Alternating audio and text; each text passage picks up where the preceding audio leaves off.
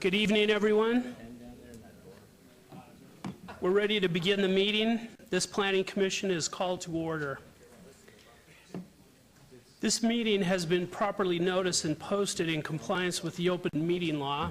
We are live on KCLV Channel 2, and this meeting will be rebroadcast Saturday at 10 a.m., the following Monday at midnight, and Tuesday at 5 a.m. and 6 p.m. Will everyone please stand for the pledge? I pledge allegiance to the flag of the United States of America and to the republic for which it stands, one nation under God, indivisible, with liberty and justice for all.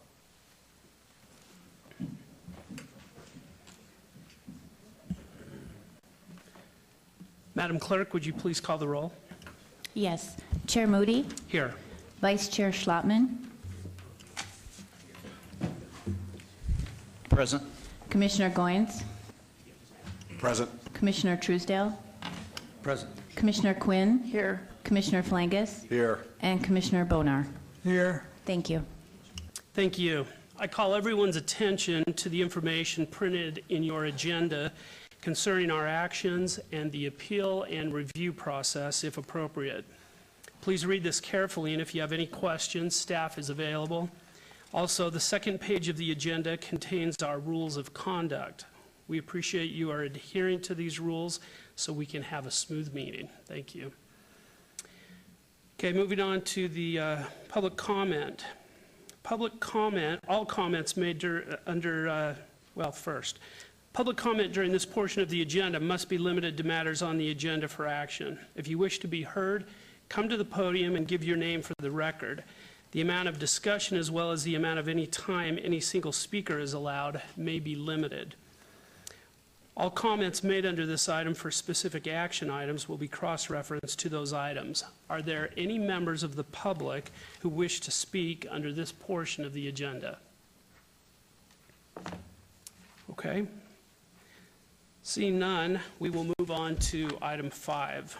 This is for possible action to approve the final minutes for the Planning Commission meeting of March 10, 2015. Is there a motion to approve those minutes? Mr. Schlotman? Item 5. Yes, Mr. Chairman, item number 5, I would move to approve the Planning Commission meeting minutes for March 10, 2015. Mr. Chairman, I must abstain since I wasn't present at that meeting. Thank you, Commissioner Bonar, and welcome back. It's good to see you. Okay, the motion is made to approve the minutes of the Planning Commission meeting of March 10, 2015. Please vote.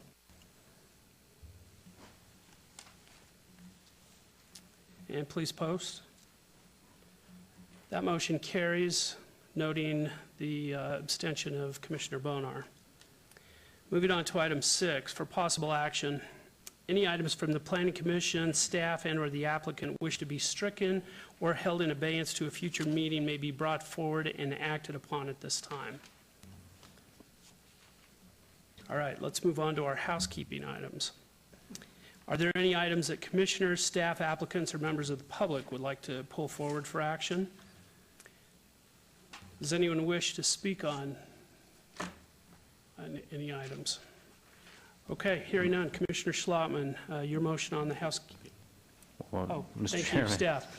the following items have been requested to be held in abeyance to the May 12, 2015 Planning Commission meeting. Items 36 through 39, VAR 58121, VAR 58122, VAR 58123, and SDR 58124.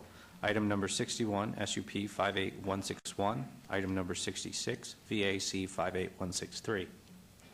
Following items have been requested to be held in abeyance to the June 9th, 2015 Planning Commission meeting. Items number 33 through 34, GPA 58199 and ZON 58200. Thank you. All right, thank you. Now I'll entertain a motion on the housekeeping items. Commissioner Schlotman. Yes, Mr. Chairman, on items 36 through 39 and 61 and 66, I make a motion to hold these items in advance to the May 12th, 2015 Planning Commission hearing, and items 33 and 34. I would move to hold those in abeyance to the June 9th Planning Commission hearing. Okay, thank you. Please vote.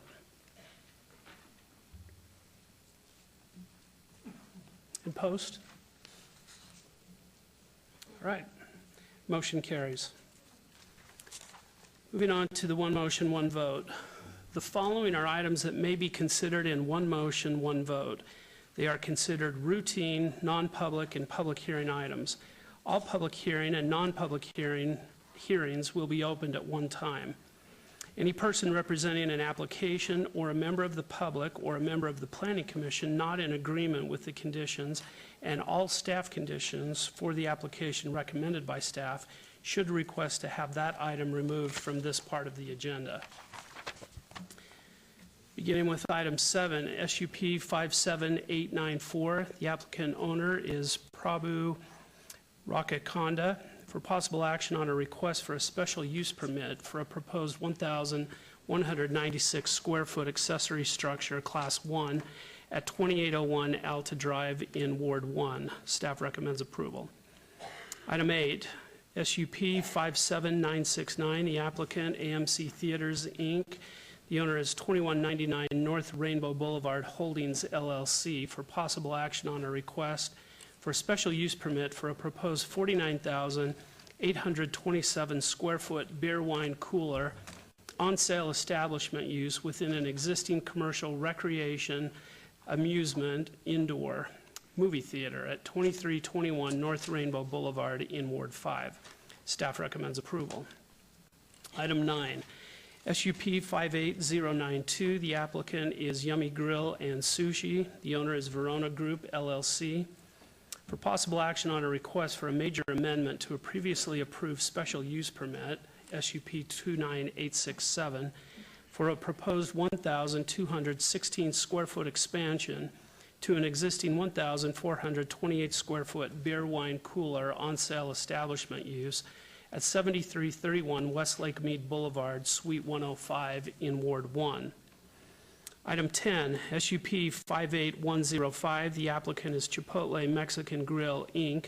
The owner is Decatur 215 of Nevada, LLC. For possible action on a request for special use permit for a proposed beer wine cooler on-sale establishment use within a proposed 2,200 square foot restaurant at 6211 North Decatur Boulevard, Suite 110 in Ward 6. Staff recommends approval. Item 11, SUP 58109. The applicant is Save-A-Lot. The owner is Hunt Ridge Shopping Center, LLC. For possible action on a request for a special use permit for a proposed beer wine cooler off-sale establishment use within a proposed 20,623 square foot general retail store, other than listed, grocery, with a waiver to allow a 245-foot distance separation from a city park, where a minimum of 400 feet is required, at 1110 East Charleston Boulevard in Ward 3. Staff recommends approval. Item 12, SUP 58158. The applicant is Asaki Restaurant 1, LLC. The owner is Trailwood Center, LLC. For possible action on a request for a special use permit for a proposed beer wine cooler on-sale establishment use within an existing 2,700 square foot restaurant with a 900 square foot outdoor seating area at 9691 Trailwood Drive, Suite 105 in Ward 2. Staff recommends approval. And finally, item 13, SDR 58133. Yeah, I'm sorry, I include 14 as well, don't I? No, okay. SDR 58133, the applicant is MO Construction, LLC. The owner is 1025 Main Street, LLC. For possible action on a request for a site development plan review for 3 proposed commercial buildings totaling 14,410 square feet at 1025 and 1039 South Main Street in Ward 3. Staff recommends approval. Anyone wish to be heard on any of these items? Seeing none, I'll close the public comment. And is there any discussion amongst the planning commissioners? Yes, Mr. Chairman, I'd like to pull item number 13. Item 13 will be pulled forward to the public hearing items. You know, Chair, I was just indicating, Commissioner Slotman has a question to ask the applicant on that, so maybe if you can, you may not have to pull it if the applicant's here, and maybe you can ask his question. Okay. Is anyone here on behalf of MO Construction? If you'll please state your name and address. Yes, sir. I'm Mehdi Oliai, Owliaie, 1651 Belcastro. Okay. And sir, just in case you may be called upon to answer a question, go ahead and state your name and address. Sure, I'm Jonathan Kermani, 1025 First Street in the city of Las Vegas. Okay. Question from the vice chair. Yes, did you just recently purchase 1025 South First Street? Yes, sir. Okay. I think you're my new landlord, and I hadn't had the opportunity to meet you yet, so, considering this, I'll be abstaining on that item. That's all the questions I have Nice for to you meet now. you. Thank you, good to meet you. Thank you, gentlemen. Are we done, or can we? You're finished. Okay. Yeah. We're going to make we'll vote in just a minute on these items because they're on the one motion, one vote portion of the calendar. So There is you will, something we need to revise potentially on our motion. That- Okay, then maybe we need to pull it. Do you want to pull the You item? may want to pull it then. Yeah, the item number 5. Mr. Chairman, why don't we just have this item pulled and... yeah. Why don't you go ahead and have a And seat? have a We're seat going right to pull there. that forward. Okay. We'll have a vote on the other items, and then we'll bring you back up in Thank you. just a minute. Thank you. Thank you. All right, Vice Chair. Yes, Mr. Chairman, on items 7 through 12, I would make a motion to approve, subject to all conditions. Okay. Motion is made to approve items 7 through 12 on the one motion, one vote portion of the agenda. Please vote. Please vote. And post. Motion carries. Mr. Chairman, item 7, item 9, item 10, item 11, and item 12 are final action unless appealed to the city clerk's office within 10 days. Item 8 will go on to the city council meeting on May 20th, 2015. Excuse me, Director, could I ask that number 7 not be final action and go to City Council?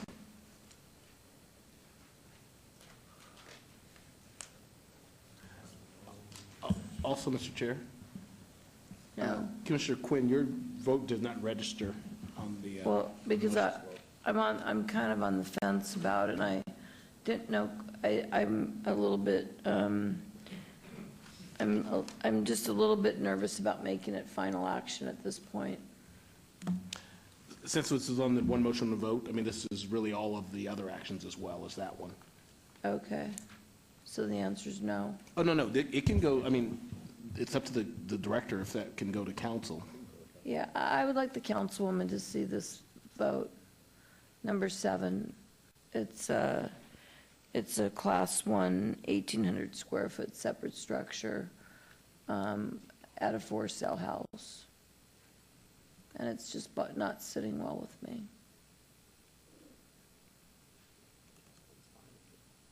Oh, she is? Okay, well then if she's fine with it, I'm better with it. Thank you. Commissioner Quinn, do you want to register your vote now? You want to do that orally? To make number 7 my motion for approval. And just for the record, Commissioner, that's for all of the one motion, one vote items, correct? Correct. 7 through 12. So in other words, 7 through 12 will be yes Okay, with thank you. final action. I'm sorry for the inconvenience. No problem. Okay, so Commissioner Quinn, the motion was to approve items 7 through 12 on the one motion, one vote. Your vote is in favor of that motion? Yes. All right, thank you. We'll reflect that as a verbal yes. Thank Okay, you. thank you very much. Okay, moving on now to the public hearing items, and although we've pulled item 13 before we get to that, I'd like to go to item 14. This is DIR 58345, and this is to receive a report on future plan updates and text amendments, and it's my understanding that Karen Duddleston will be making that presentation.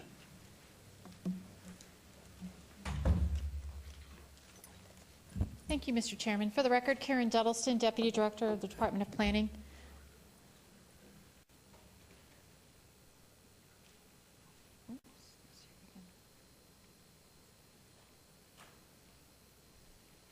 Get this to the beginning here.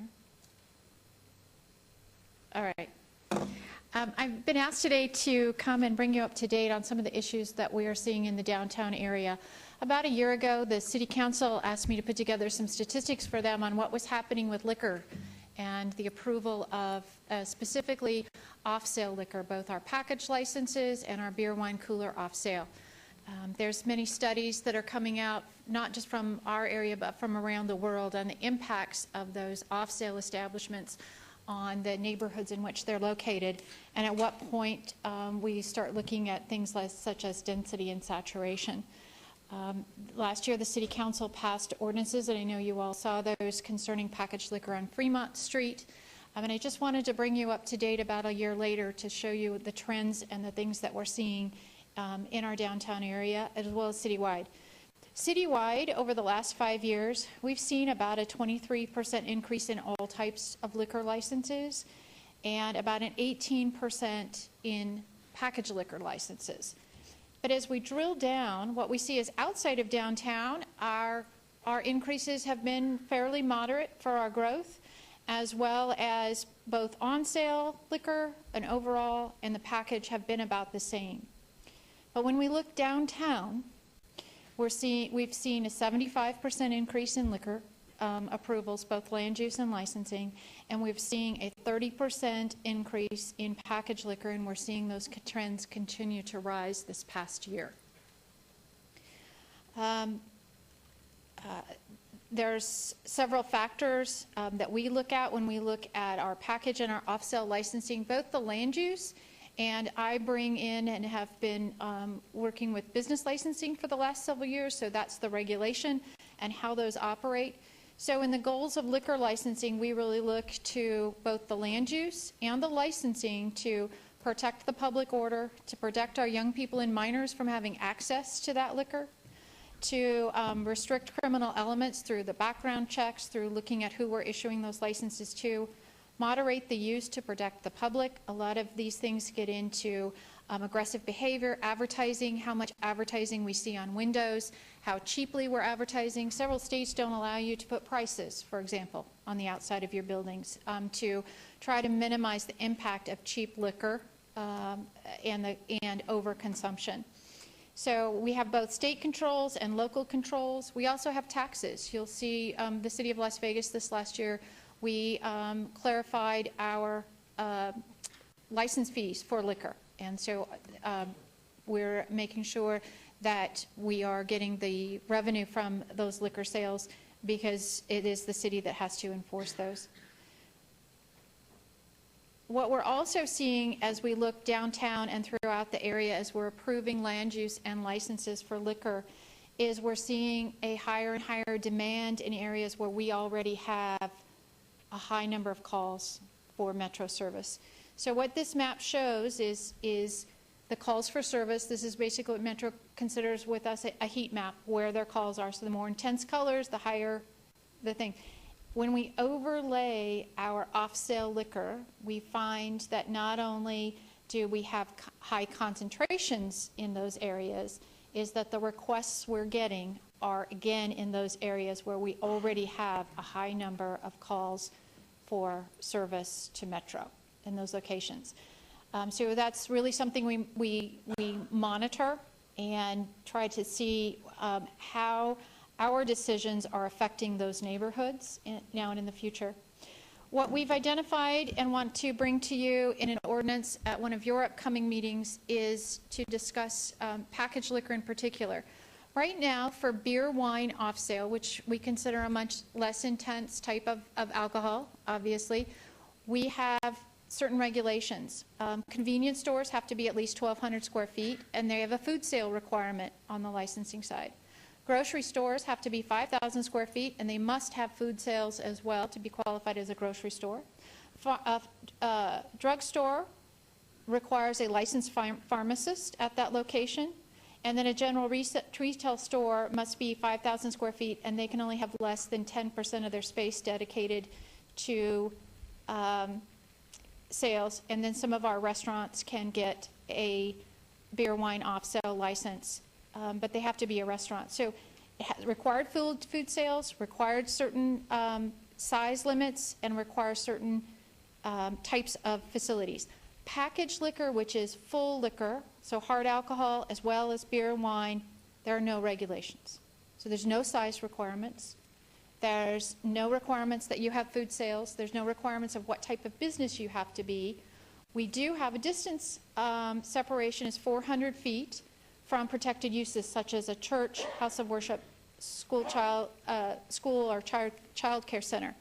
All of the other jurisdictions in Southern Nevada have regulations on size, on separation from one packaged liquor to the next, and they don't allow any type of facility or business to come in. You must be a grocery store, a drugstore, or a general retail store. So we're the only entity in Southern Nevada that allows full packaged liquor at convenience stores. So that's one of the reasons that we've seen this proliferation.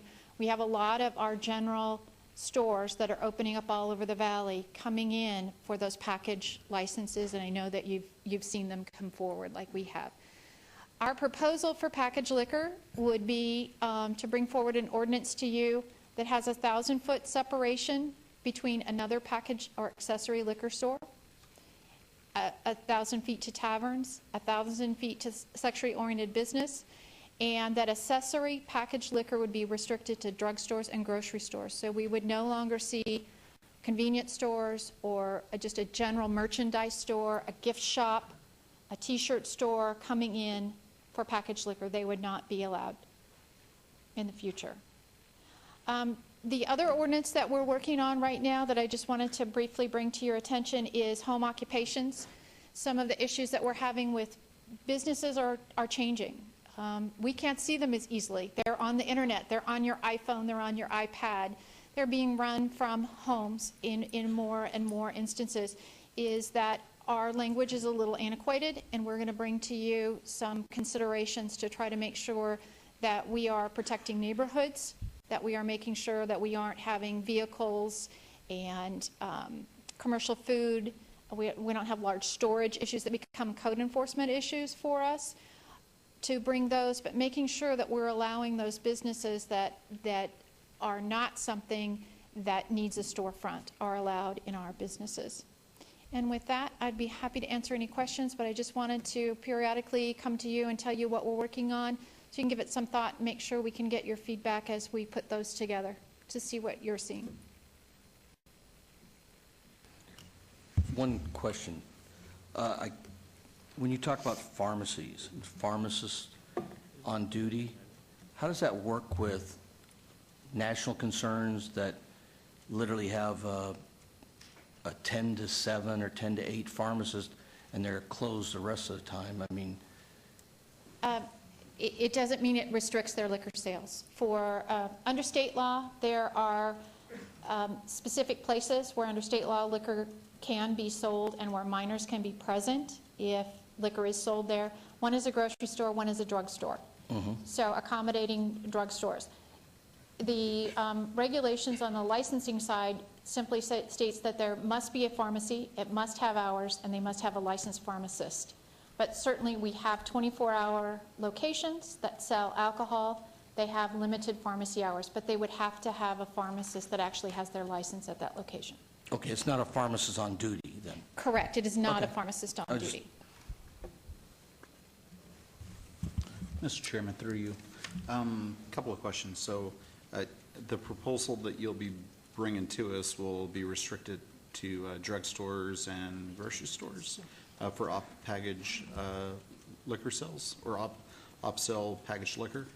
Correct. You could be a drugstore, you could be a grocery store, you could be a general retail store, which is 5,000 feet or over.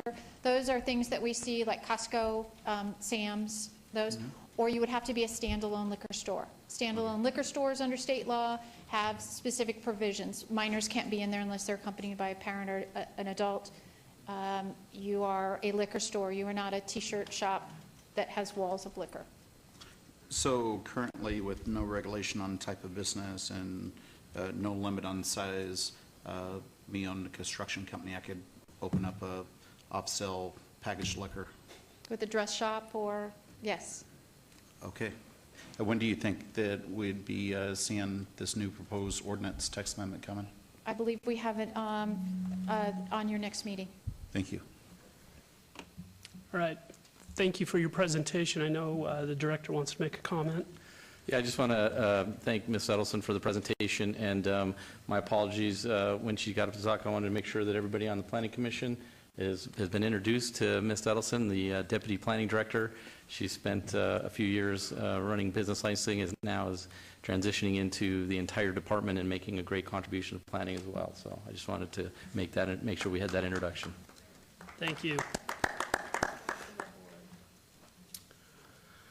Okay, we will now recall item 13. This is SDR 58133. The applicant is MO Construction LLC. The owner is 1025 Main Street LLC. This is for possible action on a request for a site development plan review for 3 proposed commercial buildings totaling 14,410 square feet at 1025 and 1039 South Main Street in Ward 3. Staff recommends approval. I know you've already stated your names and addresses. Will you please do that again? Yes, Mary Uliai, 1651 Belcastro. And my request is there are 2 items here, item number 5 and item Sir, number... hang on. I skipped over the staff report. And I'm just going to go ahead and put it on the record again. This guy's my landlord at a urban lounge that I own downtown, so I'll be abstaining on this matter. Okay, thank you. I'm sorry I got ahead of things. That's Forgot to ask staff for its report. Mr. Chairman, the subject site currently consists of 2 vacant commercial buildings. The applicant is requesting to demolish the 2 existing buildings and construct 3 commercial buildings. The site encompasses 2 parcels with the 3 proposed buildings to be built across existing lot lines. The applicant has stated the intent to create a single lot commercial subdivision, which typically requires a tentative map review and final map technical review prior to any building permits being issued. Condition of approval has been placed by staff on this request to meet this initial requirement prior to submitting for building permits. As proposed, the commercial buildings are in compliance with the minimum requirements as outlined in the Downtown Centennial Plan. Staff recommends approval of this request as it will provide a positive contribution to the future development of the 18B Las Vegas Arts District and the surrounding downtown area. Please note that additional letters of support have been received after the publishing. Thank you. Thank you. Now, Can I go now? you've already introduced yourself, stated your address, so go ahead. Okay. Item number 5 and item number 8. We're on a fast track to get this project going. We don't mind paying the extra fees to the city building department to get the permit so we can start construction. However, these 2 items, item number 8 and item number 5. Are you talking about conditions 5 and? Yes, sir. Okay. Okay? If we can do this simultaneously as we're building, we'll truly appreciate it. In other words, I would like to go get my permit, get this going at the same time as I'm getting the permits. But I know historically, Public Works is usually behind by 4 or 5 months. And getting the 2 parcels combined is going to take a few months. Can we do this simultaneously? Staff? Through you, Mr. Chairman, there's a number of different ways to revert the parcels into one. They could either revert to acreage, do a reversionary final map, or create a new commercial subdivision. Each one has various different steps. Commercial subdivision would be through a tentative map process and then the final map process, which that tentative map would come before you. The conflict that exists with allowing building permits to go through the process with property lines and buildings crossing those property lines is that there are building codes that will restrict the type of construction and basically hamper this development as a result of that. So there's a conflict with building codes at that point. So the mapping action is imperative for this project to succeed. Does that answer your question? Not really. Would you shed some light? What are you talking about? I mean, I'm lost. I've been doing this for 42 years. You tell me if the two are combined, what difference would it make? If I may say something, Jonathan Kermani, 1025 First Street. We don't mind combining, which we plan on doing. We're just saying prior to being issued our final certificate of occupancy, that at that point, we'll have the lots combined. But we want to immediately start the project. We already have our plans. We anticipated getting our permits sometime by end of May. And by waiting to combine the two lots, it might take 3-4 additional months to get our permit. So we want to get our permit by May, start the process, and prior to being issued our final C of O, by that time we will have the lots combined. So we have no problem combining the lots. We just we don't want to delay the process. Mr. Chairman, I know the applicant's arguments, but what staff is defining is your plans may not meet the building requirements with separation, with these lines through them, so what you think you're going to build may not be, you may not get a building permit anyway without these maps being done. So I think that's probably the simplified version. If you are going to have lot lines through buildings, they won't meet the building codes. I'm lost. You can't build across lot. Maybe they can explain it better that you can't build across lot lines, is what I understand. But it won't be a problem getting them combined, though, correct? But that's only if your reversionary map is accepted. So if the reversionary map is never accepted, the lots aren't combined, now you're built across lot lines, and that's unacceptable, and that's not permitted. I'm sure that in planning, maybe you can. Yeah, Doug Rankin, just to clarify, the applicant has mentioned having that map recorded prior to the issuance of a C of O. The issue that occurs for the process is that the C of O comes, the map has not been recorded, the C of O is issued, and the map never gets recorded, and then we have buildings built across property lines. One way to ensure that occurs is that a map is submitted. Possibly what we might be able to do is the applicant willing to submit the map prior to the issuance of permits, but receive final approval of their map as the process continues on. So you can start construction, but the map is in process. That's what I said, sir. I don't have any problem doing that. Well, you did say the map would be submitted prior to C of O. I said simultaneously, so it would mean this at the same time. So I would be more than happy to do that. Yeah, it'll be prevalent upon the planning department to check that. We no longer do plan check in the planning department, so that's where that issue gets lost. We've done C of O on these with a condition like that previously, and the maps never get recorded. They just disappear in the past, so we've had an issue with that. So we're a little hesitant on our part to do it prior, but maybe prior to the issuance of permits, we have a submitted map that we're processing. I think we can move it along quicker that way. So that's an option that may work. All right, I'd like to hear from Public Works.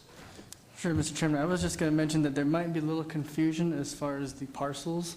They have 2 assessor parcel numbers, but the underlying lot lines, there are 6 underlying lot lines. Usually when they go to the building department and they have these underlying lot lines, they need to have certain firewall ratings because it's an actual lot line. And we're just a little skeptical that they're going to be able to get through the building permit process without doing the mapping. Okay. Thank you. Can I speak? To clarify, these 3 buildings, the way they are right now, are how the property lies currently. There is a driveway separating the 2 buildings to the south, separating the building to the north. So we are not building over any lot line. The structures are similar to, the structure that we intend to build is similar to the site plan that you see in front of you. So we're not building, the only thing that is crossing lot line are the patio areas. I don't know if that makes any difference for anybody.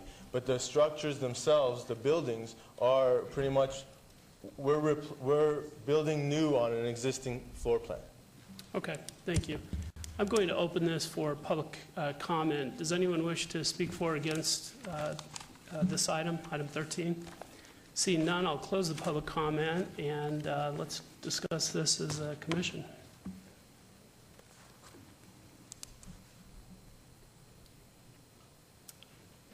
I'll take a shot at this. But, for Public Works, do you have a map that shows the lot lines in your file, by chance? I do. If you just give me a minute, I'll get it out. All right. So I think sometimes the confusion comes from parcel map lines and lot lines, and there are two different marks on the map or on the two different surveys, and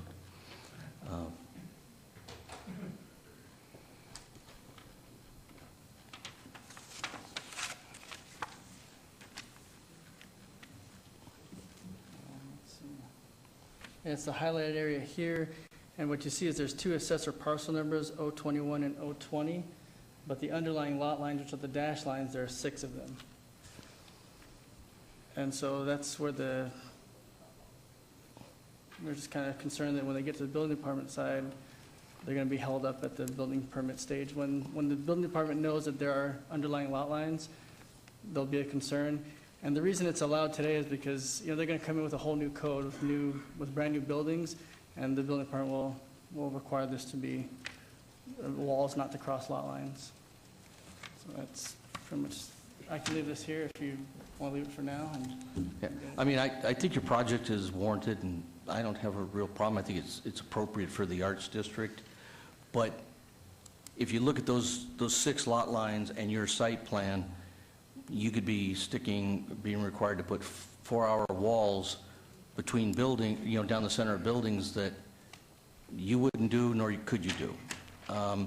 So I think what Doug, with staff is talking about is an avenue of possibly getting there. But this is something we face in the downtown on old mapping issues that isn't meant to cause, we're just trying to clean these up. And so I could support your project, provided staff is comfortable with there's a vehicle to let you proceed somewhat, but make sure that we get the map correct the way it has to be.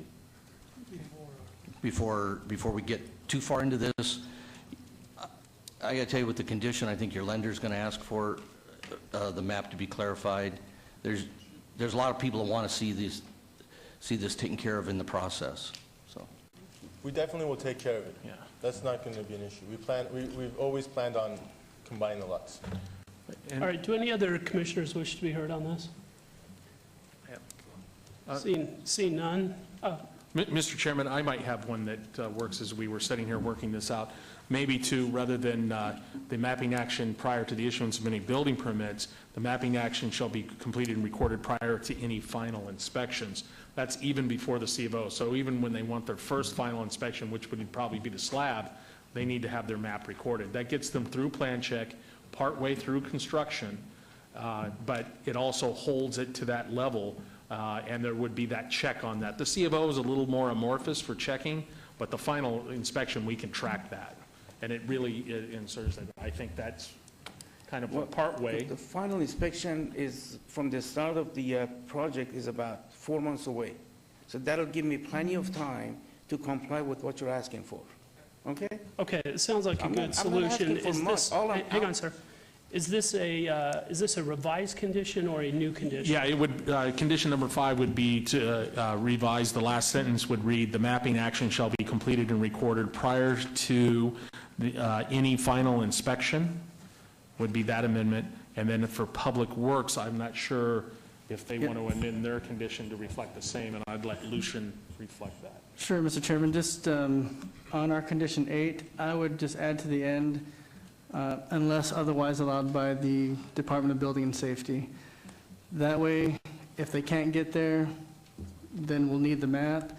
And if they get to building permits and the building and safety official says you're okay to go, then we'll wait until the map comes in. Okay, very good. Commissioner Truesdale. For Mr. Rankin, you're anticipating them submitting their map at such time as they submit a building permit, right? I think that would be best for the applicant. If they submit both at the same time, we can get the map going. If they choose the reversionary mapping route, to combine this back to acreage. That's about a 45-day process, approximately, is how fast we are processing those currently. But I think if there are other real questions or concerns, I would support the 2 revised conditions if the applicant's in agreement with those. Thank you, sir. Okay, so if that's the case. You are in agreement? Yes, sir. Okay. Then I would make a motion for approval subject to all conditions and conditions 5 and 8 as revised. Okay, motion is made to approve item 13 with revised conditions 5 and 8, subject to all other conditions as stated. Please vote. Thank you very much. Thanks. Please pose.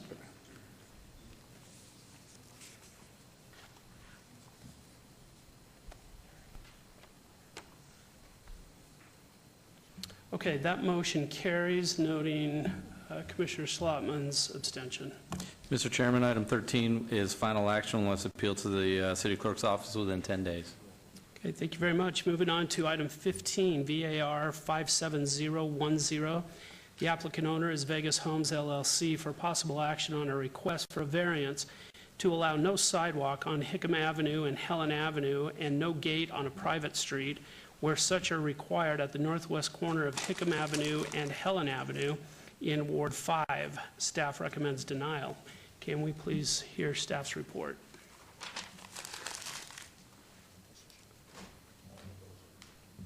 Oh, these are related. Thank you. I need, thank you.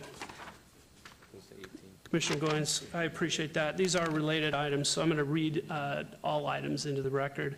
Item 16 is WVR 57009 for possible action on a request for a waiver to allow no sidewalks where 5-foot wide sidewalks on both sides of the street are required on the proposed 47-foot residential street in Ward 5. Staff recommends denial. Item 17, WVR 57212, for possible action on a request for a waiver to allow no streetlights where such are required, and a 198-foot external intersection offset where 220 feet is the minimum distance separation required in Ward 5. Staff recommends denial. And finally, item 18, TMP 57007, for possible action on a request for a tentative map for a 6-lot residential subdivision in Ward 5. Staff recommends denial. Now can we have staff report?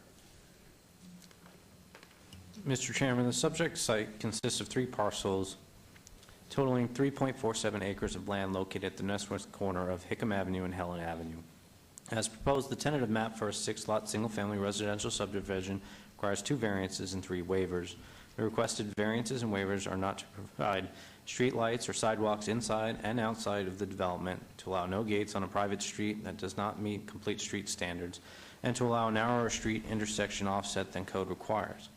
The density of the proposed development is consistent with the existing general plan land use designation of desert rural density residential, and the lot sizes are consistent with the development with the RE zoning district. However, the requested waivers and variances are inappropriate for the rural setting. Therefore, staff recommends denial of all requests. Thank you. Thank you. Good evening. Good evening, Commissioner and Commissioners. Ron Portero on behalf of the applicant, 7958 Lookout Rock Circle, Las Vegas, Nevada, 89129. This item has been with a companion item in front of the Commission for some months now. Part of the reason for the delay in getting back here with all of what we have before us is that we've been instructed first by the Commission here and also by Councilman Barlow, this is in his ward, to sit with the residents. And I think if I were to just guess, we've probably had no less than 3 or 4 meetings with the residents, probably numerous emails and exchanges with both NARA, which is a Northwest Area Residents Association, and some of the adjacent neighbors to this. The denials of the variances and waivers come not necessarily because we have a problem with the project. Most of what you're seeing regarding the sidewalks and the streetlights and the waivers and variances in that regard are at the request of the neighbors. And it's their opinion, and we agree, that the character of the neighborhood is rather rural with horse properties and people taking their horses and up and down Hickam. And we basically agree with the neighbors that this is something that maintains the character of the neighborhood. And so we're asking for approval in spite of staff's denial based upon numerous meetings, emails, phone calls, exchanges with the neighbors at the advice and facilitation efforts of Councilman Barlow's office. So we're pretty much in agreement with the neighbors, and they're here tonight to speak to all of our efforts to get to here. Okay, thank you. All right, let's open this for public comment. We get an idea how many of you would like to speak either for or against this project? All right, come on up. You'll approach the mics. Anyone wishing to speak, if you'll come up and be ready to approach the microphone, please. We've got 3 microphones here. Sir, your name and address, please. It's Rick Burney, 5701 Patricia Avenue, Las Vegas, Nevada, 89130. And I'm Vice President of the NARA Association, and I'm neighbor of this, the proposed developments. We're here to support Ron and his crew at Slater Hannafin on this. We've had numerous meetings with them. We've enjoyed some good discussions, and we've come to back them up and do not think that sidewalks as they're planned and streetlights will go with what the character of the neighborhood is. We're a 730-member organization, and it is very rural. It's a little bit of a distance away where there's anything like this. It's got to be at least a couple of blocks east of that even resembles having sidewalks around and street lights on there. And we'd like to support them on, the variance not to include sidewalks and street lights on this. We've had a number of conditions that we had put on it with Mr. Barlow. And, one of the conditions was that Leon, it's not on this map, but for the final map, that Leon gets closed off either with a crash gate or with a cul-de-sac there at the end of the Hickam and Leon project right there. The other project is all good to go on the other side, which is Hickam and Helen Avenue. So we're just in support of not doing the sidewalks and the streetlights. Members don't think it fits the character of the neighborhood. All right, thank you. Anyone else? Okay, seeing none, I will close the public comment and open this for discussion with the planning commissioners. Right. Thank you, Mr. Chairman. I think Mr. Burney kind of summed it up wholeheartedly there. This has been an item on the radar for a very long time. Just as he says, I've been over the neighborhood a couple of times. I've walked and talked to neighbors up around Helen, Doc Holliday Avenue, and this is truly the old, if you haven't seen it or you're new to Vegas and you really want to see how it used to be, it's probably one of the neighborhoods you can go out and see. It's truly rural character. It's truly a 730 neighbors strong, and really have a love for their community and know what they want there. It's what they want. I don't have a problem supporting it, and so I'm ready to move forward if there aren't any more questions or comments from the commissioners. I think we do from Commissioner Bonar. I just wanted to throw support for the project, approving of all, including the no gate, and it is a rural community. We're running out of them. Let's preserve the good ones we have. We agree. Okay, Commissioner Goins. Thank you. Without any further ado, on item 15, abeyance VAR 57010, move for approval subject to all staff's recommendations and conditions. Please vote.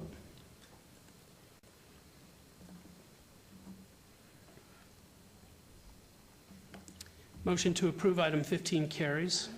Item 16, abeyance WVR 57009, move for approval subject to all staff's recommendations and conditions. Please vote.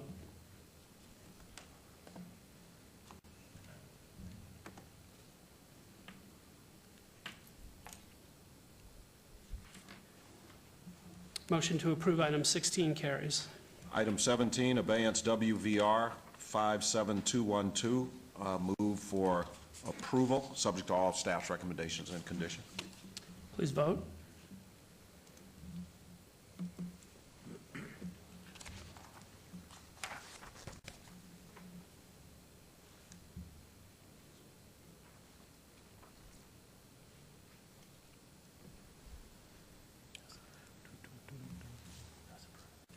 Oh, it was approved, I'm sorry, it jumped off my screen too quickly. Item 17 is the motion to approve carries. Thank you, Mr. Chairman. Item 18, abeyance TMP 57007. Move for approval, subject to all staff's recommendations and conditions. Please vote.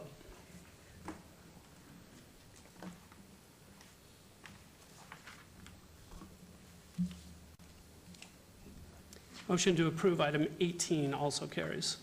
Mr. Chairman, items 15, 16, 17, and 18 will be heard at the City Council meeting on May 20th, 2015. Okay. Thank you. Yes. I think I'll be remaining up here for the next Yeah, item. 19 through 22 are related. Moving on to related items 19, 20, 21, and 22. Item 19 is VAR 57017. The applicant owner is Vegas Homes LLC for possible action on a request for a variance to allow no sidewalk on Hickam Avenue and Leon Avenue and no gate on a private street where such are required at the northwest corner of Hickam Avenue and Leon Avenue in Ward 5. Staff recommends denial. Item 20, WVR 57018 for possible action on a request for waiver to allow no sidewalks where 5-foot wide sidewalks on both sides of the street are required on the proposed 47-foot residential street in Ward 5. Staff recommends denial. Item 21, WVR 57213 for possible action on a request for a waiver to allow no streetlights where such are required and to allow a 190-foot external intersection offset where 220 feet is the minimum distance separation required in Ward 5. Staff recommends denial. And item 22, TMP 57025 for possible action on a request for a tentative map for an 8-lot residential subdivision in Ward 5. Staff recommends denial. Can we please have staff's report? Mr. Chairman, the subject site consists of one parcel totaling 4.69 acres of land located at the northwest corner of Hickam Avenue and Leon Avenue. As proposed, the tentative map for an 8-lot single-family residential subdivision requires 2 variances and 3 waivers. The density of the proposed development is consistent with the existing general plan, and the lot sizes are consistent with the development within a residence estates zoning district. However, the requested waivers and variants are inappropriate for the rural setting. Therefore, staff recommends denial of all the requests. Thank you. Thank you. Applicant, name and address, please. Yes, Ron Portero, 7958 Lookout Rock Circle, Las Vegas, Nevada, 89129. Basically, we would have had one hearing, except between these two parcels, there's a house from a gentleman in an area that's been there for 40 years. And so we're basically doing an instant replay of our last tentative map and the variances and the waivers. And I will add, Mr. Burney pointed out that Leon staff recommends that it goes through. We're asking, and it's not part of tonight, so I'll just note for the record that we agree to the condition that that be handled in the future before final map. And I spoke to Public Works about that today. So we have no issue with putting that on the record as a condition of Public Works in addition to what you have before you tonight. But again, the character of the neighborhood, for the very same reasons, is exactly what we'd want to give to the neighbors in a cooperative effort. Okay, thank you very much. I'll open the public comment. Does anyone wish to be heard on this item?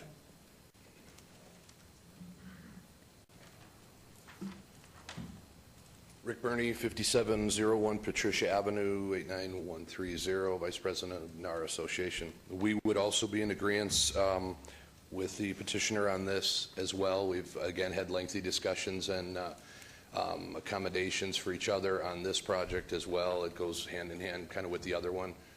We have some terms that we agreed to with them, they agreed to with us, and we're going to want to limit it to 1-story homes, Leon being blocked off, at least a nice looking wall on the east and west ingress and egress from the street, and they've agreed to all conditions. We've agreed to everything that they wanted to do at this point, and we'd support them.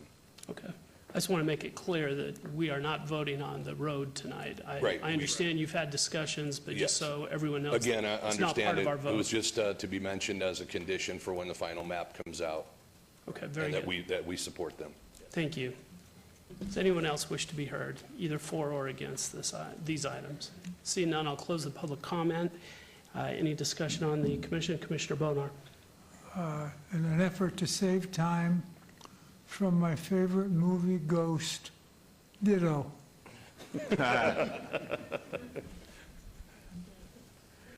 Commissioner Goins. Thank you, Mr. Chairman. Just a clarification on item 21, Mr. Chairman. When you read it in, I thought you said 190-foot external intersection offset. That's actually 194, so I just wanted to reflect that. Again, my same comments about this neighborhood. I won't go back through that, other than I know at night it's so dark you can't see your hand in front of your face, so if you're not supposed to be there, you're not supposed to be there. That's correct. With that, on item 19, abeyance VAR 57017, I'll move for approval. I wanted to ask staff, would this be the item where we would include the cul-de-sac or the crash gate? Mr. Chairman, through you, I believe we would do that on the tentative map. If Okay. the commission's inclined to require the crash gate or make it part of the tentative map, then we have a condition, an added condition to address that requirement for it to be gated.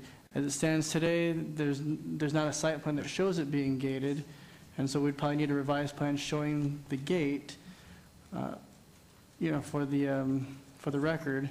And we have a condition, if that's the decision of the Planning Commission, to require the gate at this time. If we're not talking about the gate, we don't really need to add a condition because we're not really talking about gating it.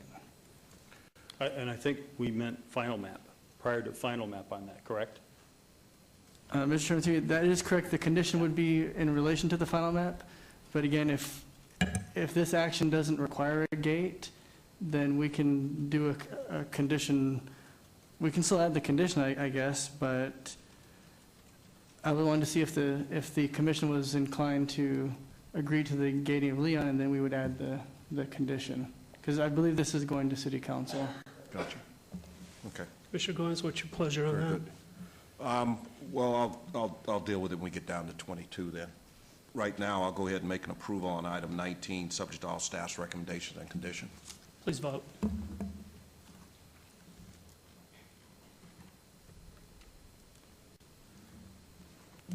Motion to approve item 19 carries. Item 20. Item 20, abeyance WVR 57018, move for approval, subject to all staff's recommendations and conditions. Please vote.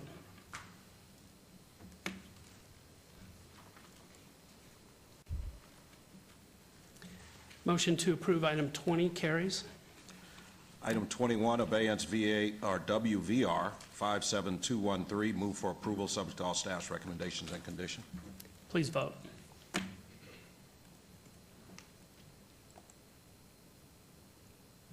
Motion to approve item 21 carries. And on item 22, I'm going to move for approval, subject to all staff's recommendations and conditions. Now I'm going to defer to the applicant on adding a condition here, and you will have to let me know whether it's the crash gate or just closing of the cul-de-sac. That issue, I think, is going to be subject to discussion for, as far as I understand, a crash gate does not require the variance. But if we don't have the crash gate, my understanding is, per discussion with Mr. Rankin, we may have to give up a little property to do a cul-de-sac, which would require then a variance. So we conditioned with that language, Mr. Paya, if you would like to read that, we're in agreement with what you came up with, staff came up with today. Yep. Sure, Mr. Chairman. Before let me just explain a little bit. With the crash gate, we still need the code requirement for 1904-100 requires that any public street ending without a cul-de-sac requires a variance. So there's a couple options here that we've heard but haven't seen any design on. One is if we go with the crash gate, then what we'll need is a separate variance to approve the two streets, both sides of Leon, not ending in a cul-de-sac and something other than a circular cul-de-sac. If that variance isn't approved, then they'll have to come in with a redesign to provide two cul-de-sacs, one cul-de-sac for the north side of Leon, one cul-de-sac for the south side of Leon. And so our condition addresses both. Essentially, it pushes it off to the final map stage that they can seek the variance, or if they don't get the variance, then they have to redesign the tentative map for the street layout of Leon. I can read that into the record now if you want to. I'll read the. Could you please? Yes. If approved condition would be, prior to the recordation of a final map for this site, the applicant must receive approval of a variance of Title 19.04.100 to allow 2 public streets to terminate in something other than a circular cul-de-sac. If this variance is not approved, the applicant must redesign this tentative map to be in conformance with Title 19.04.100. Okay, thank you. And we agree with that. Okay. Well, my motion is for approval of item 22, TMP 57025, subject to all staff's recommendations and with the reading of the condition by Public Works, which the applicant has agreed to on the record. Please vote.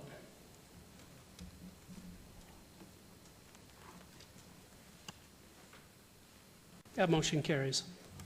Mr. Chairman, items 19, 20, 21, and 22 will be heard at the City Council meeting on May 20th, 2015. Thank you, Commissioners and Director Perrigo. Thank you. Good evening. Moving on to item 23, SUP 57687. The applicant is Chapel of Flowers. The owner is the Chapel Properties LLC. For possible action on a request for a special use permit for a retail establishment with accessory packaged liquor off-sale use within a proposed 262 square foot general retail store other than listed at 1717 South Las Vegas Boulevard in Ward 3. Staff recommends denial. Can we please have staff's report? In reviewing this request, staff finds the use is neither compatible nor harmonious with the surrounding uses as the area is oversaturated with alcohol sales. Currently, there are 4 off-sale alcohol uses within a 3-block radius of this location, and as such, staff is recommending denial of the request. Thank you. Good evening. Good evening, Mr. Chairman, Commissioners. I'm Chris Kempfer here on behalf of the applicant. With me is one of the owners of Chapel of Flowers, Mr. Donnie Karesic. His partner, the owner of Allegiant Airlines, have a real commitment to the city of Las Vegas. And they are doing everything in their power to make sure that everything is done on their chapel that serves the people who utilize their chapel. And one of the issues that came up was the fact that wedding couples, if they wanted a bottle of champagne to take back to their hotel room, could not purchase it at this particular property or actually any wedding chapel property because there is no mechanism in place to allow that. What the chapel found was that 95% of the people who get married in the city of Las Vegas at this chapel stay outside of the city of Las Vegas. They stay either on the Strip or some other place. And what these 2 owners are trying to do is to create packages, obviously, where people are more attracted to the city of Las Vegas, where they'll stay in city of Las Vegas hotels and motels. They'll actually utilize the city. Well, one of the issues that came up is what these wedding parties are doing is they go back to the hotel, and back at the hotel is where they purchase the wine or the champagne.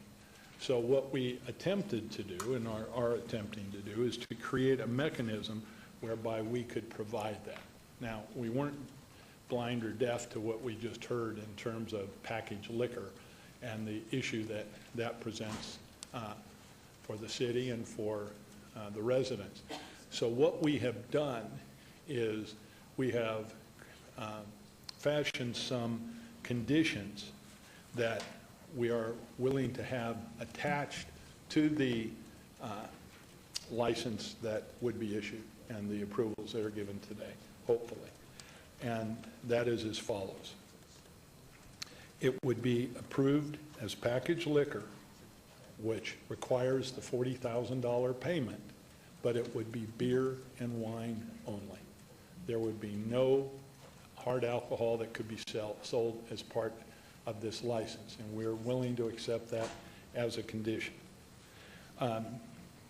There would be off-premise sale only, of course. There could be no on-premise consumption of it. Now, that being said, they do have the ability under your existing code to have a complimentary drink of champagne. But they're talking about, again, selling a bottle that could be then taken back to their room.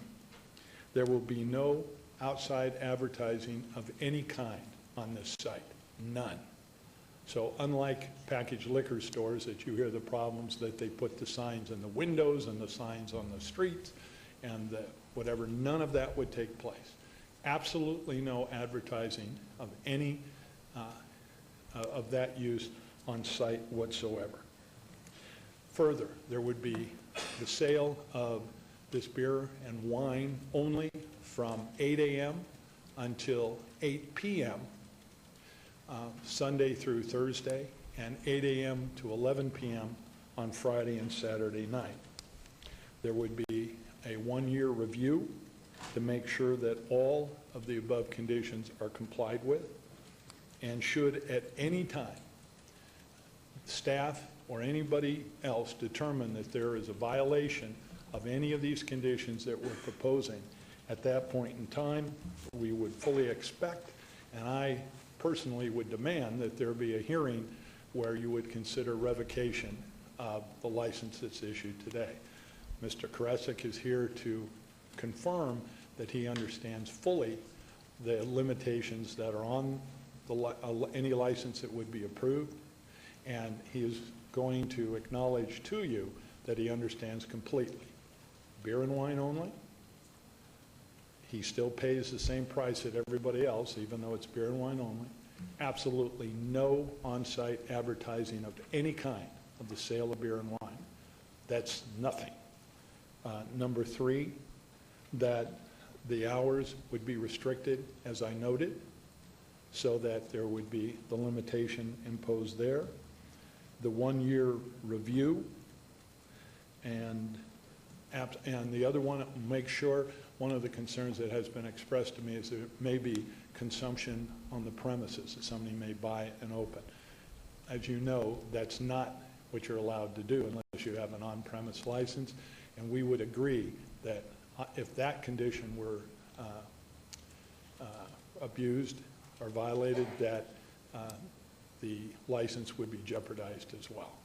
There is no desire here to do anything but to offer to the wedding couple the ability to buy a bottle of champagne in the vast majority of cases, or a bottle of wine, and take it back to the hotel. And as I said, Mr. Karasik and his partner are working on trying to get those people to stay in the city of Las Vegas. But at this point in time, the customers, the wine, and the revenue all goes to Clark County.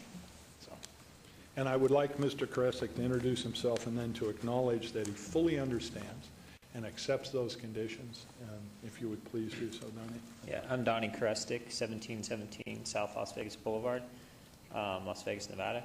I agree 100% with Chris is saying. All we're trying to do is offer a product to the weddings, to the couples who are coming in to our chapel, and just give them a nice gift. What they're looking for to buy for each other is go back and celebrate and start their honeymoon. So we're excited to offer it to them. We have no desire to have any drinking on our property at all. We've never allowed it. If people even try to bring alcohol on our property, we kick them out. Can't do that. So this is only for couples to take back with them. Even our limo transportation service, everything will be put in the trunk of the car. We don't even allow them to open it up in the limo, even though we could get a license for that. We don't want that either. It's just they make a mess. We're here to deliver a great experience to people and not deal with people who can't handle their alcohol. Okay, thank you. Let's open the public hearing. Does anyone wish to be heard on this item? Seeing none, I'll close the public hearing and open this for discussion on the commission. Commissioner Goins? I just had a question. So you will have champagne at the place. So is it one brand, or are you going to carry multiple lines in case somebody gets married and says, I want a bottle of this champagne to celebrate with, and you only have, I want this, and all you got is Ripple. There was a time when Ripple would have been okay for some reason. No, the whole idea, and Donnie can confirm it, is there will be different price champagnes, obviously, for different pocketbooks. But the idea is to carry, both the high end and then the lower end. It's very limited space, too. Yep. I mean, we're talking Yeah, that's about- one of the conditions I should have mentioned, that you're only allowed 10% of our gift shop. Our whole gift shop is 200 feet, so you're talking about 20 square feet in the whole entire property. So it's not designed as a huge revenue source. It's designed to complete the process. It's designed so that when people go back and they're done, they don't have to get out and then, try to find another place where they can buy a bottle of champagne. Very good. Sounds like it's the sipping kind, not the drinking kind. All right, does staff wish to comment on this? Mr. Chairman, if I might, Karen Duddleston, Deputy Director. Under the licenses for on-sale beer and wine, which would allow beer and wine only rather than full package liquor, a licensed wedding chapel can currently get a license for on-sale to provide a bottle of champagne with their wedding packages for the couple at the wedding chapel. Also, as a limousine service, they can get one in order to have that champagne in the limousine consumed on the way back to their location. So this is specifically for off-sale. All right, thank you. Commissioner, or Vice Chairman. Mr. Chairman, all right, if I may ask Karen Duddlesteen to please repeat what she just said. So currently, there is a beer and wine on-sale license that is available for a wedding chapel to, with their packages, be able to include in there a complimentary bottle of champagne. So for they can toast the bride and groom, they can consume it there. There's also, under that license, the ability for the limousine to be able to have champagne in the limousine. So for an on-sale license, you could have a bottle at the wedding chapel, a bottle in the champagne, or a bottle of champagne or wine in the limousine, taking the couple back to their location. This request is to, beyond that, add off-sale. So it will be a sealed or corked container of whatever you all approve could be sold out of that gift shop. Yeah, we just don't want the drinking on the property or in the limos. We'd rather them take it back to the room and enjoy it there. Okay, so currently, do you have a banquet license at your establishment? No. You don't? I don't believe we have we met with staff, which, by the way, I need to say, we met with Mr. Rankin and Mark Rex and Darcy, and they were very helpful. We went through this whole process of what we could do and not do, much like Karen said at the beginning, where you have to have this, and you have that, and we just didn't fit into any of those circles. So, And I think what staff is saying, Mr. Chairman, is that this request is excessive for the actual use they want to make. There is a lesser license that they could get, which would still meet their requirements and not ask for a full-blown packaged liquor license. Correct. This is one of those situations where for off-sale beer and wine, this location does not meet the requirements. Since there are no requirements for packaged liquor, there's nothing to meet. So there are two mechanisms for on-sale that provide a couple that is getting married two opportunities for a bottle of wine or champagne. One at the ceremony when it's over, and one in the limousine. Okay. Now, let me ask the applicant, through you, Mr. Chair. Why would that not be appropriate? What are you looking for above and beyond what business license is asking for? Yeah, we just don't want to force couples to drink an entire bottle of champagne in 15 minutes after their wedding before we take them back. You have to consume the whole thing on the property for what she's talking about, or you have to consume the whole thing in the limo. So we're not here to try to get people to overdrink in a short period of time. We're trying to let them go back to their hotel room and enjoy it. Okay. I hate to go back and forth, but I'm I want to get to the bottom of this because I heard from 3 different departments and I keep hearing different things. So if I may ask, Karen, do they have to consume the entire bottle on the limousine, or the complimentary bottle given at the reception, does that have to be consumed there? Yes. And not taken? Yes, that is an on-sale license, where someone is in control of the alcohol, they are serving it, they are watching the consumption, making sure people do not overconsume. Off-sale packaged liquor is off-sale of sealed, corked containers. It's like going to the convenience store for a bottle of beer or wine, going to your grocery store, that sort of stuff, where you take it home. That's what they're asking for. It's very different from an on-sale establishment where they're watching the consumption. And Mr. Chair, if I could, this also allows anyone to come off the street and buy that. So this is not limited to just those persons who are Sure. utilizing the wedding services. It also requires anyone who walks off the street can also purchase. And I think we all understand that. The problem is, I mean, if there's no outdoor advertising, if you look at the photos, for somebody to know that they even have a gift store in there, you can't even see a gift store from the street. So therefore, unless the word gets out that you are selling bottles of champagne, people just driving down Las Vegas Boulevard aren't going to be pulling into this site.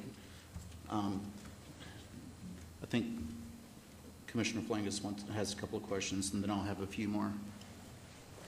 Thank you, Commissioner. As I understand it, y'all do not want people consuming alcohol on your premises. Is that correct? That is correct. And as I understand it, you don't want them drinking in your limo either. Is that a correct statement? That is correct. And then, as I understand it, you don't want people coming off the streets to buy your product either. Is that correct? We do not want them disturbing the wedding party, no. And the only people you're going to market to is your wedding party itself. Is that right? Absolutely. And, or no, I shouldn't say market to, I mean allow to purchase. I can see what y'all are trying to do here, because you're kind of caught in that gray area where you really don't want people drinking on there, but you want your party to be able to take something there, and there's nothing that really provides for this. At first, I was skeptical on this, but I think it makes sense on what y'all are trying to do. The only concern I have is what happens when this ceases to be a wedding chapel and you go to sell it. Is there something that we can do that restricts that from ever becoming an off-premises, the sale of alcohol off-premises, if the wedding chapel is ever sold to another party and it ceases to be a wedding chapel? Maybe I could chime in on that. That's a no.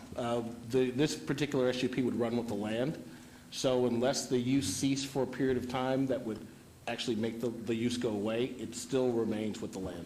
Well, if we were to put this on one-year reviews, would that satisfy the requirement? Still would make a difference, because the SUP at some point becomes a property right, and for you to be able to revoke that right would require them to do something, completely illegal or something like that in order for us to do a show cause hearing and have it revoked before a city council and that kind of thing. So it's a tough right to take away once you give it. Mr. Chairman, if I might respond, though, if in fact it's sold, they acquire no more than what we have, and they have to have the conditions that are imposed. That's no different than any other SUP. If it passes on to somebody else and you've imposed a condition on it, that condition has to be honored, or it has to be waived by you. And that's correct. And that's, I'm sorry, Mr. Chairman, that's correct, but there is no condition which says that people can't walk off the street and buy it. So even if someone bought it after this particular owner owns it, people are still going to be allowed to walk off on the street and into this establishment and purchase liquor, because it is a full-blown packaged liquor establishment. Mr. Chairman, is it possible to put as a condition no advertising on this as part of the condition on the SUP? There's no way to enforce that. I mean, because of the fact you have the internet, you have all, they can list their services in the window. One of them would be champagne. There's no way for business licensing nor for code enforcement to, on a daily basis, check to make sure that they're advertising. I understand, but that would provide a mechanism for a show cause hearing on why it shouldn't be revoked, right? That's true, but I don't believe that alone is enough to sufficiently revoke the SUP if they're in violation. I would state for the record, and Mr. Karasik will state for the record, these conditions all are sufficient in and of themselves to, if there's a violation of them, that for you to undertake a revocation hearing. It has always seemed to me that when you're trying to get at doing something that's kind of right, there ought to be a way to do it. And otherwise, what are we saying? Okay, you can have one bottle of champagne on your premises, but you got to drink it all. And then we're going to give you another bottle, but you have to drink it all in the limit. How does anybody benefit from that? And it would seem to me that the representations I'm making on the record, that Mr. Karesick is making on the record, should be sufficient. Put a one-year review. If you don't like what happens in 1 year, revoke it.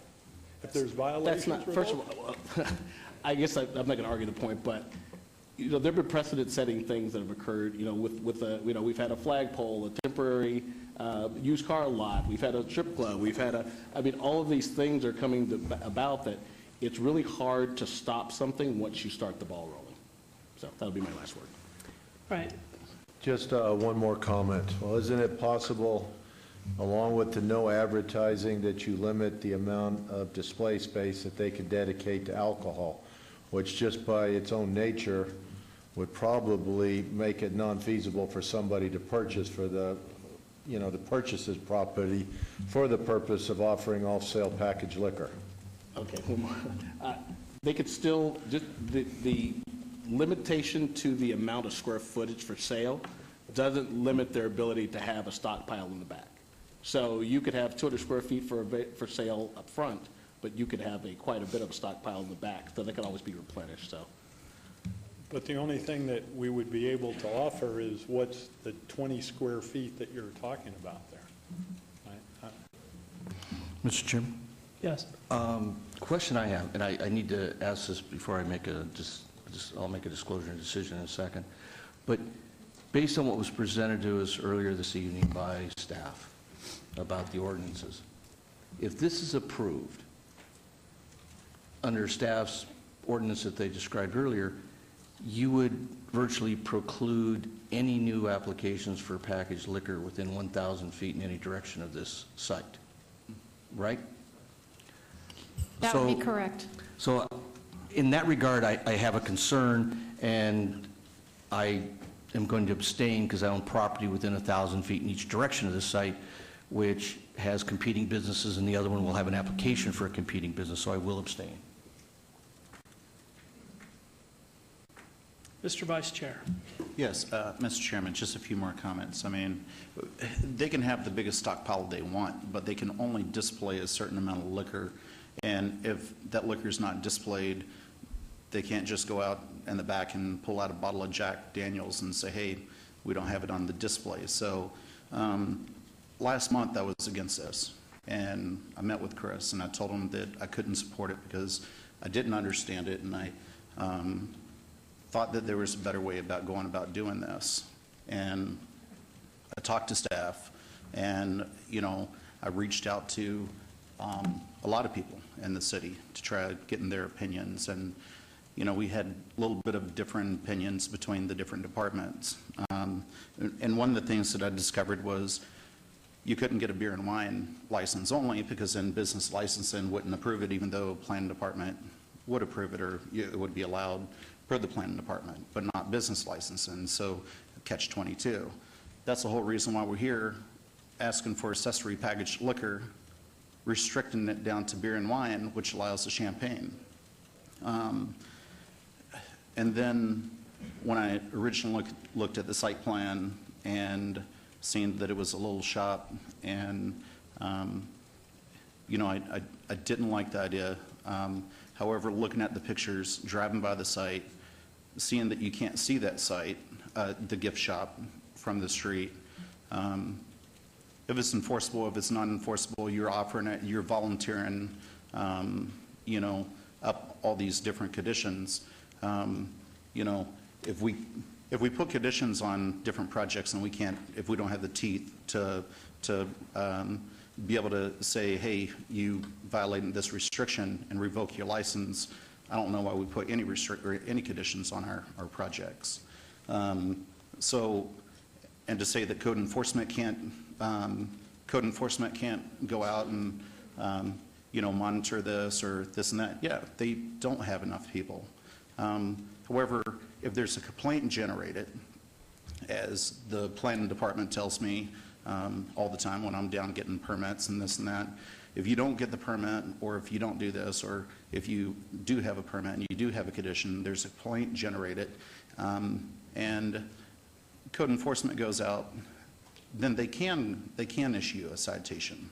And I know quite a few people here recently who have been cited and who have received violation notices and have had to pay the fees. And then after the second one, it goes up, and after the third, it even gets higher. So, you know, I changed my opinion from last month whenever we first met, now that I understand the project a lot better. And, you know, with those added conditions, I would feel comfortable approving this. But item number 3, the beer and wine shall be open, operate from 8 a.m. to 8 p.m. Monday through Thursday. Sunday through Thursday. Yeah. Sunday through Thursday. And then Friday and Saturday would be what hours? 8 a.m. to 11.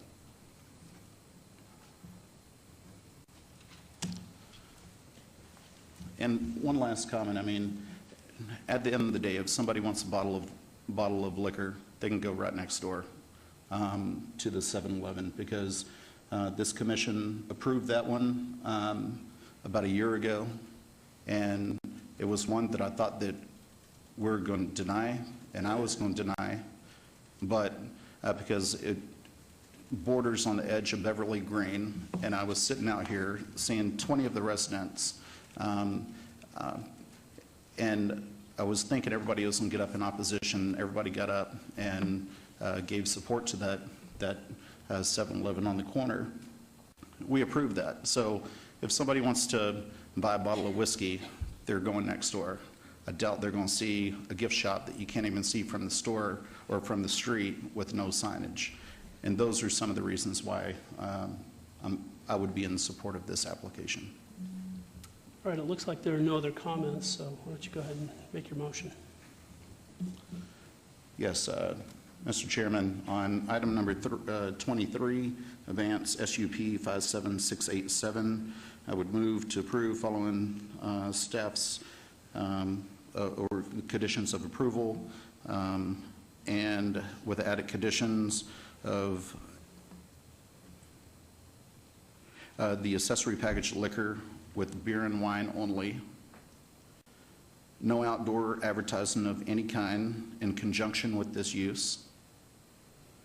The hours of operation shall be between 8 a.m. and 8 p.m. Sunday through Thursday, 8 a.m. to 11 p.m. Friday and Saturday. And there'll be a 1-year administrative review on this particular application. Okay, the motion is made, subject to the conditions as read into the record. Please vote.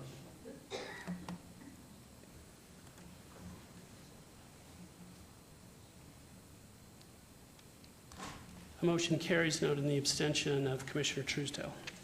Thank you very much. Thank you. Mr. Chairman. Will serve you well and do you proud. Mr. Chairman, that item is final action unless appealed to City Clerk's office within 10 days. Thank you. Okay, thank you. Item 24, GPA 57590. These are related items, by the way.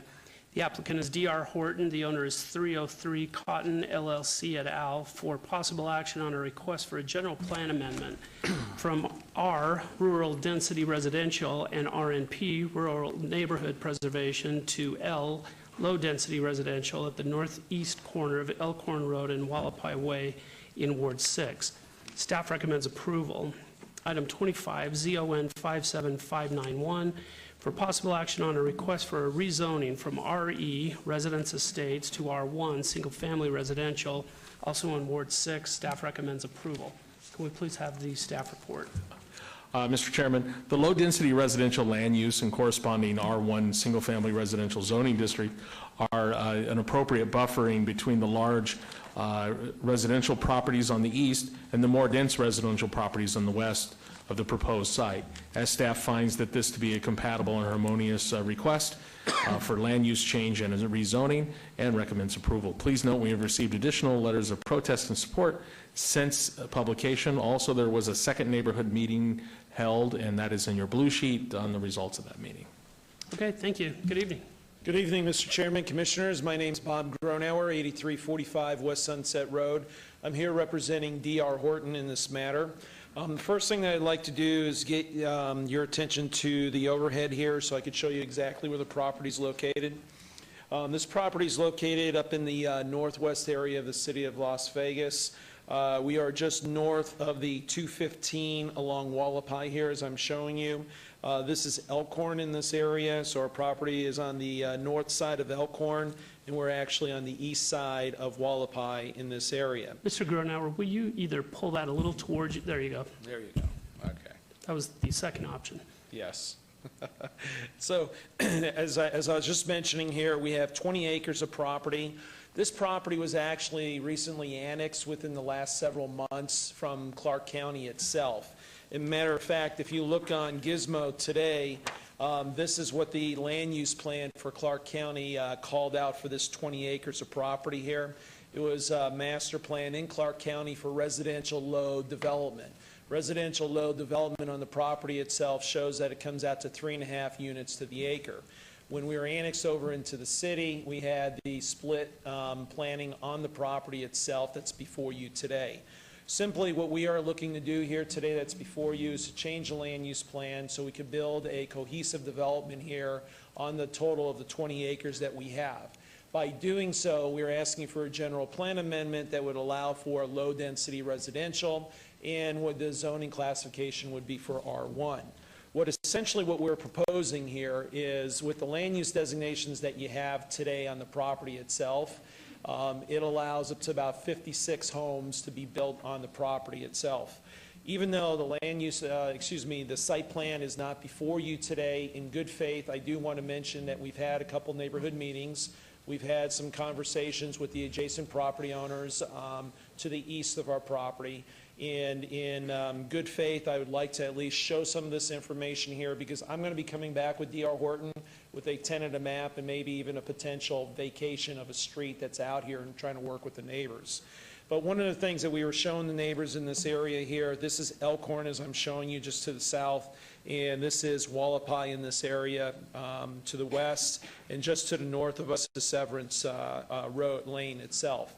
The reason why I'm showing you this is about a 60-lot layout. As I was mentioning earlier, the current general plan allows about 56 lots there.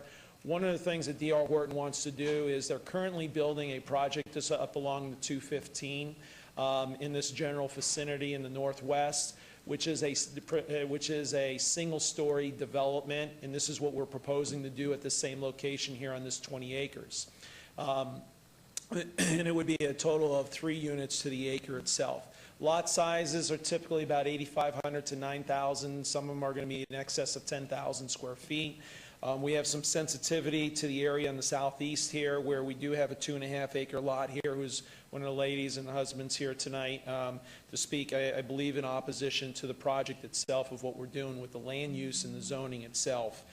We've committed to continue to meet with the neighbor, with the couple that lives here, in the design of the project itself to address the elevations on the property and the elevation difference. And that's because on Wallapai there's a 3% grade change. Also, which is located here on the plan itself, just for purposes for putting on the record, is Eula Street. We are looking to potentially work with the neighbors in this area who live here and here to vacate Eula Street. They're located in Clark County. We're located in the city of Las Vegas. There are some things that we'd have to work through with sitting down with Public Works here, sitting down with the Public Works in Clark County and the neighbors. The developer up in this area is Pinnacle Homes. They are in support of the project, of some of the features, what we're going to be designing on the project itself with respect to doing the single-story homes. These single-story homes are going to be anywhere from 2,200 square feet to 2,600 square feet. I do have some elevations of the single-story 3-car garages of what we'll be proposing here when we come back with the tentative map itself. So with that being said, staff is recommending approval of the application. for the general plan amendment, and they are also actually representing or recommending approval of the zoning for the R1 zoning on the property itself. This is not the last time you'll see me as we go through this process in D.R. Horton itself. We're going to continue to meet with the neighbors to the east of us. We have some other issues, as I mentioned to you, to address, but as I'm standing up here, we have a product in mind that's going to go with 60 lots, about 3 units to the acre, that actually, as staff has mentioned, will act as a buffer to Providence, which is on one side of us, and the lower density, which is on the other side of us. So that being said, I can answer any other questions, and I know there are a few neighbors to say a few things here. Okay, thank you, Mr. Gronauer. I will open the public hearing for comment. Please approach the microphones.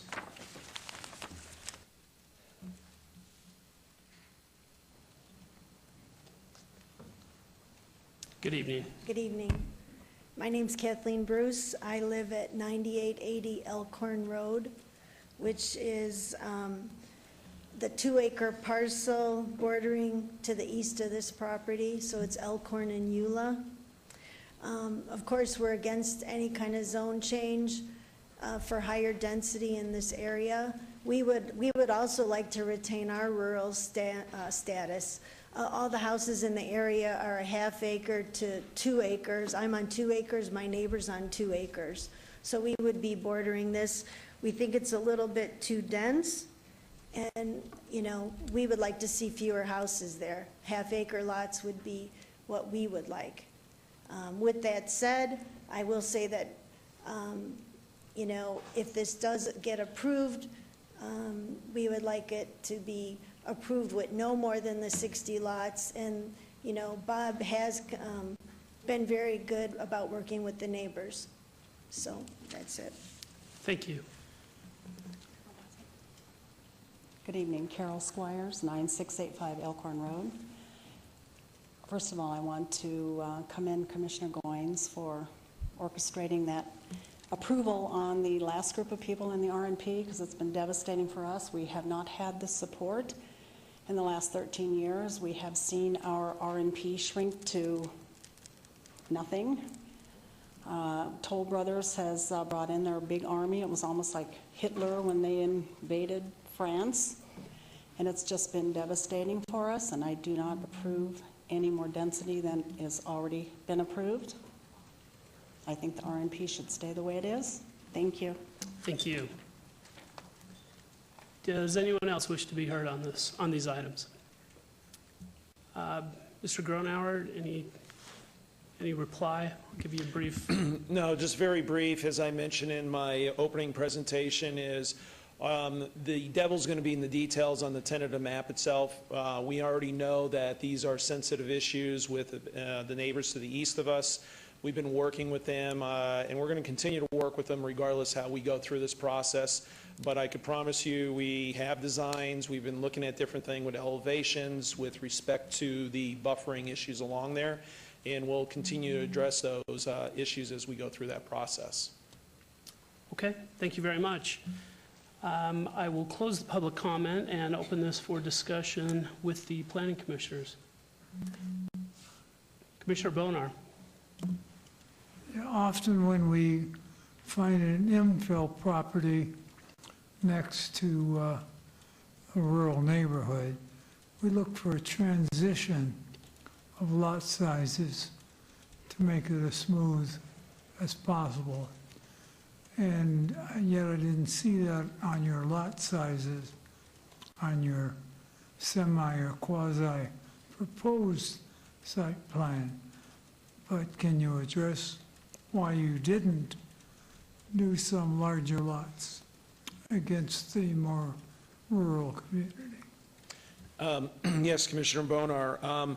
The southeast area is one of the more sensitive areas on the plan itself.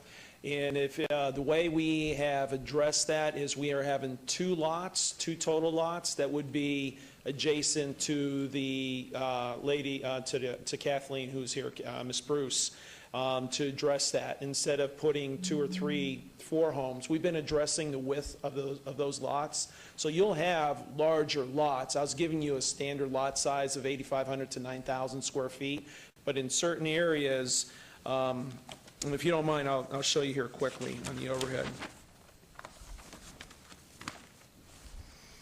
Because the location would be here. Here's Eula, and here is the location of the property over here. Initially, we had cul-de-sacs coming out on the Severance itself, where we just had lots lined up, up adjacent. When I say adjacent, backing up to Eula here. So what we did is we redesigned the cul-de-sacs. We moved everything coming out here on Wallapai. And so what we're trying to do is lessen the amount of lots that we're going to have down here on the southeast side. We've talked to this gentleman here who lives in this house, and we've been working with the property owner over here who's in support of the lot sizes of what we have. So the sensitive area is down here, the southeast corner. And currently, although you see on this plan here, you may have 3 houses. This is a little bit of an older plan. I sent one this morning to Ms. Bruce in regards to removing a lot down here and trying to widen those lots. So we're going to address it. You'll have every opportunity at the tentative map stage to address that issue. The other issue is what we're currently exploring is whether or not we could vacate Eula, which would give them 30 extra feet, would give us 30 extra feet. And the key with that is, with giving us 30 extra feet and working with the engineer, the concern is the elevation difference. Right now, we're about 3 or 4 feet higher just because of the 3% grade. But if we get an extra 30 more feet, we're going to be able to maybe knock that down a little bit lower in that area. So, and the other thing is we're doing all single stories. Instead of we came in looking to do a single story and a 2-story product. And again, I know I'm getting into the design detail because it's difficult when you're dealing with just the zoning and the GPA, but I'm comfortable standing up here with D.R. Horton. They have a lot of development out here in the Northwest, and they're just developing just to the south here a slightly smaller project for lot sizes, but we're comfortable at least the direction that we're going to be going. Thank you. Let me say, I appreciate the efforts that you've made with the homeowners, especially those abutting the property. I think you've got, some agreements from most of them. I also, appreciate Ms. Bruce's concerns that she stated tonight. I think this is good transitional zoning. I know it's different from, how it's zoned right now, but it seems to me to fit this area and the density and lot size makes sense to me. So you'll see my support on this tonight. Any other comments? Seeing none, would someone like to make a motion? Commissioner Truesdale? Yeah, Mr. Chairman. I understand the neighbors. I understand what the applicant has done, and they've worked very hard with the neighbors. Nothing is perfect, and I think this came a long way from where it started. I would move to follow staff's recommendation for approval. All right. Motion is to approve item 24. Please vote.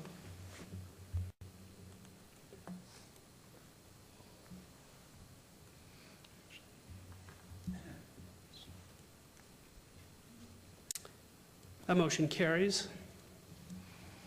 And with regards to item 25, I believe, follow staff's recommendation for approval. Please vote.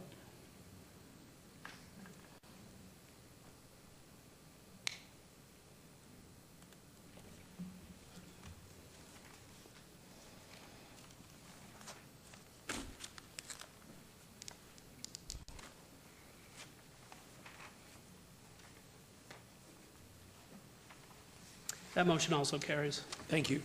Mr. Chairman, items 24 and 25 will be heard at the City Council meeting on May 20th, 2015.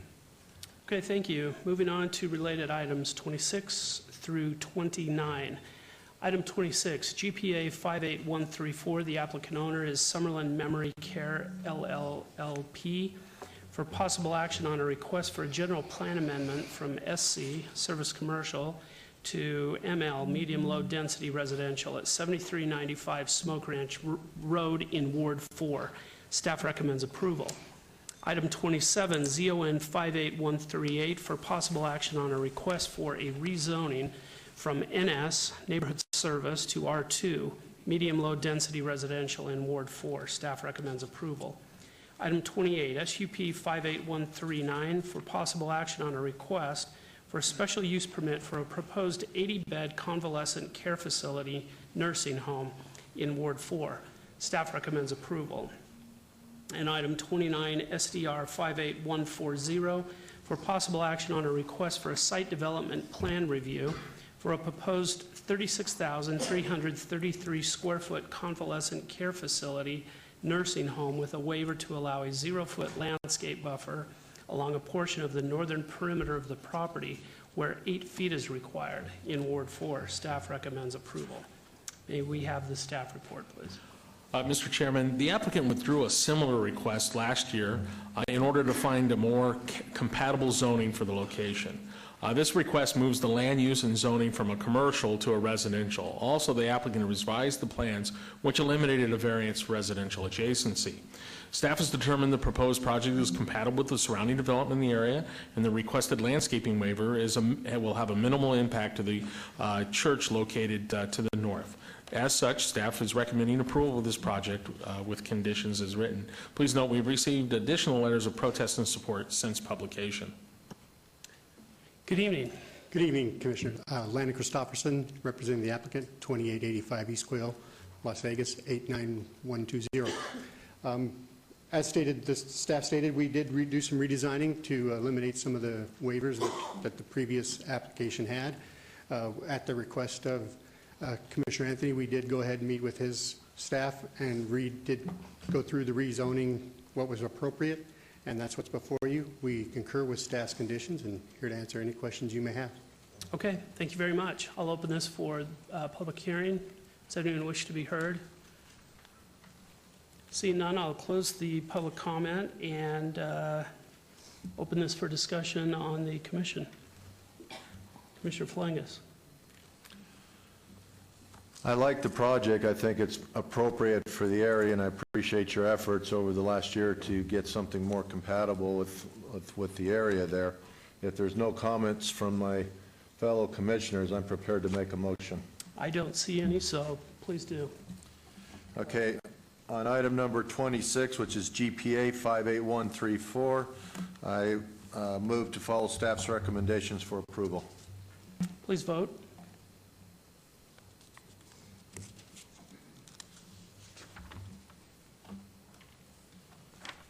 That motion carries. Item number 27, which is ZON 58138, again follow staff's recommendations for approval. Please vote.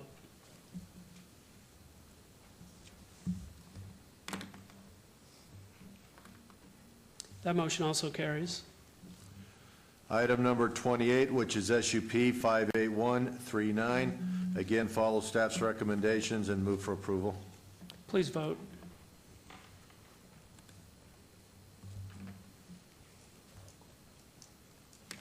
Motion carries. Item 28 is approved. And last but not least, item number 29, which is SDR 58140, again follow staff's recommendations and move for approval. Please vote.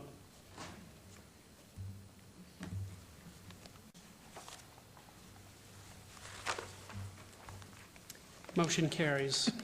Thank you, Commissioner. Mr. Chairman, items 26 through 29 will be heard at the City Council meeting on May 20th, 2015.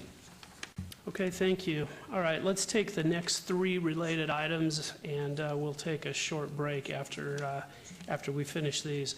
These are items 30, 31, and 32, beginning with item 30, GPA 58144. The applicant owner is Thomas Lozzi and Valerie Adair,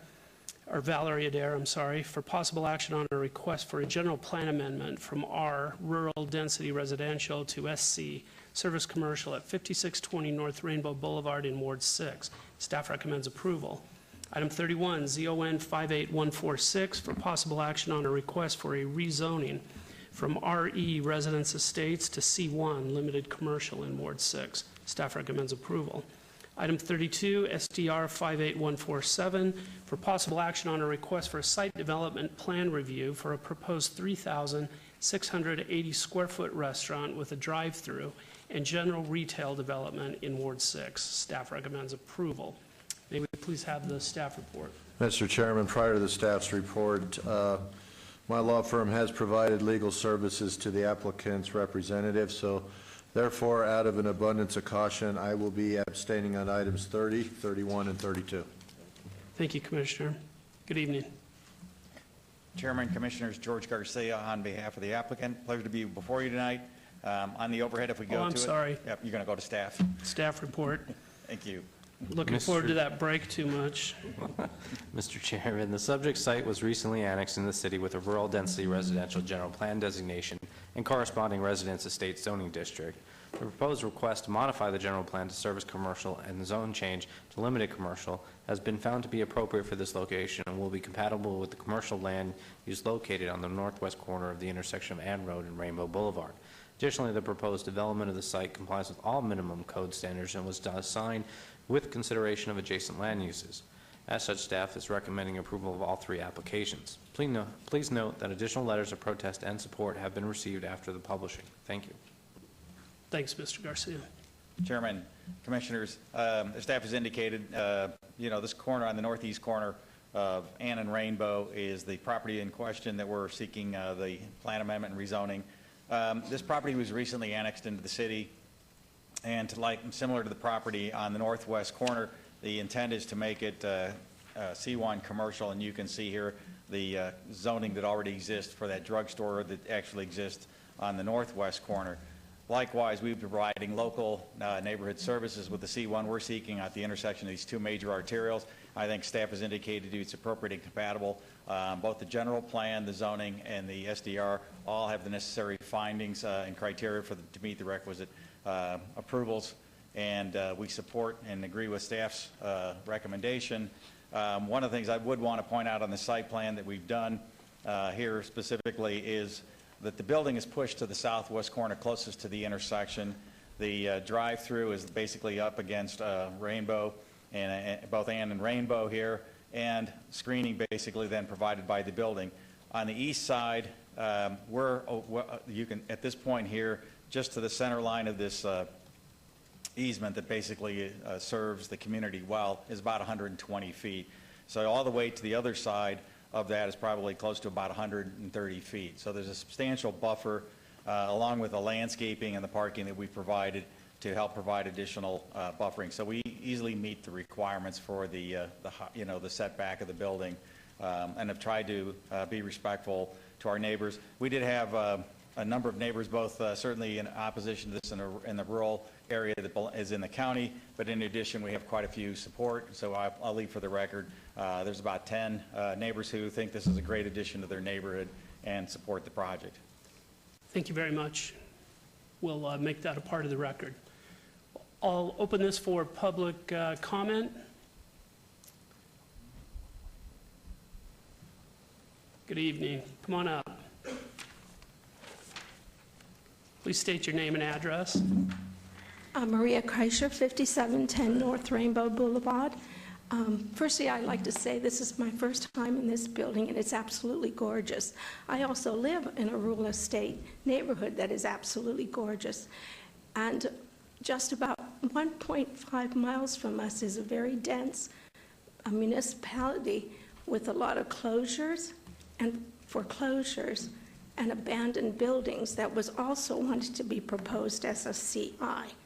So I would like you commissioners to take a moment and think about what you're voting on and the impact that this is going to make on my home and the home of my residents and neighbors. Thank you. Thank you very much. Good evening. Ron Jensen, 5631 Gilbert Lane, 89130 Las Vegas.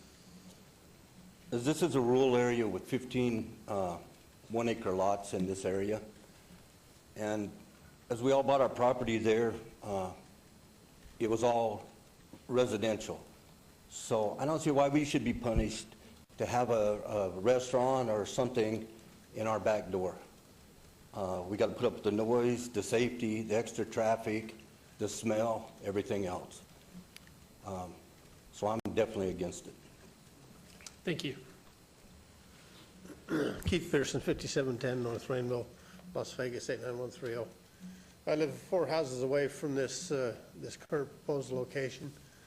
I am definitely against it. It is 1-acre properties, as Ron said. zoned RE. We opposed the Walgreens. We got shot down. We opposed the high-density housing across the street. We got shot down. And now our little neighborhood there is turning into commercial. That's what they're trying to do. There are already restaurants, fast food places just up the street, about a half mile away, that are closing. There's a KFC that's closed down. There's a Quiznos that have closed down.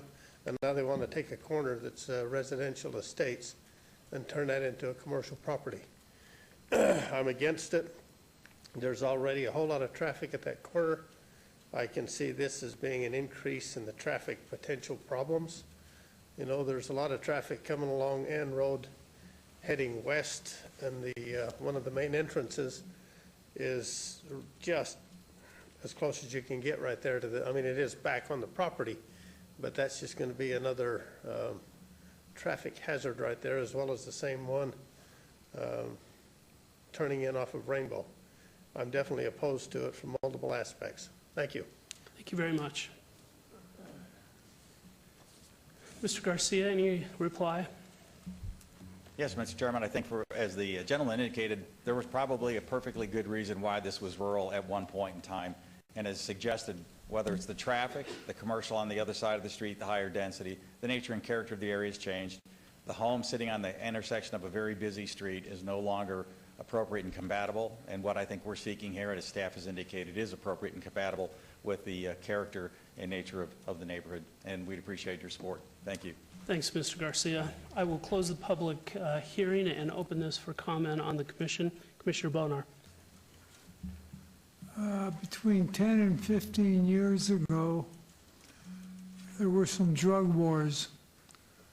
Every drugstore wanted every corner everywhere, and most of them, as being chains, got their way over a lot of objections of a whole lot of neighbors. This, I believe, was one of those that came about when we were all mesmerized about the drug wars. I look at this corner property and I'm saying, even if it is commercial, why fast food? My goodness, I think of this end of Rainbow as the quiet end of Rainbow Boulevard, and even next down as you go north of here. And I see a whole lot of rural residential that I hate to have fast food on this location. Thank you, Commissioner. I want the neighbors to know I have taken a close look at this and considered the impact. It's a close call in my opinion, but because of the recent build out on Ann and Rainbow, I think the neighborhood is changing a little bit. You know, it's no longer that rural area that I can justify protecting it on. So I don't know, I'd like to hear what any other commissioners have to say on this. Yes, Mr. Chairman, I looked at this. I didn't have a problem with it the other day. However, looking closer, seeing surrounded by RE and hearing a few people coming out, I mean, I don't necessarily have a problem with commercial at this, but I just don't know how they're going to deal with the smells and that going over into, you know, that surrounding neighborhood. So looking in all the corners, even across the street, there's only one commercial building. So even though I'm not really opposed to commercial, I don't think these people really realize that they're going to be dealing with the fast food joint with the smells coming out of that particular corner. So.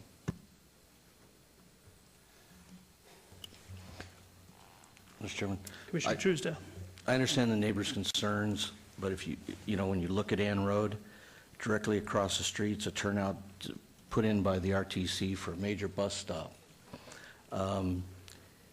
The dedication, the widening of the road over time impacts this as a residential location. I'm not so sure fast food winds up there or not, but I think the service commercial character is there. And I think it's incumbent on our building department and our staff to enforce the codes to ensure that odors don't create a problem for neighboring property owners, that landscaping and those items are maintained appropriately. And I think in some regard, I agree with Commissioner Bonar. Boy, this town in Clark County, we chased every drugstore we could chase around here, and I'm not so sure any of them are doing us any favors today. I mean, prices are through the roof and all of that, but I don't see this corner staying appropriately as a residential property. I think it will continue to be a problem residential piece. It'll be in disarray, and I think will ultimately create more headaches for the neighbors than an appropriate business on here that provides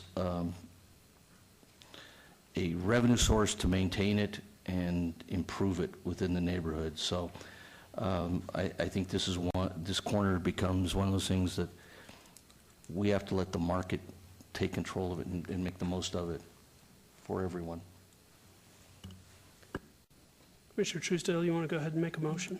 Yeah, if there are no other comments, I'll move to follow staff's recommendation for approval on item 31. Item 30? Or 30, that one too. Okay. The motion is to approve item 30. Please vote.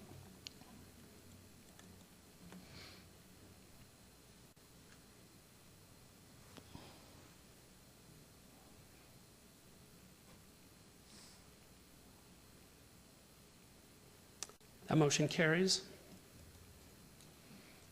With regards to item 31, move to follow staff's recommendations for approval subject to all conditions. Motion is to approve item 31. Please vote.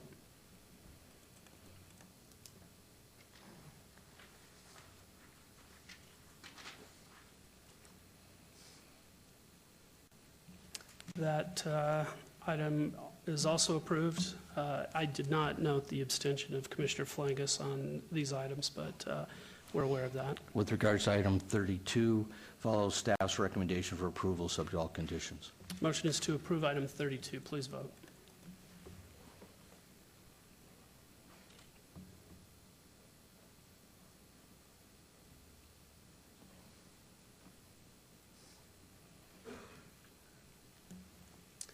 That motion carries, again noting the abstention of Commissioner Flangus.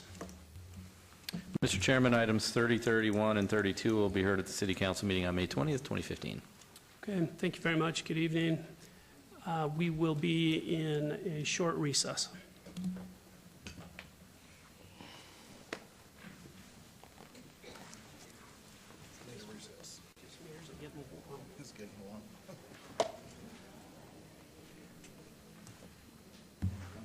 We need to repair that air conditioning in this building.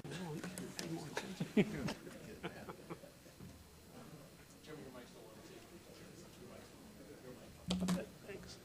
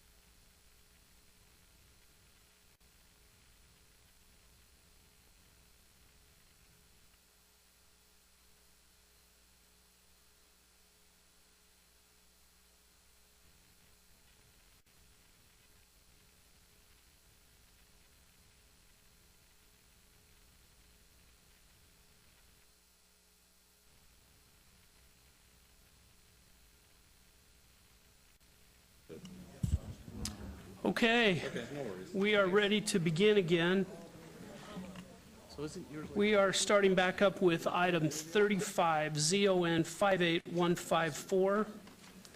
The applicant is Ryland Homes. The owner is SIC Nevada 1 LLC et al. For possible action on a request for a rezoning from PD, Plan Development, to RCL, Single Family Compact Lot, at the south side of Deer Springs Way, approximately 285 feet east of Wallapai Way in Ward 6. Staff recommends approval. May we please have the staff report? Mr. Chairman, the applicant is requesting a rezoning so as to bring the site into conformance with the previously approved medium-low-density residential land use designation and continue to prepare the site for future single-family residential development. The proposed single-family compact loan zoning district designation would be compatible with the existing single-family compact lot designation parcels to the east and would allow for expansion of a single-family residential development on that site. Therefore, staff is recommending approval of the rezoning application. Please note that an additional letter of support has been received after the publishing. Thank you. Thank you. Good evening. Good evening, Mr. Chairman, Commissioners. Bob Gronauer, 8345 West Sunset Road. We'd ask you, I'm here representing the property owner, and we'd ask you to follow staff's recommendations. Thank you very much. I'll open this for public hearing. Does anyone wish to be heard for or against this item? Seeing none, I'll close the public hearing and see if there's any discussion on the Planning Commission. I'll just say that I also agree with staff's recommendations and will be in support of this project. Anyone? Mr. Chairman, if there are no other comments, I would move to follow staff's recommendation for approval on item 35. Motion is to approve item 35. Please vote.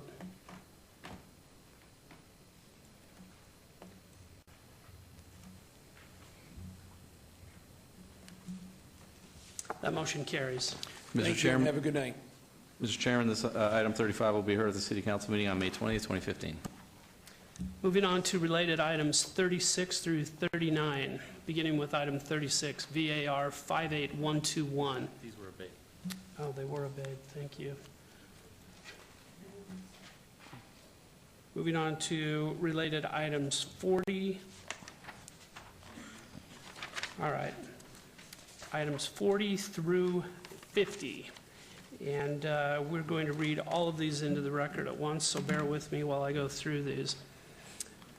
Beginning with item 41, VAR 58024, the applicant owner is Ryland Homes Nevada, LLC, for possible action on a request for a variance to allow a 9.5-foot rear yard setback where 15 feet is required at 7856 Pyramid Peak Street in Ward 6. Staff recommends denial. Item 41, VAR 58025, for possible action on a request for a variance to allow a 9.5-foot rear yard setback where 15 feet is required at 7852 Pyramid Peak Street in Ward 6. Staff recommends denial. Item 42, VAR 58026, for possible action on a request for a variance to allow a 9.5-foot rear yard setback where 15 feet is required at 7853 Blue Lake Peak Street in Ward 6. Staff recommends denial. Item 43, VAR 58027, for possible action on a request for a variance to allow a 9.5-foot rear yard setback where 15 feet is required at 10656 Forum Peak Lane in Ward 6. Staff recommends denial.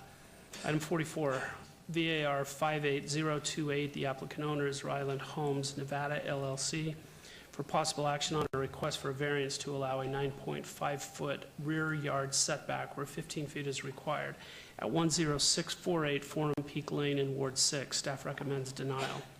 Item 45, VAR 58029, for possible action on a request for a variance to allow a 9.5-foot rear yard setback where 15 feet is required at 10640 Forum Peak Lane in Ward 6. Staff recommends denial.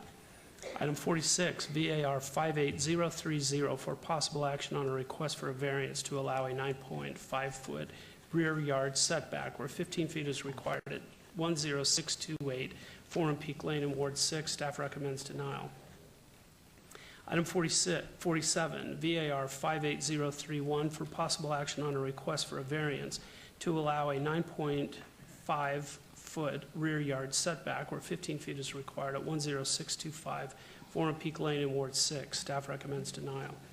Item 48, VAR 58032 for possible action on a request for a variance to allow a 9.5-foot rear yard setback where 15 feet is required at 10621 Forum Peak Lane in Ward 6. Staff recommends denial. Item 49, VAR 58033 for possible action on a request for a variance to allow a 9.5-foot rear yard setback where 15 feet is required at 10617 Forum Peak Lane in Ward 6. Staff recommends denial. And item 50, VAR 58034 for possible action on a request for a variance to allow a 9.5-foot rear yard setback where 15 feet is required at 10616 Kennedy Peak Lane in Ward 6. Staff recommends denial. May we please have the staff report? Mr. Chairman, all 11 lots are located within the northern terrace at Providence Unit 4 subdivision. The original lot configurations were approved in 2004. The applicant wants to provide home buyers the option to purchase larger homes than the lots were originally designed to accommodate. One of the 4 models offered for sale within this development fails to meet the minimum rear yard setback. Staff finds this request to be self-imposed hardship as the lots are not exceptionally narrow or shallow for the land use designation they were entitled there as, and therefore staff recommends denial of all 11 variances. Please note we've received additional letters of protest and support since publication. Thank you. Good evening. Good evening. My name is Jeffrey Armstrong with Ryland Homes, 8925 West Russell Road, Las Vegas 89148.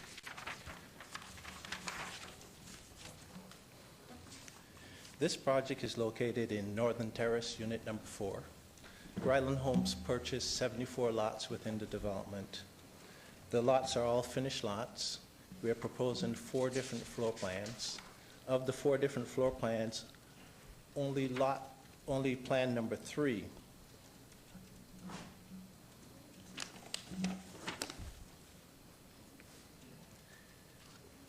requires this variance. If you take a look at the site plan I have in front of you, it shows that the front yard setback will be the standard 18 feet. The rear yard setback will be 14.84 feet. The requirement for this particular development requires a 15-foot rear yard setback. Of that 15 feet, we're allowed to go down to a 10-foot rear setback for 50% of the back of the home. If you take a look at the site plan I have in front of you, it shows that our rear yard setback will be 14.84 feet and 9.72 feet. We're talking about inches here. We're going to be less than 6 inches less than the required zoning. The main reason for the setback variance is because of the curvilinear nature of the street. When once plotted, the setbacks are reduced if we try to be parallel to the side yard lot lines.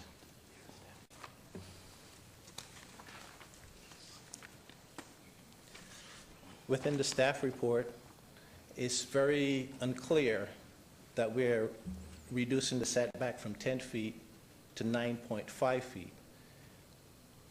The staff report states 15 feet, but within this planned development, we're allowed 10 feet on the portion of the rear yard setback.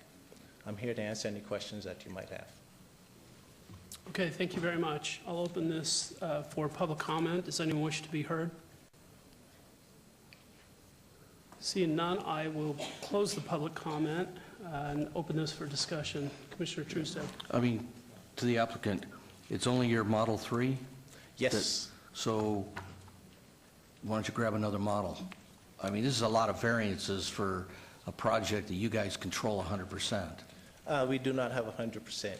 We have 74 of the lots. No, what I'm saying is, this is 100% your decision to put this house on this lot. That is correct. And if you've got 3 that work, then find a 4th that works. And I just think these, typically we see these variances when there's some real issue on this. These lots aren't odd shaped. They're it's just too much house on the lot. And I won't be supporting the application. I think staff got this right, so. Thanks, Commissioner Truesdale. And I actually have a follow-up question for the applicant as it relates to what he just stated. It's my understanding that on these 11 lots you're looking for the variances on, that an owner could, someone could come in and purchase that lot and pick one of 4 models? That is correct. Okay, so it may be that someone on these particular lots chooses another model. You just want this available in case they say, I want that lot and I want to put Model 3 on that lot. That is absolutely correct. When a home is purchased, it takes about roughly 4 months to construct a home. If a buyer comes in and wants this plan number 3 on any of the 11 lots, we would then have to start the process of going through and get the variance. Then in addition to another four months to construct the home, that gives us 7 months. That is a little too long for some of the current buyers. We're asking for the variance just in case this particular plan is picked on any of these 11 lots. But kind of, again, back to Commissioner Truesdale's comment, you could also say, on these 11 lots, Model 3 is not available. You can pick 1, 2, and 4, but not Model 3 because it just doesn't fit. That is also an option, but we do not like to restrict a buyer from, choosing any of the home plans that they might like. And this is just an option. If a buyer comes in and wants a Plan 1, Plan 2, or Plan 4, then this variance is not needed at all. So really, you're agreeing 100% with staff. This is a self-imposed variance if it comes up. If it comes up. So I just don't see us sitting here and giving you a blank check just in case it comes up, just in case it comes up. But we're just trying to provide more options. I know you are, and our code is also to provide good options and good development, and I just think you're going to have 10-foot, 50% of the house would have had a 10-foot rear yard, and you're even encroaching into that. And that's not a big backyard. That's not much of a yard at all. So going below the setbacks, I think we would be setting up a potential problem in the neighborhood that could be a potential impact to the value in the future. Maybe, maybe not, but I just think in that regard, leave it up to the rest of the commissioners.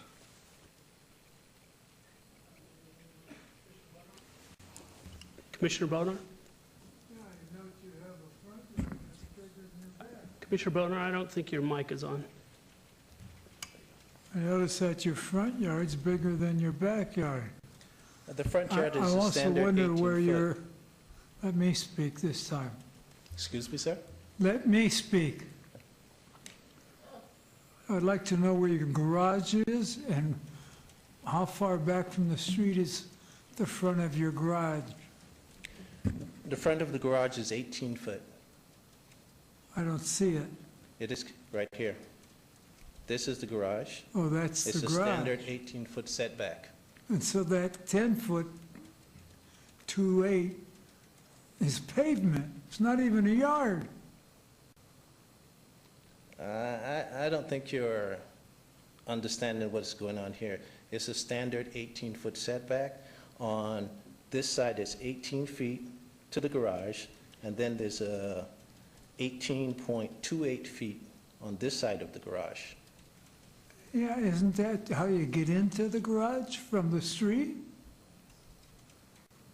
Maybe I'm not understanding your question, but you asked me what is the setback to the garage. Where's the front yard? The front yard is from here to here. How do you get into the garage from the street? It's a driveway. It's paved. Yes, it is. Yay! Where's the front yard? The front yard is all of this. All of this is the front yard. 3 bags of something into 2 bags size. Okay. Any other commissioners wish to be heard? I'll entertain a motion. Mr. Chairman, I'll move to follow staff's, on item 40, I move to follow staff's recommendation for denial. Please vote. Noting that a positive vote is... Oh, a yes vote is for the denial. That is correct.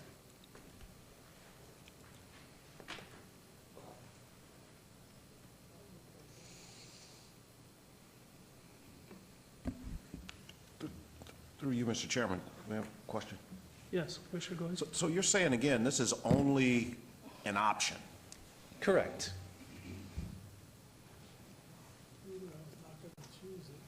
Wow. So the motion has been made.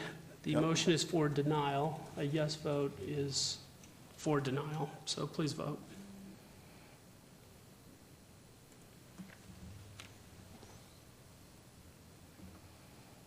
That motion carries. Item 40 is denied. With their item 41, move to follow staff's recommendation for denial. Please vote.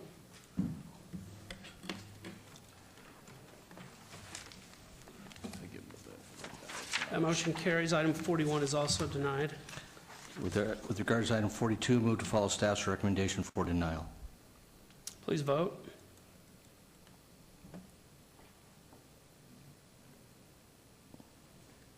Item 42 is, the motion carries. Item 42 is denied. Item 43, move to follow staff's recommendation for denial. Please vote.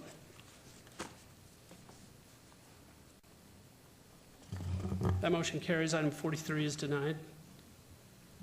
Item 44, move to follow staff's recommendation for denial. Please vote.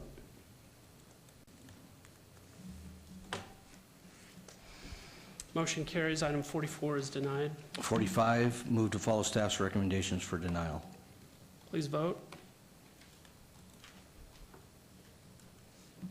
Item 45, motion carries. It is denied.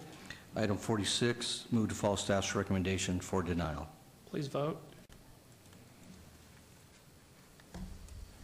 Motion carries. Item 46 is denied. Item 47, move to follow staff's recommendation for denial. Please vote. Motion carries. Item 47 is denied. With regard to item 48, move to follow staff's recommendation for denial. Please vote. Motion carries. Item 48 is denied. Item 49, move to follow staff's recommendation for denial. Please vote.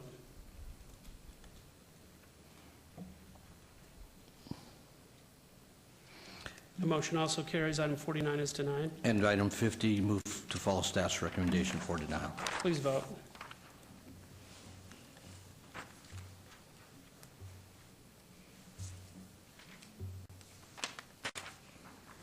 Motion carries. Item 50 is denied.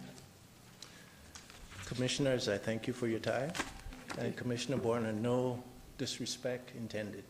Thank you. Thank you. Mr. Chairman, items 40 through, I'm sorry, is it 40 or 40? 40 through 50. Yeah, 40 through 50 are final action unless appealed to the city clerk's office within 10 days. Thank you very much. Moving on to item 51, VAR 57690.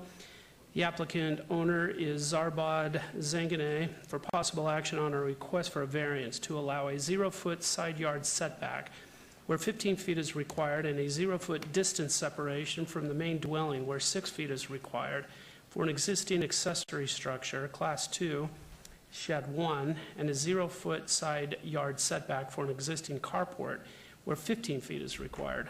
A 0-foot side yard setback for an existing accessory structure, Class 2, Shed 2, and an 8-foot side yard setback for an existing accessory structure, Class 2, Shed 3, where 10 feet is required at 520 Campbell Drive in Ward 1. Councilwoman Tarkanian, staff recommends denial. May we please have the staff report? Mr. Chairman, this request is the result of a code enforcement action to address 4 structures built without permits.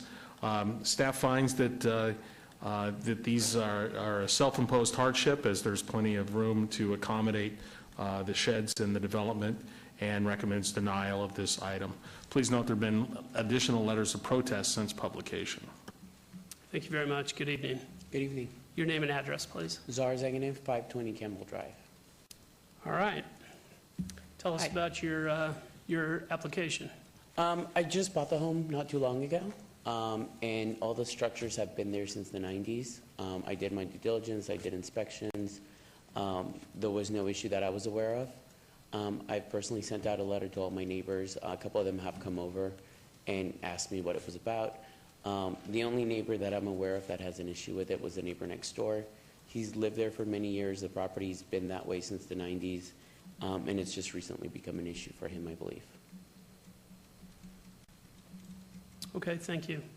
Anything else? No, I mean, the carport especially shares the roof line of the house. It goes through the entire property, taking it down. Even the garage itself is 14 feet away.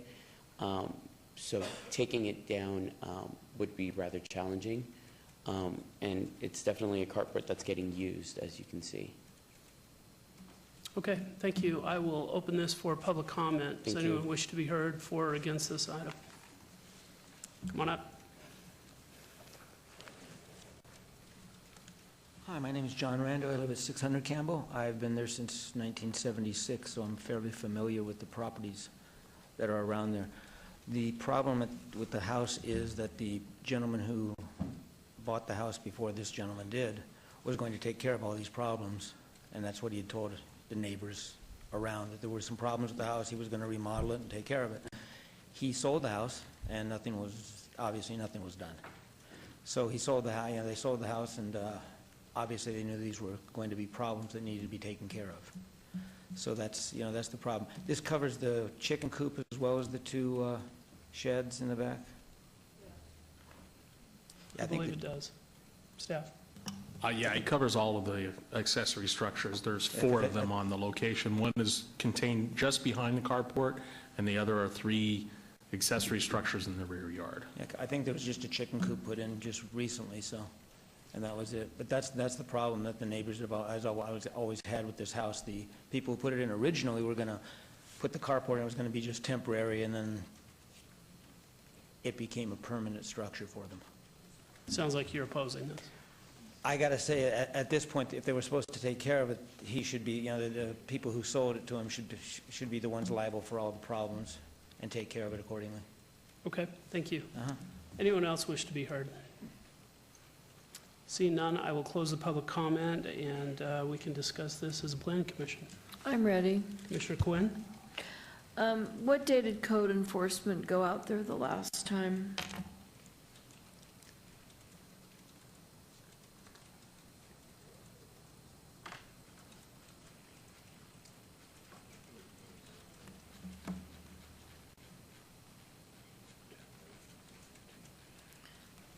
I have a code enforcement citation issued on September 3rd, 2014.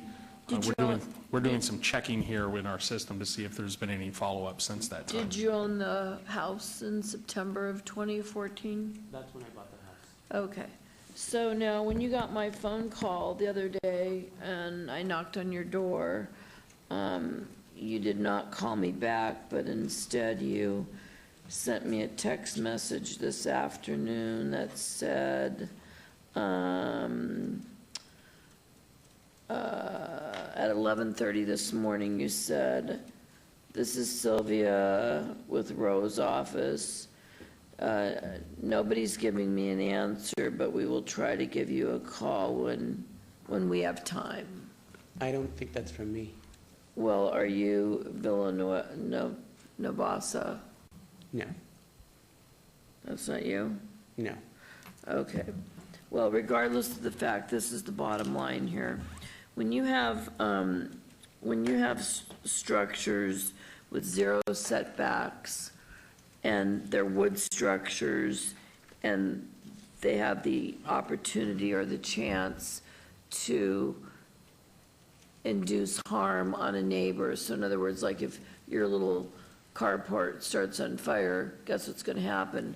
Your neighbor's going to start on fire. And if your little chicken coopy is going to start on fire, then the backyard's gonna start in fire.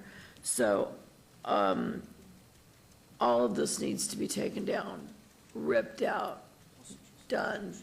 And the way I'd like to see it done, without being any disrespect to you, because you've known since September of 2014 that you were not in compliance. That's over a year, right? So, what's a good amount of time to give him to relinquish all this stuff that's dangerous to the neighbors? Standardly, it's 30 to 60 days is a timeframe in order to remove illegal structures that the city has imposed in the past. But they've gone as long as 90 days. I mean, it has varied. Can you do it in 60? I'm sorry, with all due respect, I haven't known for more than a year. I was paid a visit by code enforcement in September of 2014 for the first time. Right, so you've known since September of 2014 you were breaking the law. When I first purchased the home. If I may, Commissioner, I think, just to clarify this, I think he purchased a home in June of 2014, is that correct? I may have gone under contract around then. I was doing repairs inside. And then it was a few months after I you... moved in in September. Then I think it was 3 months later you found out that you were in non-compliance. Correct, yeah. The code enforcement paid me a visit and they explained what it was. They explained that I could come before you guys. I didn't know this process existed. They told me because it's been there so long, I could go ahead and come to you guys with a variance because obviously it's been there for 20-something years and it hasn't been an issue. Well, it's my opinion that, when we have neighbors that come out and do it right and, pay the fees and do everything right, we can't allow somebody just to jump into the neighborhood and expect it to be okay for you when it's not okay for everybody else, because then the whole neighborhood would have a problem. So I'm gonna give you 6 months to fix it. And that means you can get the setbacks, move it 5 feet from the wall, build it correctly, take the 0 side setback from the structure, from the shed, the 8-foot side 0 setback from the accessory structure. I think in 6 months you can clean it up. And in 6 months, we're gonna send out a code enforcer 6 months from now. Is that okay, Doug? Well, if your motion is to deny the variance, the next step would be for code enforcement to issue a notice and order to bring the property into compliance with code. They would issue that notice and order, giving them, usually you're provided 30 or 60 days in order to bring the property into compliance with the demolition. Okay, so that will be my motion. I will send code enforcement there to tell him what he needs to bring up to code, how many days, and then he can come back to us with the finished product. How's that? Commissioner Quinn, before you make your motion, I think Commissioner Bonar wishes to be heard. I was just going to say that of all the issues that are here, none of them are repairable, so don't even think about that. Correct. Yeah, it's literally tearing down that portion of the house which matches the roof line of the house. Oh, the shed can go away, sure. Yeah, the shed I can easily get rid of. The carport is the issue because that has the same roof line as you can see in the pictures. The roof, well, that's where the carport is. The carport is... Excuse me? No, Commissioner Bonar, your mic's not on. I think the carport. Does the carport roof go to the property line? Yes, sir. So that's somebody else's wall as well as yours. You can't use it. Okay. Period. You kind of got the bad end of the stick on this. Sounds You moved like it. into a property that this all existed, but, it is what it is. It wasn't compliant when you moved in, and so, code enforcement came out, you got caught, and now you're here to pay the piper, so. Yeah. I think we should meet in the middle here. I think the carport is okay. it matches the front of your I house. would love that. I mean, the You the know, carport is the I mean, if expensive we thing for me to can have a move. happy little median here, the carport meets the front of the house, it looks nice. Your neighbors aren't complaining about it, but the rest of it's gotta go. I'm happy to do that. I mean, the shed is Okay. inexpensive for me to move. Having to tear down And the the carport chicken and change the coop. roof of the house would be the part that I really Right. need a lot of money and time for. Yes. So I'd be happy to do that if that's Okay. acceptable. Can And I, Mr. Chairman- can my, yeah, Commissioner Flangus, and then I have a recommendation. Commissioner. Certainly, in the past, this board has been a little bit lenient towards folks that buy into a house that had an existing Carport. structure that was not quite in compliance with the code. And I think we need to kind of halfway stay consistent with this. I agree now with Commissioner Quinn. This looks that- nice. That we need to just, the structures in the back need to go. There's no reason for those to be there. But that carport, if this is something he had constructed and didn't do it, and he constructed it outside of code and without permits, it would be a different story. Right. But I would support a motion to get rid of all those except the carport, and that the carport, I don't know if it's been permitted or stood for inspection yet, but that would be required as part of a condition on this. He's gonna fail. So I guess the question for staff is whether we can carve out something as part of a single item. Certainly, you can approve part of the variance and not part of the other. We're working on that right now as we speak here, trying to figure out which references are made here in the report, but we can get it. Basically, you would mean, approve, I don't you would wanna be approve the the big- carport and the accessory structure within the carport. I don't want Correct. to be the big wolf and blow the whole house And then all of the down. outlying But- accessory structures would not be approved as part of this motion. Okay. I think Okay. that's what I'm hearing, and that's what, Commissioner and Bowman? we can craft that. I think that We're working sounds on it. fair. Do you, sir? Why don't you? Thank you. Okay, so Commissioner Bonar? Yeah, I think if he's going to leave the carport touch the wall that's owned in common with his neighbor, if he doesn't get the approval of that neighbor, that carport can't use that structure for support. It's technically not touching the wall, it's a couple inches from the wall. Inches mean, oh, it's away from the wall? It's a couple inches off the wall. It's The not guy literally. told me it's on it. No, I mean, it's Commissioner Bonar, that far hang on, I apart. think I can help. If you'll pull up your photos, it's the 1, 2, 3, 4, Yeah. fifth item under attachments on your computer. Oh, there it is, it's on the screen in front of us. So that's how we're going to do it. We're going to meet you halfway. Look You're going to around get you. rid of all the other stuff. The carport will stay. And we'll have you back here in 6 months with new pictures. Sure. A brand-new, beautiful look. Thank You'll you. be happy, we'll be happy, and your neighbors will be happy. Very good. I'm That's how it happy. works. Thank you very Welcome to much. the neighborhood. All Thank right, you. all right, hang on, I don't want to get ahead of ourselves here. We're first going to hear from staff, all right, about how we're going to do this, and then we'll take a vote. Very good. Thank you. And Mr. Chairman. Okay. If I may, to whoever makes the motion, if we could change condition number 3, all necessary building permits shall be obtained and final inspections completed in compliance with Title 19 by the Building and Safety Department, and add in the words within 180 days. That way it's not left open-ended to where Yes, thank you. Okay, so basically, it would be, in the header itself, it would be to allow the 0-foot side yard setback where 15 feet is required, and a 0-foot distance separation from the main dwelling unit where 6 feet is required for an existing accessory structure, Class 2 shed, that would be the structure behind the carport, and a 0-foot side yard setback for an existing carport where 15 feet is required.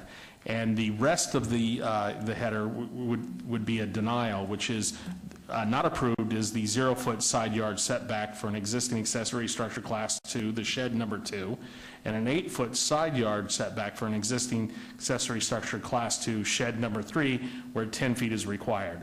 So that would be the break in that. So the second semicolon in our header would be the approval part, and then after that would be all denial.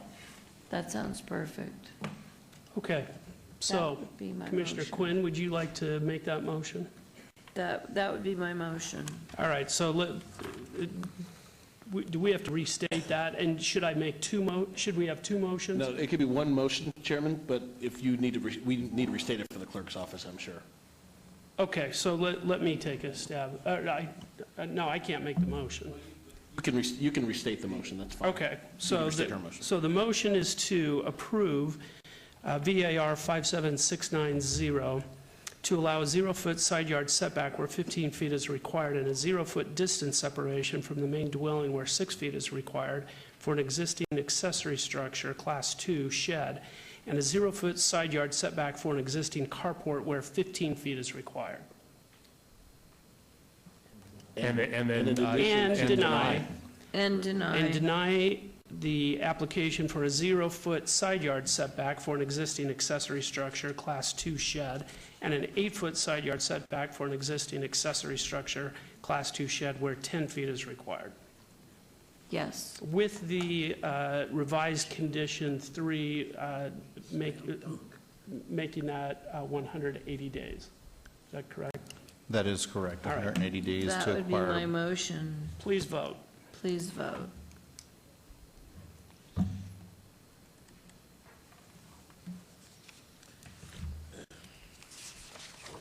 That motion carries. Mr. Chairman, item 51 will be heard at the City Council meeting on May 20th, 2015.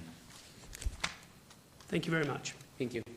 Item 52, VAR 58157, the applicant owner is Levi Wolf Family Trust, or Levy Wolf Family Trust, for possible action on a request for a variance to allow a 42-foot front yard setback where 50 feet is required for a proposed addition to a residence at 2045 South Tenaya Way in Ward 1. Staff recommends denial. May we please have the staff report? Mr. Chairman, this site already has an existing variance to allow a 4-foot side yard setback for the carport where 10 feet is required. Staff finds that this request is a self-imposed hardship and does not meet the requirements for approval. There is no unique shape or condition on the parcel that warrants an approval. Approval would contribute to the overbuilding of this parcel. As such, staff recommends denial. Please note there have been additional letters of protest and support since publication. Okay, thank you. Good evening. I'm Dave Mills with Reliable Construction, representing my client. Your address, please. 5840 West Craig Road. Okay.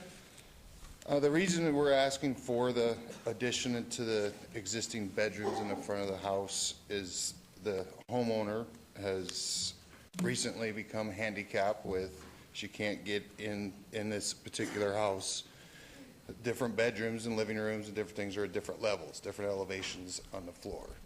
She can no longer, with the knee operation, hip operation, she can no longer navigate the floor layout that she has. So she's pretty much has contained herself to these 2 front bedrooms. One of them's where she lives, the other one's where she sleeps. Both bedrooms are standard track house, 10 by 10 bedrooms. Unfortunately, the lady also has a bad case of claustrophobia. She feels very confined in the rooms, and she's elderly and has problems, staying in these rooms as well. So she's asking to increase them to ease her anxiety and give her a little bit more room for her disabilities. Okay, thank you. I'll open this for public hearing. Does anyone wish to be heard? Seeing none, I'll close the public hearing and open this for discussion on the Planning Commission.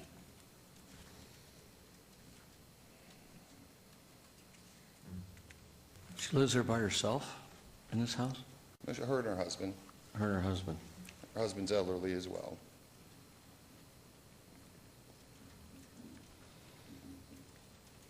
It's a 50-foot setback on the property, on the front property. I'm only asking to come out 8 feet on just the front corner of the building.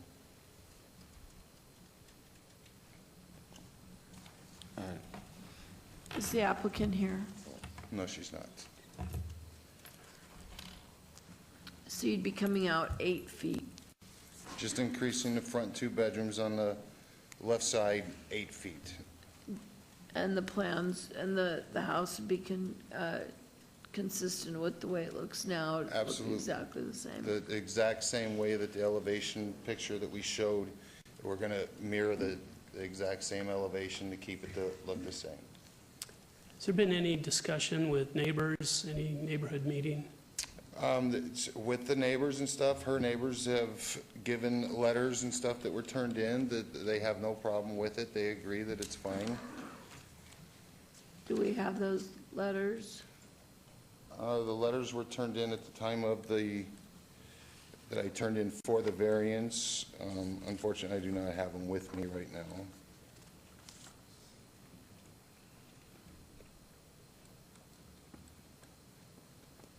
You don't have them with you now? No, I just have the justification letter from the residents. Following the submission of the final agenda, we did receive one protest and 4 support. Are those in addition to what you were talking about? No, I believe those are it. That's it? Yes. I was unaware that there was even someone that didn't support it. Everybody that we talked to did support it. Do you happen to know who the neighbors are that support versus the one that protest? Unfortunately, I do not. I mean, would it really hurt you at all if we held it for 30 days so I could come out and meet her and see the property?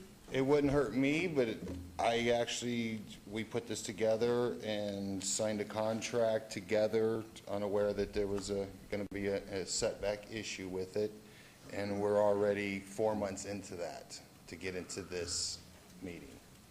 She's very anxious to get it going. It wouldn't bother me, but it would definitely upset her.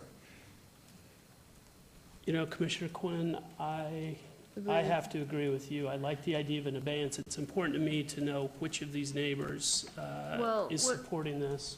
That's important to me, but as a very advocate for people with disabilities, I prefer coming out and meeting her and seeing it myself. I know this stuff a little bit, so do you mind 30 days? I don't mind it at all. I mean, it would really mean a lot to me. Maybe I can even help her out even a little bit more. Give her a few more How much ideas. further, it would push us off another month? Well, you know, another month is better than a no. Absolutely. I'm asking, it would Yeah, push us off another month. it would push us back So- one month. Because I can always guarantee when We'd I ask walk you to out of come here, I'm back a supposed to month call from her now. and let her And know. within that month, I would make arrangements to come see her and you, and I'd like to see the property, and I'd like to meet her as well. All right, I appreciate that, and So, we can definitely do that. It just would make me feel better. Because if everybody came up here and said they wanted to do this and everybody wasn't telling the truth, then the world would be a really ugly place. Well, absolutely. But I really believe you, but I really would like to come see her and meet her and I wish she actually asked that she need to come to be able to show that she's, handicapped with Yeah, her legs I'm and her not hips and calling her a stuff. And liar, I actually but- told her it wasn't necessary. Okay. I've been in front of Quinn- you guys a couple times with different clients Yeah, and so stuff. my and motion's gonna be to hold it for 30 days, To the May 12th, to the May 12th 2015. meeting.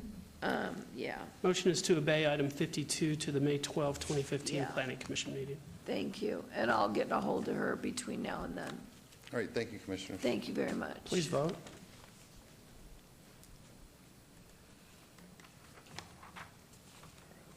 That motion carries. The item is obeyed to our next meeting.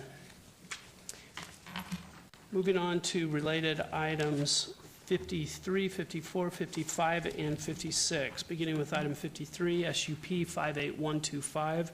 The applicant owner is Remington Commercial 8 LLC for possible action on a request for a special use permit for a proposed restaurant with drive-through located on the northwest corner of Oso Blanco Road and Durango Drive in Ward 6. Staff recommends approval. Item 54, SUP 58126 for possible action on a request for a special use permit for a proposed restaurant with drive-through in Ward 6. Staff recommends approval. Item 55, SUP 58127 for possible action on a request for a special use permit for a proposed convenience store with fuel pumps with a waiver to allow a 250-foot distance separation from a single-family detached property where 330 feet is required in Ward 6. Staff recommends approval. And item 56, SDR 58128, for possible action on a request for site development plan review for a proposed 37,220 square foot shopping center with a waiver to allow a 6-foot wide landscape buffer along the east perimeter where a minimum of 8 foot or 8 feet is required in Ward 6. Staff recommends approval. May we please have the staff report? Mr. Chairman, the applicant is proposing a 37,220 square foot commercial shopping center that will include 2 restaurants with drive-throughs, a convenience store with fuel pumps, a bank with drive-through, and an inline general retail space on the northwest corner of Oso Blanco Road and Durango Drive. Staff is in support of the requested waiver to allow a 245-foot separation from a single-family zoning district, as the location of the convenience store within the parcel locates itself approximately 700 feet from the protected use. Furthermore, staff supports the requested reduction of the eastern landscape buffer as the subject site abuts parcels encumbered by right-of-way adjacent to the US 95. This project is well designed given the constraints of the unique shape, location, and elevations of the site. Staff recommends approval of all applications associated with this project. Please note that additional letters of protest and support have been received after the publishing. Thank you. Thank you. Good evening. Good evening, Commissioners. Stan Wasserkrug, Intercapital Development, 5920 South Rainbow Boulevard, Suite 11, Las Vegas, Nevada. I represent the owners of the property. I'm also the developer of the property, here to answer any questions you might have or concerns that you might have with the property. Okay. Sir, you wish to be heard? This is the architect. Okay. All right. Do any members of the public wish to be heard either for or against these items? Seeing none, I'll close the public comment and open this for discussion with the Planning Commission.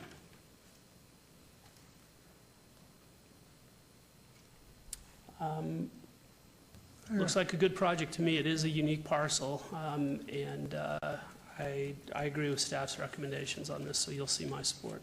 Commissioner Bonar. Yeah, I'm sorry, I didn't read the conditions, but we've had a similar shaped project on a pretty important road on the inside of a curve, similar to that one that I've come to mind. And I don't think we can allow anything here unless there's a signalized intersection with Severance Lane. Thank you, Commissioner. Anyone else wish to be heard? I'll entertain a motion. Mr. Chairman, I move to approve item number 53, SUP 58125. Motion is to approve item 53. Please vote.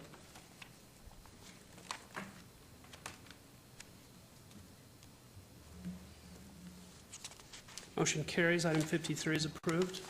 Mr. Chairman, I move to approve item number 54, which is SUP 58126. Thank you. Please vote. The motion also carries. Item 54 is approved. Mr. Chairman, I move to approve item number 55, which is SUP 58127. Please vote.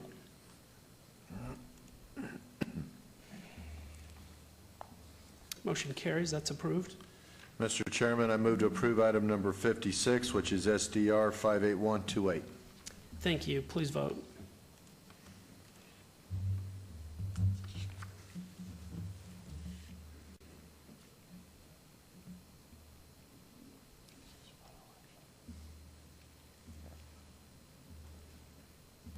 Commissioner Truesdale. All right, that item, motion also carries. Item 56 is approved. Mr. Chairman, items 53 through 56 are final action unless appealed to the City Clerk's office within 10 days. Thank you. Good evening. Thank you very much. Moving on to related items 57 and 58. Item 57 is SUP 58148. The applicant owner is Charlotte Lee. For possible action on a request for a special use permit for a proposed horse corral or stable commercial use at 5771 West Rosada Way in Ward 6. Staff recommends approval.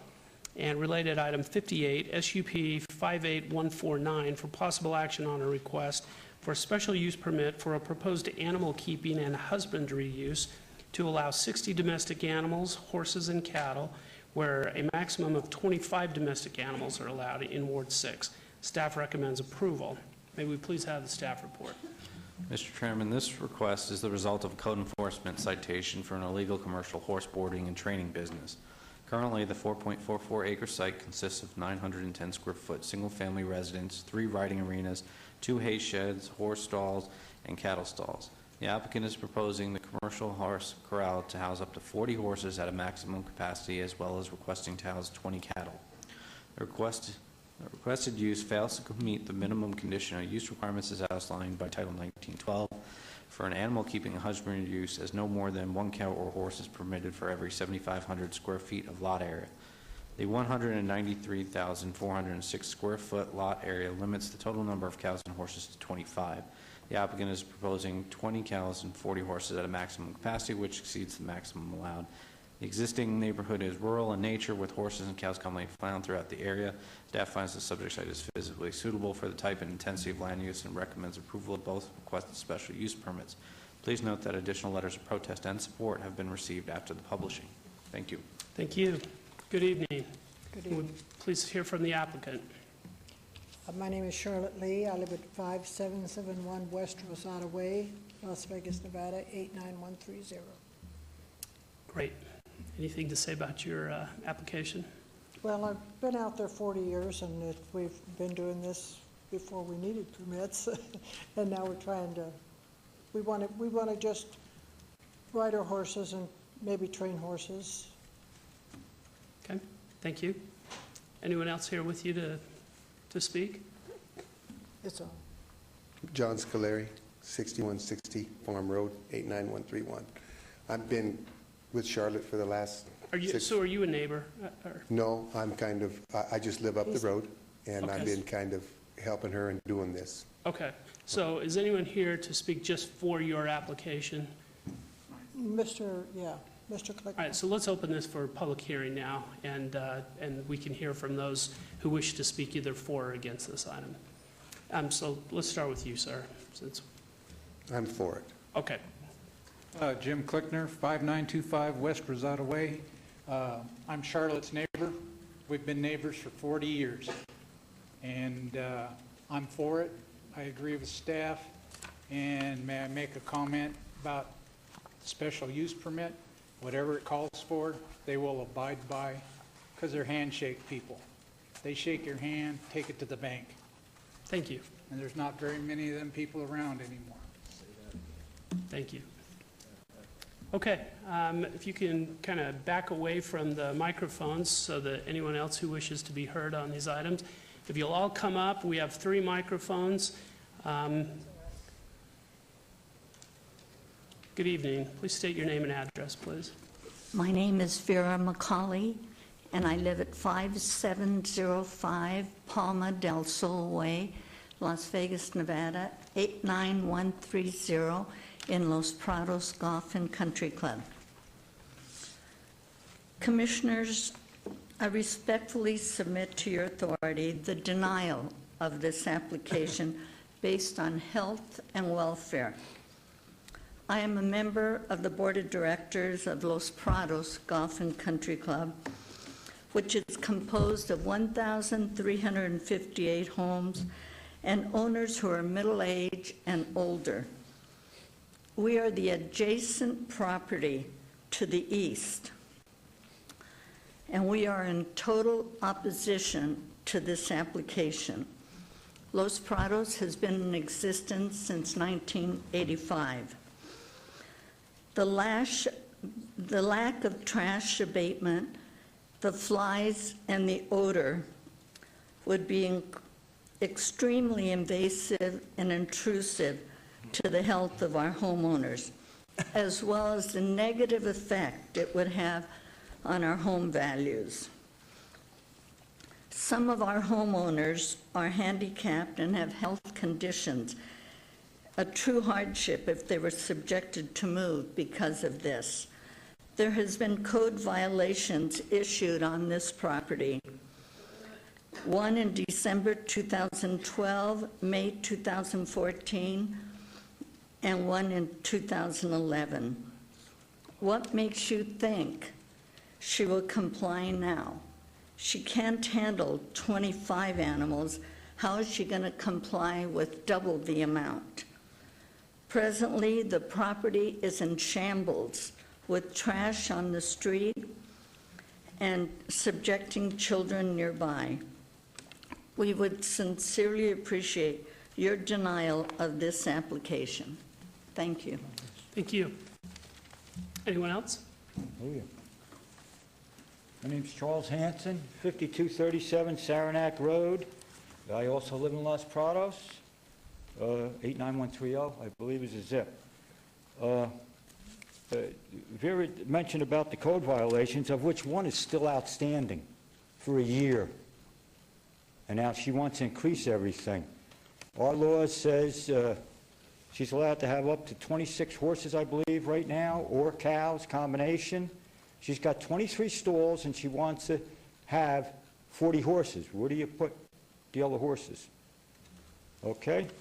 I could just go on and on about things that I've read, but I don't know if this is going to help you people or what, but she says she has 2 areas to store hay on her property, and riding by there, I took a couple pictures. I don't know where to put them or how to do this. Right there in front of you. Just set them right down. Is that all right? Yep. Okay, this is a side street by her house, and as you notice, there's a trailer there, and it's loaded with hay, and the weeds around it, I don't know, they're up to the bottom of the trailer. That's one. Here's another trailer loaded with hay on her property. Here's another stack of hay on her property on pallets. This is, now, I can't honestly blame this on her, but it is her property, and if somebody throws garbage in front of my house, I'm going to pick it up. But this is on the side of her property. And then we have this. Now, when I was there the other day, I happened to take these pictures today, but when I was there the other day, this dump truck was dumping this stuff, whatever it is. Now, you know, she's got horses and cows, so I can only assume it's one thing. And this is the one that really got me. This is a roll of barbed wire right outside her rusted fences that any kid walking by could get badly hurt on. I don't think she's taking care of her property. The fences in a lot of places are just held together by rope. And thank you for your support. Thank you. Good evening. Good evening. My name is Anthony Piccolello. I live at Los Prados Estates, 4924 Linkside Drive. I'm going to ask you to speak up just a little bit. We have approximately 1,340 homes there. I believe everyone there should have been notified. The people I've talked to weren't, that didn't remember that they received it or sent anything in. There are a lot of people that were verbally against this because of the odor, the noise, and the flying insects. With increasing it can only get worse in the summer. So I believe it should be denied. I'm against it. Thank you. Thank you. John Kalish, 5016 Desert Fir Drive, Las Vegas, Nevada, 89130. I believe if we leave this go through, it's going to hurt our value of the houses. If somebody goes driving on the outside of Los Prados and sees all these horses and the disarray of the place, it could hurt our value. Our values have come back up. We're talking 250, 300,000. There's houses up for sale in there. And what will this do to our property value?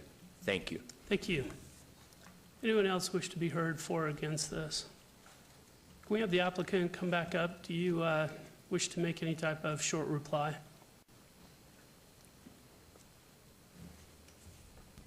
Yes, John.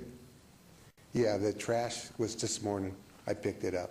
Somebody throwed it out. Somebody threw it out. The clothes and stuff, they're in the back of my truck. I'm taking them to Goodwill. It was just a couple of bags of clothes that, I don't know who threw them out, but I picked it up this morning. The question, go ahead. Go ahead. Sorry to cut you off. No, please. No, this place has been here before Los Prados was ever there. We've cleaned it up, I mean, a lot, and still cleaning it up. And the dump truck is 2 trucks that I let a guy park there who were going to get them taken away to junk or weight or whatever they're going to do. I got a guy kind of pick them up. So we're cleaning the place up as we speak. So the question was asked, where do you put the other horses? Good. We'll build pens for them, and we probably won't get 40. We just, the place north of us has a SUP for 60 head, and the place behind us has a SUP for 54 head. Okay. So we just want to be in the middle. We want to do some events there, yes, but we are cleaning up the place a lot since I've been here for the last 4 years. All right, thank you. I will close the public hearing and open this for discussion with the planning commissioners. And I guess I have a few comments and a question to begin with. The 60 that's requested for domestic animals, is this going to be constant throughout the year? Are we hitting a peak time, for a particular purpose? What is it? Probably during the rodeo time. I have a lot of friends at rodeo, and they keep their horses there. Okay. There's 2 or 3 times a year, NFR and in March during the Perfect 10 big ropings. So a few times during the year for how long of a period? For 4 to 6 days at the most. Okay, so twice a year for no more than a week, you're looking at the peak of 60 animals. Yes. At other times, how many do you plan to? Probably the 25 head of horses, and we'd like to keep our cows there too. And how many cattle do you have? We got 12 now. 12. Okay, any other questions?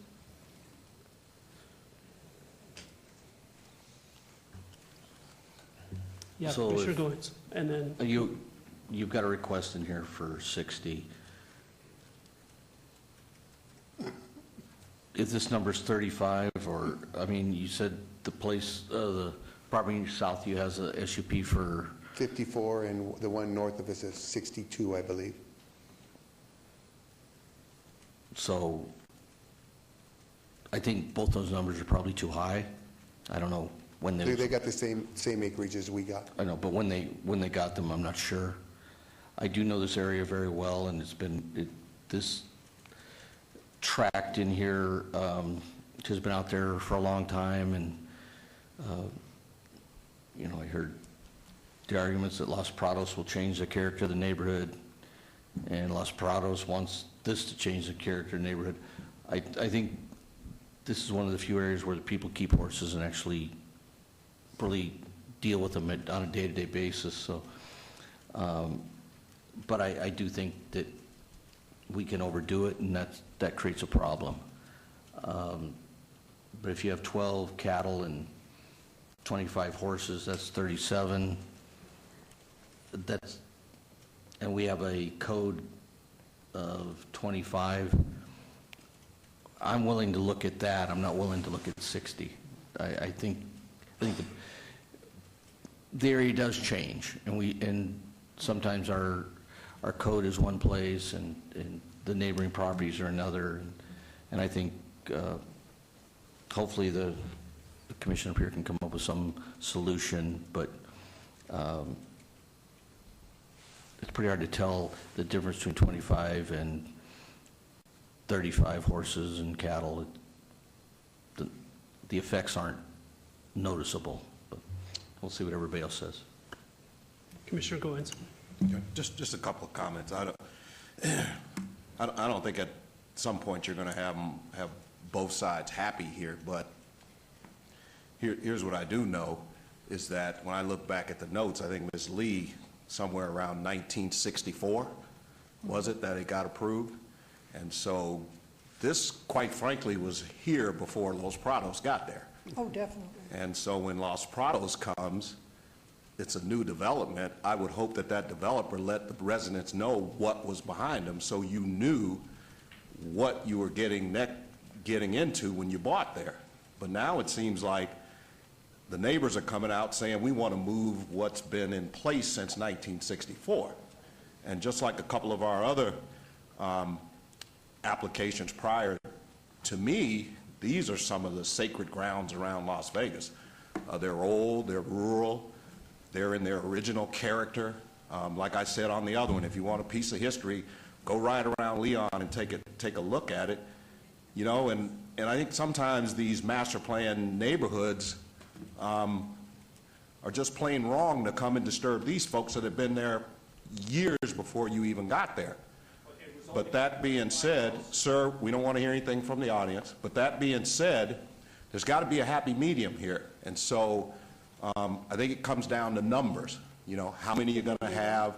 So I don't know if we can get the number to 60 at certain times through the year when the rodeos are coming. I don't know, because I don't know what has been happening in the neighborhood to cause this, you guys to come out, other than you just got noticed. I don't know if there's a history of flies or this, or can you tell if there's 20 horses over there, or can you tell if there's 60 over there? And so with that, I would almost say it ought to be more of a communication and understanding that if there is a rodeo and you're going to take on additional cattle, that maybe at some point you could notify Los Prados that, you know, this is rodeo season. You may see additional livestock or cattle around here. So I think it's a communications issue because, you know, we've got two different lifestyles that are right up above each other. And one of them's been there since 1964, and I don't think you're going anywhere. And we've got those in Los Prados that I think you probably will go somewhere because you're concerned about the value of your home, and so you may tend to sell and get out of there. But I think Ms. Lee's going to be there. And so I don't know what the issue is or what the solution is, but one thing I would offer is more open communication of what's going on between neighbors.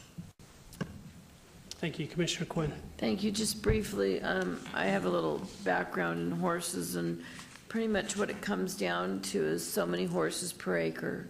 So if you have so many acres, you get so many horses. I don't know exactly what that is by our laws, but that's something we should follow suit with. The second thing is there could be a couple times a year where you apply for a special use permit to have 60 come in for 3 days, pay the $500 or whatever it is, so that they can stay there and they can be your guests. The third thing is a dust issue. I know the dust flies. There should be a law that, you know, once a month you have your property watered down. We have a water truck every Yeah, time we so, use it. so I'm just saying that if you follow every rule that meets the land use, you're not breaking any law. You were there first, but to go to, from, if you're supposed to only have 20 horses to go to 60, then you shouldn't. We're not going to have 60 Yeah. horses. It's only a request for 60. And there's a difference livestock. between the bowlines and the horses as well. And sometimes we don't have cattle there. Exactly. So what I was thinking is, you know, maybe if we could, I don't have all the laws right in front of me right here, right now, but, what? So, one animal per, so one animal per 7,500 square feet. How big's your property? 600, it's 656 by, there's measurements on there, on one of them pictures. Okay, I'm sorry, that math was not my greatest subject in school. Maybe but- we could hear Through you, from Mr. staff on Chairman. that. But I'm just saying, I think if you sat down and you figured it out right, and you sat down with even with your neighbors and figured it out right, you know, Los Prados is a long way away to be seeing a horse fly. Oh, yes. I mean, it might not, I mean, I'm not saying you ain't gonna kick up some dirt and see the dirt and stuff, but the more we get rid of our history, the more we lose the love of why we all came here in the first place. So I'm going to support this evening, but I want you to support it with the fullest potential of the law and follow the law, because we don't want you to go, and we don't want you thrown out. So We clean our corrals twice I a day. believe it. Water every time we use. I'm a it. Gail Powers girl. I mean, I go way back, so I understand this stuff. So anyway, you'll see my support, but I would also like to see you guys, work together, maybe sit down and, maybe have a barbecue together, maybe get some of these people on your horses. I don't know. I just think there's a way to work it out without anybody being angry or without anybody going anywhere. So you will see my support tonight. Thanks, Commissioner Quinn. Commissioner Bonar. Well, I think I've made it clear earlier that saving the quality rural areas is fine. But a bit of advice, I don't know what movie I heard this in, but cleanliness is next to godliness. Keep it clean, keep it organized, and you'll gain some friends by doing so. Thank you. Okay. All right, let me state a few things. The directors just told me that there'll be an annual review by code enforcement that'll be out there. As I look at the photos, I know we saw some trash on the property, but when I look, generally, it looks like a well-kept area. I hope you'll continue to keep it and improve it the best you can. This city fought really hard, this community fought hard to keep our rodeo here. I know we've got to have places to keep horses so that people can come to town and do that.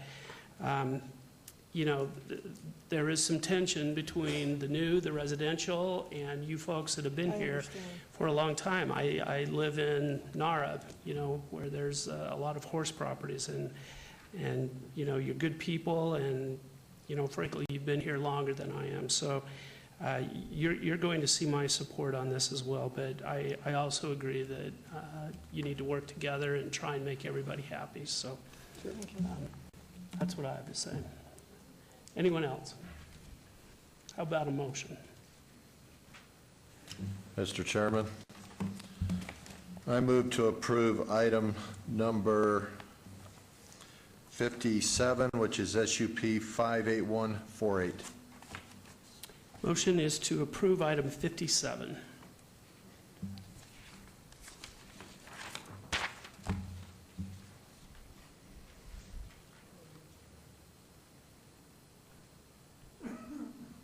Please vote. That motion carries. Item 57 is approved. Mr. Chairman, I move to approve item number 58, which is SUP 58149. Motion is to approve item 58. Please vote.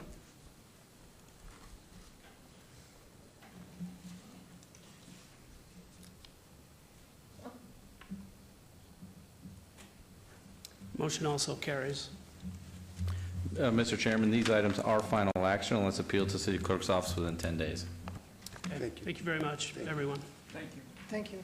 Moving on to related items 59 and 60. Item 59, SUP 58165. The applicant owner is 322 LLC for possible action on a request for a special use permit for a proposed 6,562 square foot tavern limited establishment at 322 Fremont Street in Ward 5.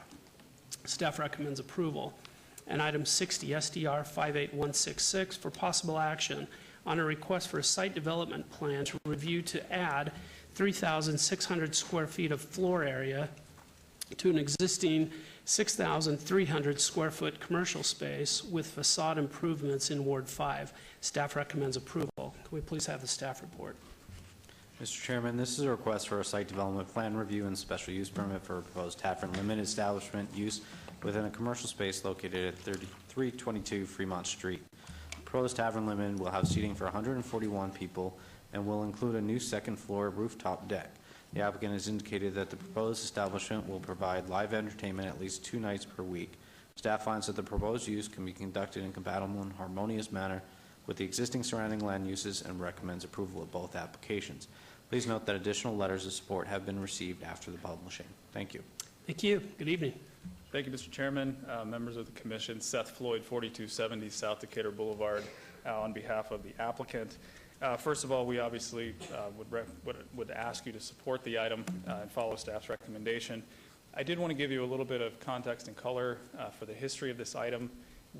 As you might recall, we were before you back in, I believe it was September or October. We were asking for a full-blown tavern license. At that time, we had some opposition, primarily from the folks who represent the interests on Fremont Street under the canopy. And we went back to the drawing board, and we met with them several times, and they really challenged us to come up with something different. They asked us to look at what's going on Fremont East in the Bar District and with the Tavern Limiteds down there, and to come back with a Tavern Limited proposal that would work.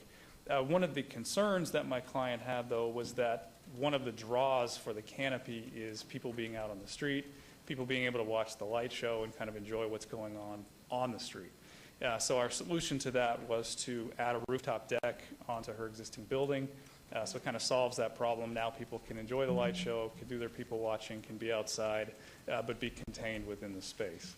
So that's what we've got before you, and we would ask for your approval, and I'm here to answer any questions you might have. Okay, thank you very much. Does anyone else wish to be heard on this? I'll open this for public comment. Your name and address, please. Good evening, Ryan Arnold, 2620 Regatta Drive, here tonight representing Fremont Street Experience. First, I want to thank Seth and his client for taking the time to work with us and coming back with a different application that's not a full-blown tavern. We did have one small item that we wanted to see if we could add as a condition.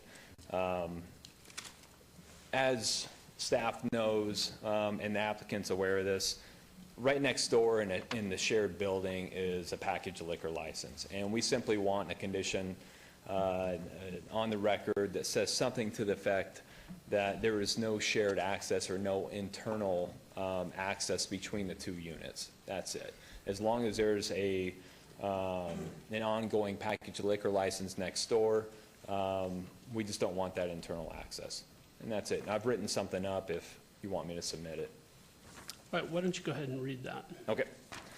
Approval subject to no internal access between the limited tavern establishment and the adjacent souvenir store as long as it holds a valid packaged liquor license. Pretty basic. Okay, thank you. You can hand that to one of the clerks if you would, please. Okay, does anyone else wish to be heard on this? Seeing none, I'll close the public comment and we can discuss this as a commission.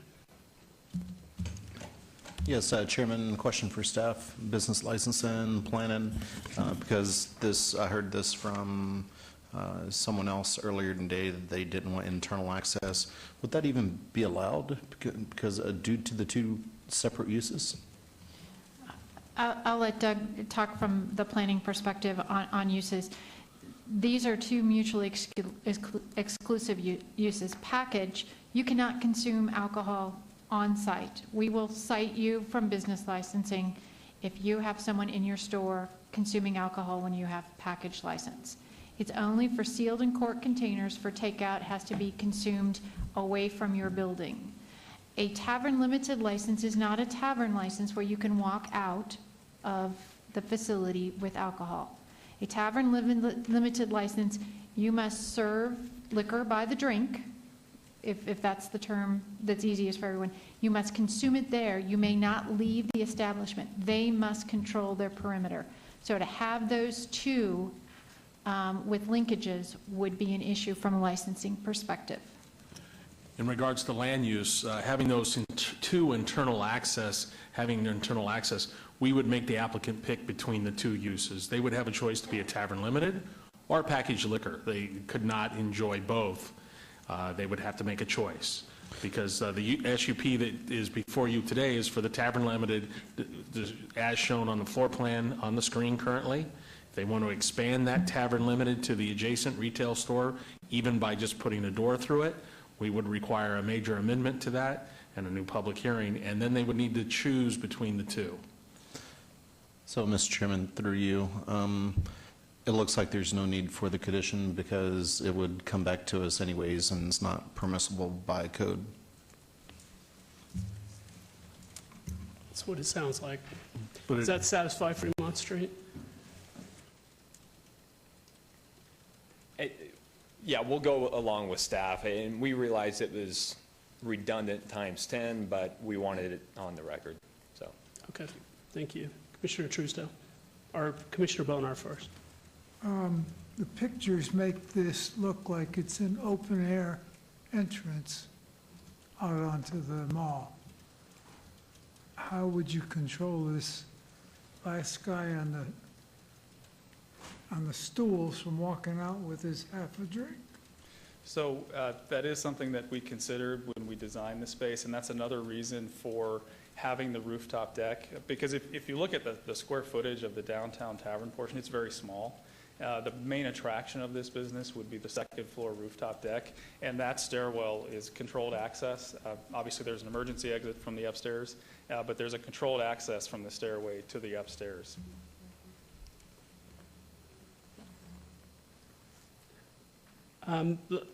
Let me say, I really love this idea of the balcony above the pizza shop, and I think it's, I see a lot of patrons utilizing that on Fremont Street, you know, especially those who kind of want to get above the crowds and just sit down and enjoy something to eat. And so I like your idea. You'll see my support on this. Commissioner Truesdale. If there are no other comments, I think this is a great solution, and I would go prepared to make a motion. Please do. Okay. With regards to item 59, follow staff's recommendations for approval. Motion is to approve item 59. Please vote. Motion carries. Item 59 is approved. With regards to item 60, follow staff's recommendations for approval. Motion is to follow staff's recommendation for approval on item 60. Please vote.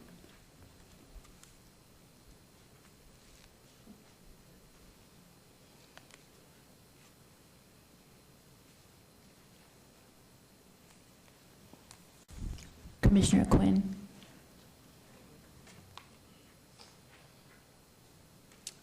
That motion also carries.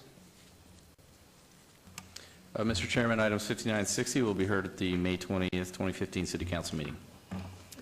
Thank you. Moving on to item 62, SUP 58162. The applicant is Smart Cleaning Solutions, LLC, and the owner is 2834 East Charleston Subsur, LLC, for possible action on a request for a special use permit for a 1,155 square foot building maintenance, service, and sales use at 2834 East Charleston Boulevard in Ward 3. Staff recommends approval. Can we please have the staff report? Mr. Chairman, the proposed building and maintenance service and sale use adheres to all the minimum special use permit requirements as outlined in Title 1912. Staff finds that the proposed building and maintenance service and sale use can be conducted in a manner that is compatible with the surrounding land uses and recommends approval. Please note we've received additional letters of support since publication. Thank you. Good evening. Thank you. James Lopez, 6725 Southeastern Avenue, on behalf of the applicant. We've read the conditions, and we're in agreement with them, and we respectfully request your approval. Thank you. I'll open this for public comment. Does anyone wish to be heard? Seeing none, I'll close the public comment. Commissioners? Yes, Mr. Chairman, disclosure, just notice James Lopez, JPL Engineering. We were under contract with them 5, 6, 7 years ago. We haven't been under contract with them since then. All business is concluded, no money is owed, so just disclosure, and I will be voting on this item.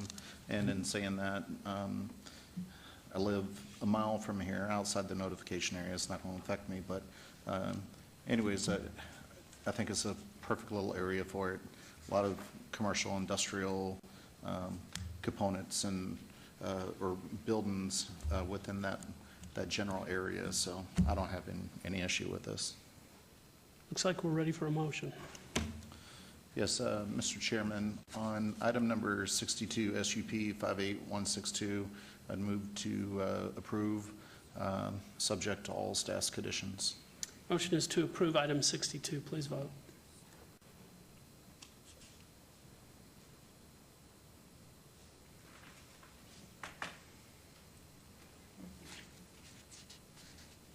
Motion carries. Thank you. Thank you.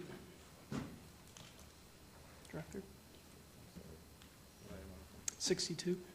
I'm sorry, item 62 is final action unless appealed to the city clerk's office within 10 days. Thank you very much. Item 63, SUP 58169. The applicant is Design Time Incorporated. The owner is Centennial PhD LLC. For possible action on a request for a special use permit for a proposed beer wine cooler on-sale establishment use within a proposed 1,121 square foot general personal service use, art studio, with a waiver to allow a 0-foot distance separation from an individual care center use where 400 feet is required at 6535 North Buffalo Drive, Suite 130 in Ward 6. Staff recommends denial. Mr. Chairman, staff is unable to support the requested waiver for the separation distance from a protected use.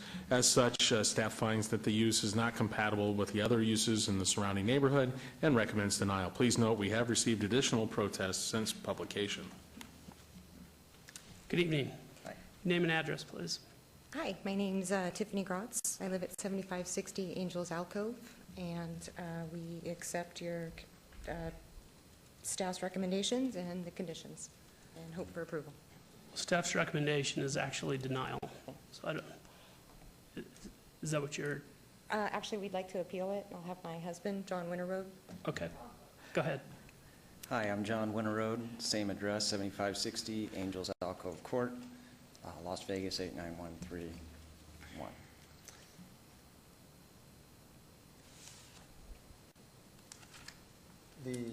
The denial from staff was based on two issues. One was the buffer zone, and the other was for a secondary effect. Unclear about what secondary effects are. Just they could give us some kind of explanation as to what a secondary effect might be. Oh, why don't you go ahead and focus on the buffer zone then? Okay.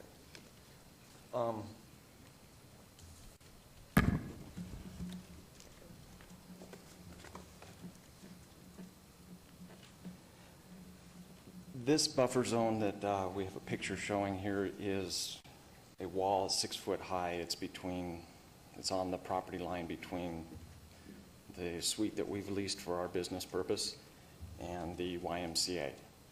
And it's 6 foot high. There's no walkthroughs. It's far and away from the entrance of the YMCA.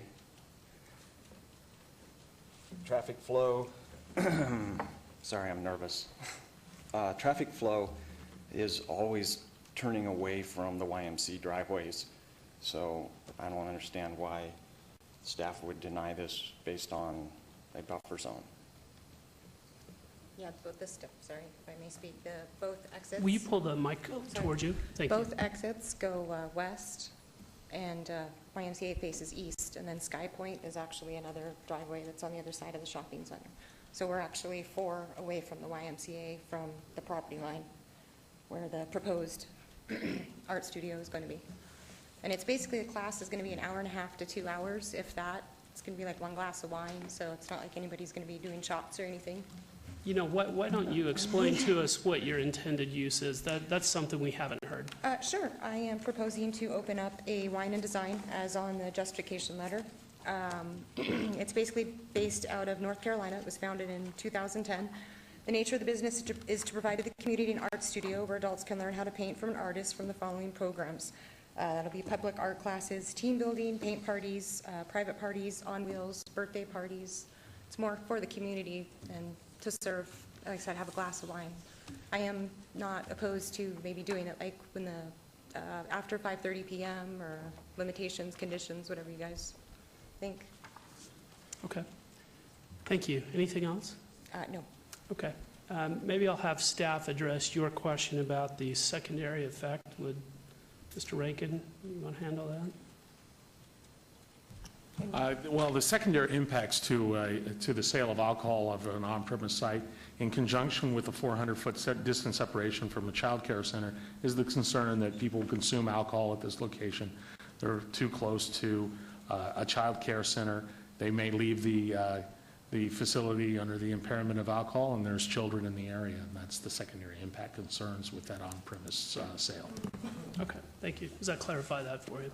It does. There's also like a Molly's across the street, a Target, a Vons. They all sell alcohol, literally the same distance where I'll be at, so. Okay.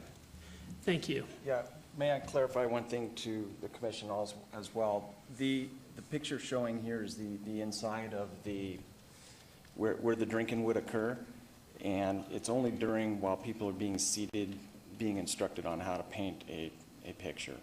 It's not a bar where you go up and order and sit on a bar stool for extended periods of time and, that sort of thing. That's not the focus of this business. Okay, thank you. You're welcome. I'm now going to open this for public comment. Does anyone wish to be heard? Seeing none, I'll close the public comment, and we can discuss this as a planning commission. Commissioner Goins. Yes, I heard you say that's not the focus of the business. I guess I'm not a wine connoisseur, but I mean, if I'm sitting down having an art lesson, is it that you purchase a bottle of wine with your art lesson, or is it that while you're doing your lesson, here's a glass of wine? Are you limited to a certain amount of wine, or can you, for instance, sit there from 6 to 10 and go Picasso? No. There'll be actually classes, and you'll go in and pick a class, come in, the artist will teach you. During that, we will sell probably glasses, a glass of wine, but there. Are you no limited? wine. I can be, like, I would say 2 to 3, probably. What I'm saying, the are class you? is- The You're class saying itself is an hour and a half long, and then it's closed and then reopened to the next session. So to answer your question, no, they can't sit in there from 6 in the morning or 24 hours a day. So what's your hours of operation? The hours of operation are probably going to be anywhere from 9 to 11 p.m. If we book like a private party. 9 a.m. until 11 p.m.? Yes. If Monday someone wants to, through Saturday? Probably more like Wednesday through probably 5 days a week at least. It's going to be the minimum. Mainly at night for the private classes will probably be 6:30 to like 8:30 would be the classes. And if someone wants to do a corporate team building or a private, again, a private party which is taught by an artist, which is going to last anywhere from an hour and a half to 2 hours. That'll be it, and they go on their way. Any other business like this in Las Vegas? There are. I think there are some paint and canvas is one, dine and design, I think is another one. Thank you. You're welcome. I'm actually okay with this. I think I can support this, primarily because of the heavy landscaping between where you intend to be and the YMCA that's there. So, we do have policies behind these separations, but in this case, because of that landscaping and what you've described, the lack of access between them, I can support this. Thank you.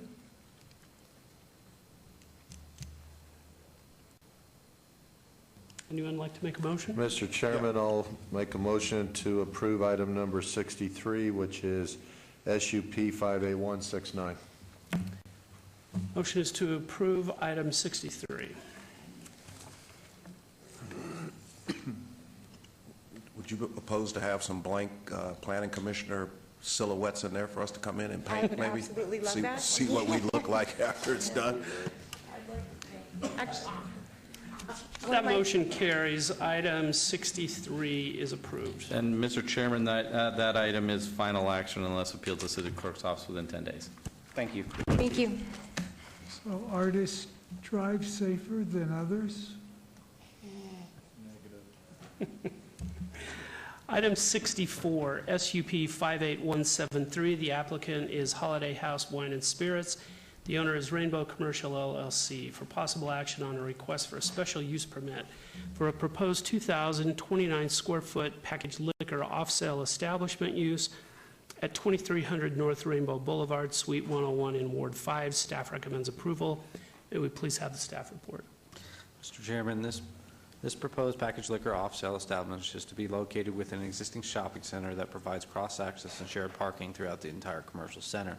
The proposed use is not within 400 feet of any protected use and meets the minimum special use permit requirements for the packaged liquor off-sale establishment use. Staff finds that the proposed use can be conducted in a compatible and harmonious manner with the existing shopping center and surrounding neighborhood and recommends approval of this application. Please note that additional letters of protest and support have been received after the publishing. Thank you. Thank you. Good evening. Good evening, Laura Drea, 520 South 4th Street, here on behalf of Holiday House Wine and Spirits. We thank staff for their positive recommendation and hope for yours as well. Okay, thank you. I'll open this for public comment. Does anyone wish to be heard?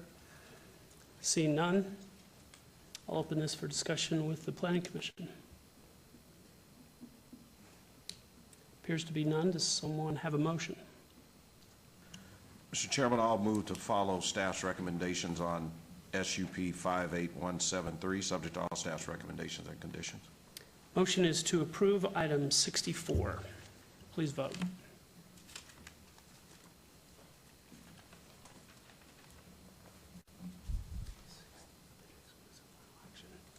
That motion carries. Item 64 is approved. Mr. Chairman, item 64 will be heard at the City Council meeting on May 20th, 2015. Okay, moving on to item 65, SDR 58164. The applicant is Blue Marble Development, and the owner is Sheeran Development, LLC. For possible action on a request for a site development plan review for a proposed 261-unit multifamily residential development consisting of 6 35-foot-tall, 3-story buildings, an accessory clubhouse with a waiver to allow no single-story structures, acting as a buffer to the single-family residential uses to the north, at the northwest corner of Centennial Parkway and Tenaya Way in Ward 6. Staff recommends approval. May we please have the staff report? Mr. Chairman, the applicant is requesting to construct 261 multifamily dwellings units in 6 buildings on 10.56 acres as the second phase of a larger planned multifamily residential development. The applicant has already obtained approval to develop 111 multifamily units on the 5.11 acre portion of the overall site in the first phase, and the 2 phases will be connected. The applicant has also requested a waiver of the town center development standards to allow 3-story buildings adjacent to low-density residential uses without an intervening single-story structure. The perimeter of the site along Darling Road will contain improvements that include a landscape buffer that exceeds standards for this use and will adequately screen the development from the neighboring single-family properties. Apartment buildings are architecturally similar to those approved in Phase 1, and the landscaping and circulations are appropriate for the development.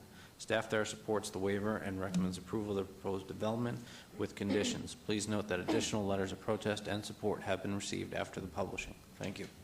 Thank you. Good evening. Good evening. Hello, my name is Deirdre Waite from Sharon Development, Blue Marble Development at 4322 West Cheyenne in North Las Vegas, Nevada, 89032. And we're very excited to continue with the project. We're very happy that the Planning Commission approved our Phase 1, and now we're here tonight about Phase 2. We have our architects and landscape architects here if there are any questions for them or for us. And we're very happy that staff has recommended approval, and we respectfully request that you agree with staff. Okay, thank you. I'm going to open this for public hearing. Looks like we have a lot of people here, so we're going to limit the time of discussion on this to how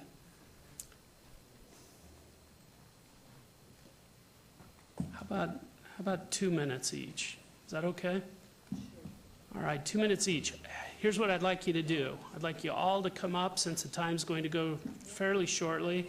We have 3 microphones. If you'll all get in front of a microphone and line up behind them, we can do this orderly and efficiently. Good evening. Good evening. My name is Susan Priestman. I live at 6575 North Tioga Way, Las Vegas, Nevada, 89131. I bought my house. I'm directly adjacent to the subject property.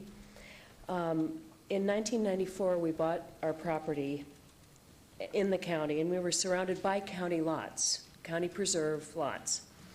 And no decision on the 215 bypass was made at that time, or at least not known to the public. And within a year or two, the decision was made to choose the Centennial route for that 215 development. As homeowners, we felt secure that our half-acre lots would remain landlocked and somewhat, horse property development. But the city annexed the land just south of us that now makes up the current property. At that time, at a zoning meeting, we were promised that the most intensive development allowable would be single-story daytime use businesses.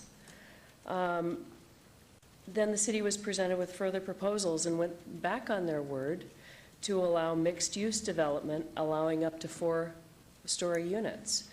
The current property owners are still going to, we're still going to hold that buffer zone of that single-family dwellings, and the mixed-use development would be single-story. But, one of the things that this is frustrating, because we've seen a lot of promises that have been broken by the city, but yet I've seen a lot of you who really do appreciate preserving that buffer zone between larger lots, county development, and now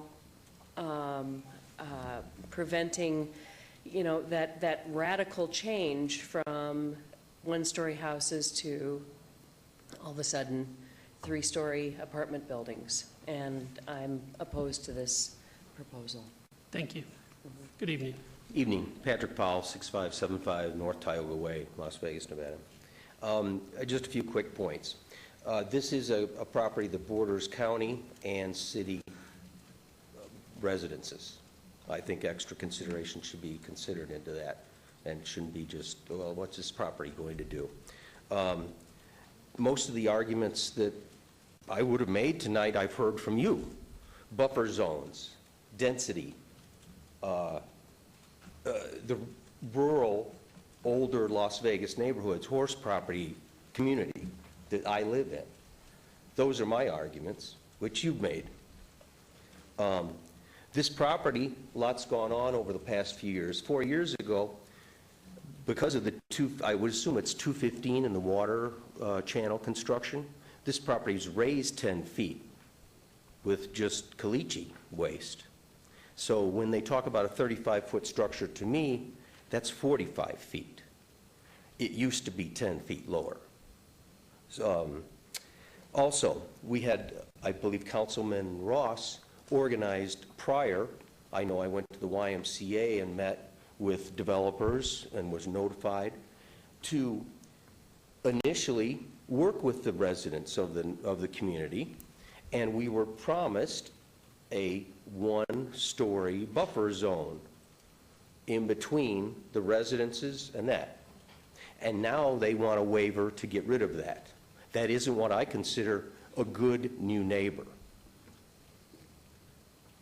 My seventh item. Darling Road has been vacated partially. We own half of it, they own half of it. My neighbor owns half of it, they own half of it. I'm wondering if there's any staff that could solve the solution to put up proper signage and blockage closing off a vacant road that's now become an alley because of the walls of my property, the 10-foot elevation, for all the nefarious activity, the dumping, and whatever people do at night in cars behind my property, which should have been closed when the city was when it was vacated. Someone should have come out and closed that road. So I'm wondering if there's any help from this commission that could assist us in that. All right, thank you. And that's all I have. Thank you. All right, thank you. Hey, Jay and Trish Gretka, 7428 Darling Road. We're here to voice our opposition to item 65. We're more recent residents to the area. We purchased our home middle of last year, and what drew us to the area, honestly, was we were interested in raising our 3 kids in a more rural type environment. There's a lot of quaint little horse properties near us. There's horse ranches to the east, Lamplight Estates. We didn't think we'd have to worry about our property values plunging within the year. Then we get this, actually we didn't even receive a notice. We live right across the street from where this proposed property is supposed to be going up. But we were told by word of mouth what was going to be going up, a 261-unit, 6-building, multifamily residence, which to me, on the surface, looks like a budget suites, quite honestly. And with that tends to come, obviously a decrease in property values, an increase in property crime, narcotics, things of that nature, which is going to completely change the landscape of the area. Also to the west of us is a shopping center about a quarter-mile away. We have a big concern of persons cutting across the desert or coming onto Darling Road, increasing pedestrian traffic to access that shopping center off of John Herbert and Sky Point there. You have anything to add? Just that... Name and address, please. Oh, I'm sorry. He included me, but it's Patricia Retka. I'm his okay. wife, So you're just 7428 Darling Road. Yes, sorry. Okay, sorry.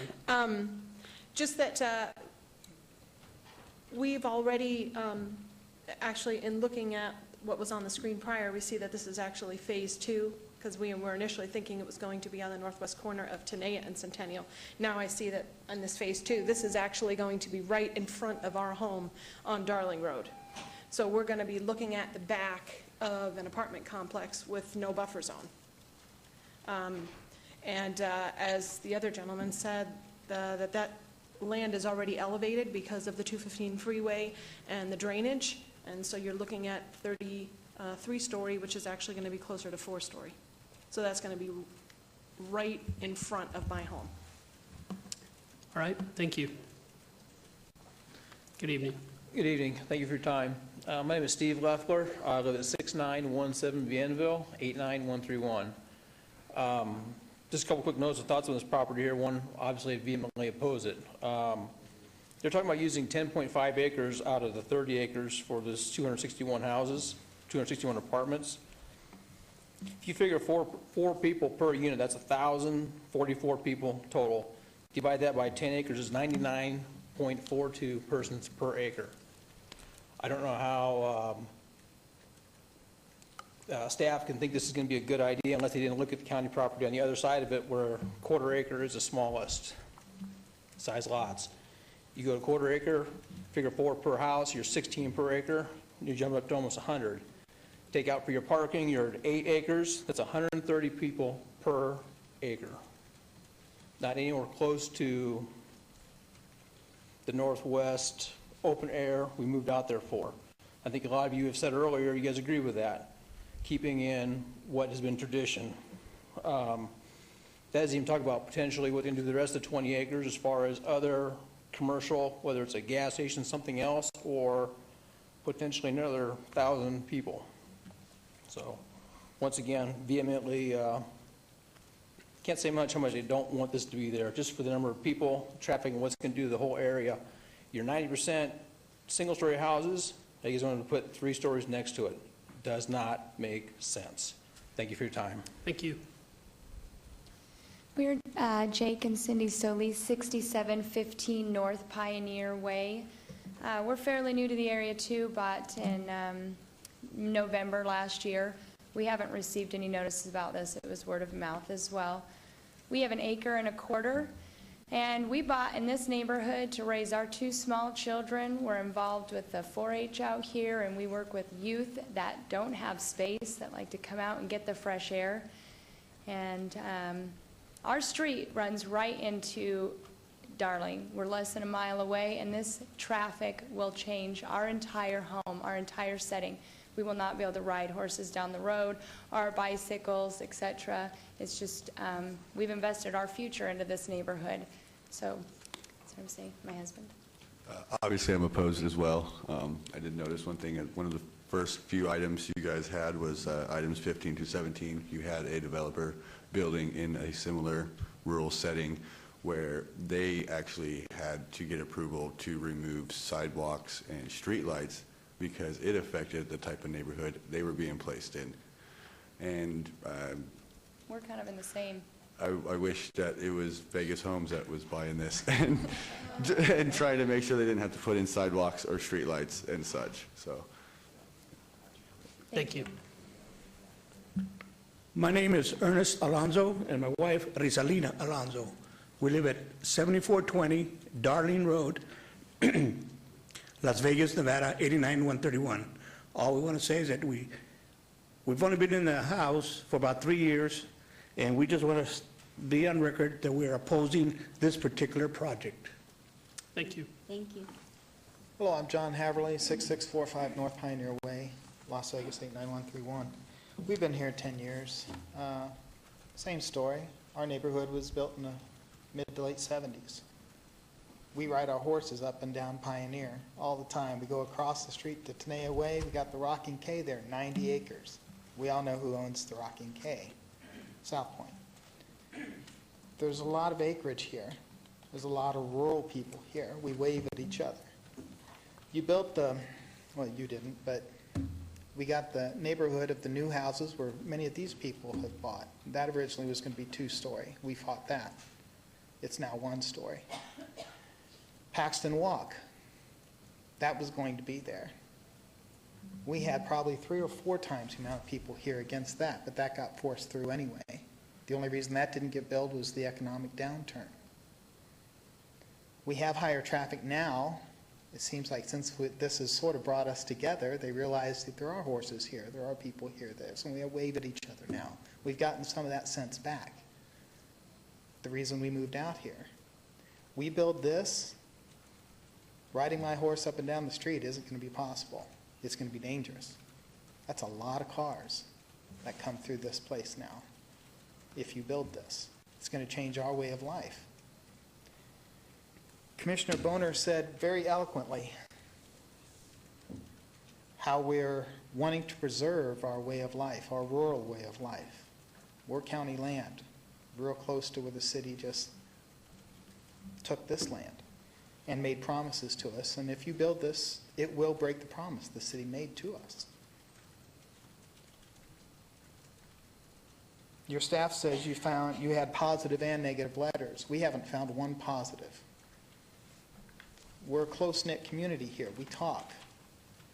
There are a lot of elderly people, younger people. We're a good mix. I haven't found one person that's positive about this that live here. Not one. A few notices went out. When Paxton Walk got thrust through, we had one of your commissioners tell us we didn't know it was good for us. Yes. That was Commissioner Ross. We're educated people. We know it's good for us. We've seen the results of building in many places.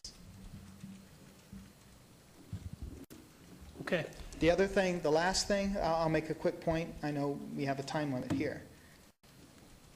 Some of us have been here since the 70s. We're afraid that you build something like this, we're going to run into the same thing that Miss Lee ran into, where they're going to say, your horses smell, you've got flies. That's not what we moved into these apartments for.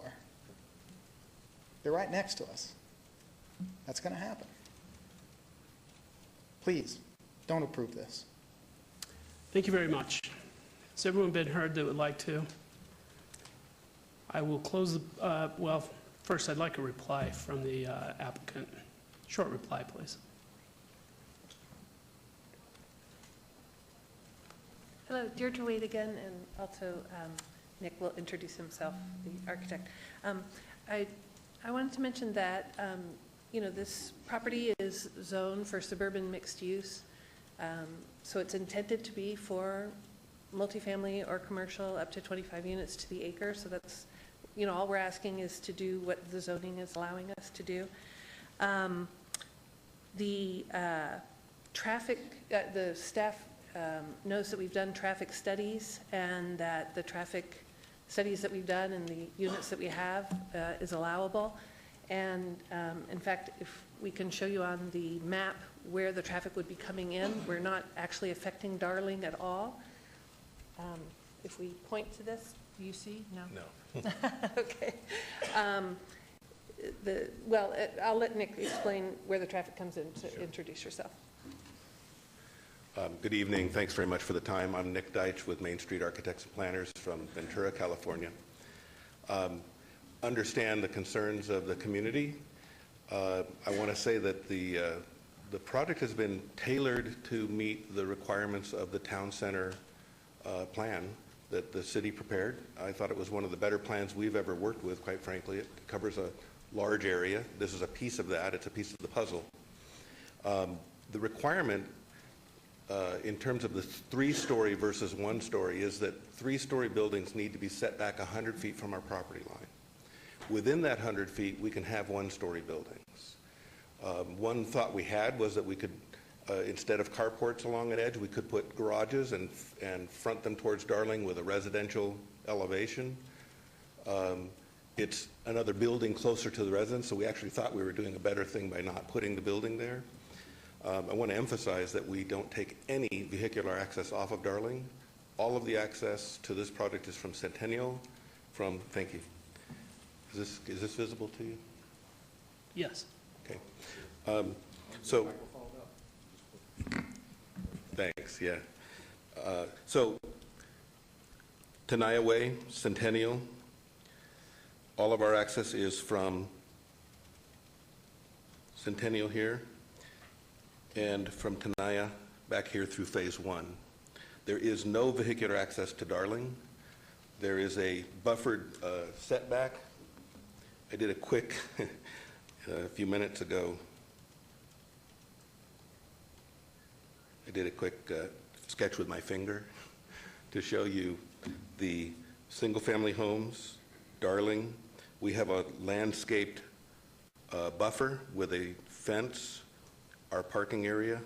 We have trees, quite a lot of trees in that realm, and then our buildings, which are 3 stories, we're allowed to go 4 stories, and we've chosen to keep it limited to 3 stories. We've designed the interior such that there's a walking path through the project. It's designed and set up to feel like streets and blocks. Someone said that we're backing up to the neighborhood, and not at all. These are residents. They actually face towards Darling. From our perspective, that's eyes on the street, helps keep the neighborhood a little safer. So simply put, we've really tried to respond very thoughtfully to the town center guidelines. And oh, yeah, there seems to be a requirement that we put in sidewalk and street lights along Darling. And if the neighbors would prefer that not happen, we're absolutely amenable to looking at what that design, how that design would best suit their needs. Okay, thank you very much. I'm going to close the public comment and open this up for discussion with the Planning Commission.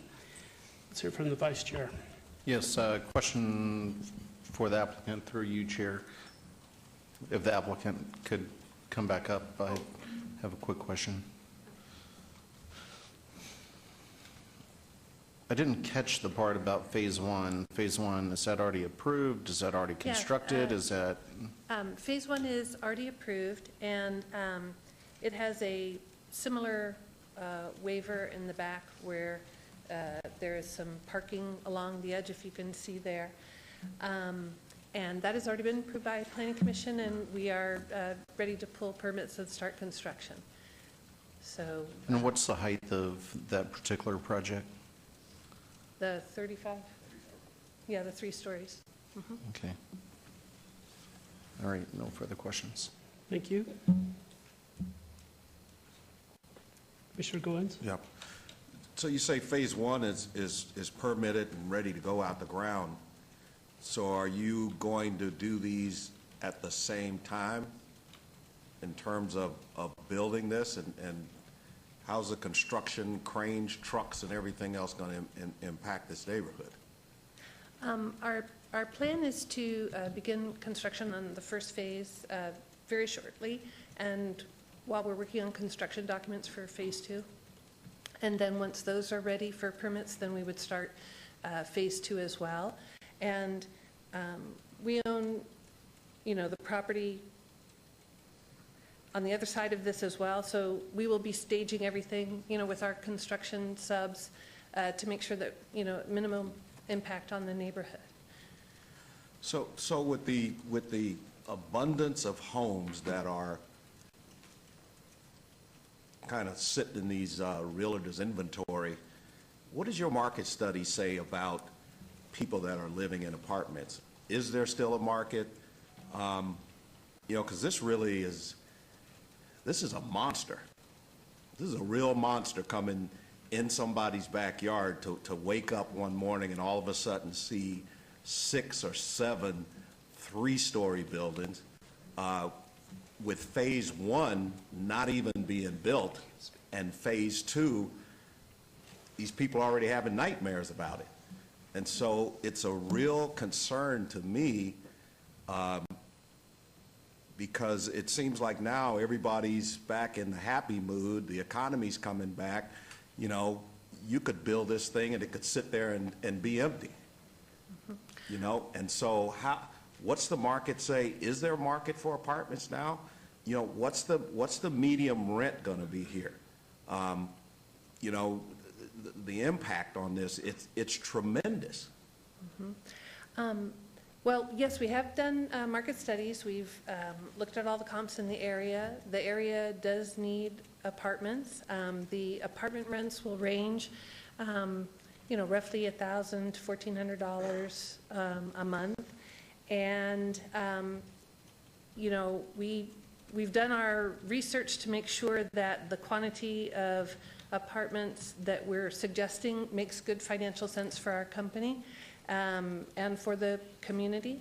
And I think that, you know, the fact that this was zoned for suburban mixed use, for a combination of residential and commercial and up to 25 units to the acre, it's in a great location for that.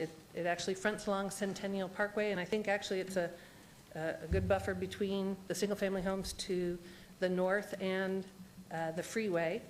And so yes, we've done our market research, and the community But does you know need what? them. When I look at this, it kind of looks like the Montecito area to me. And I remember when that was hot and all that Montecito was built.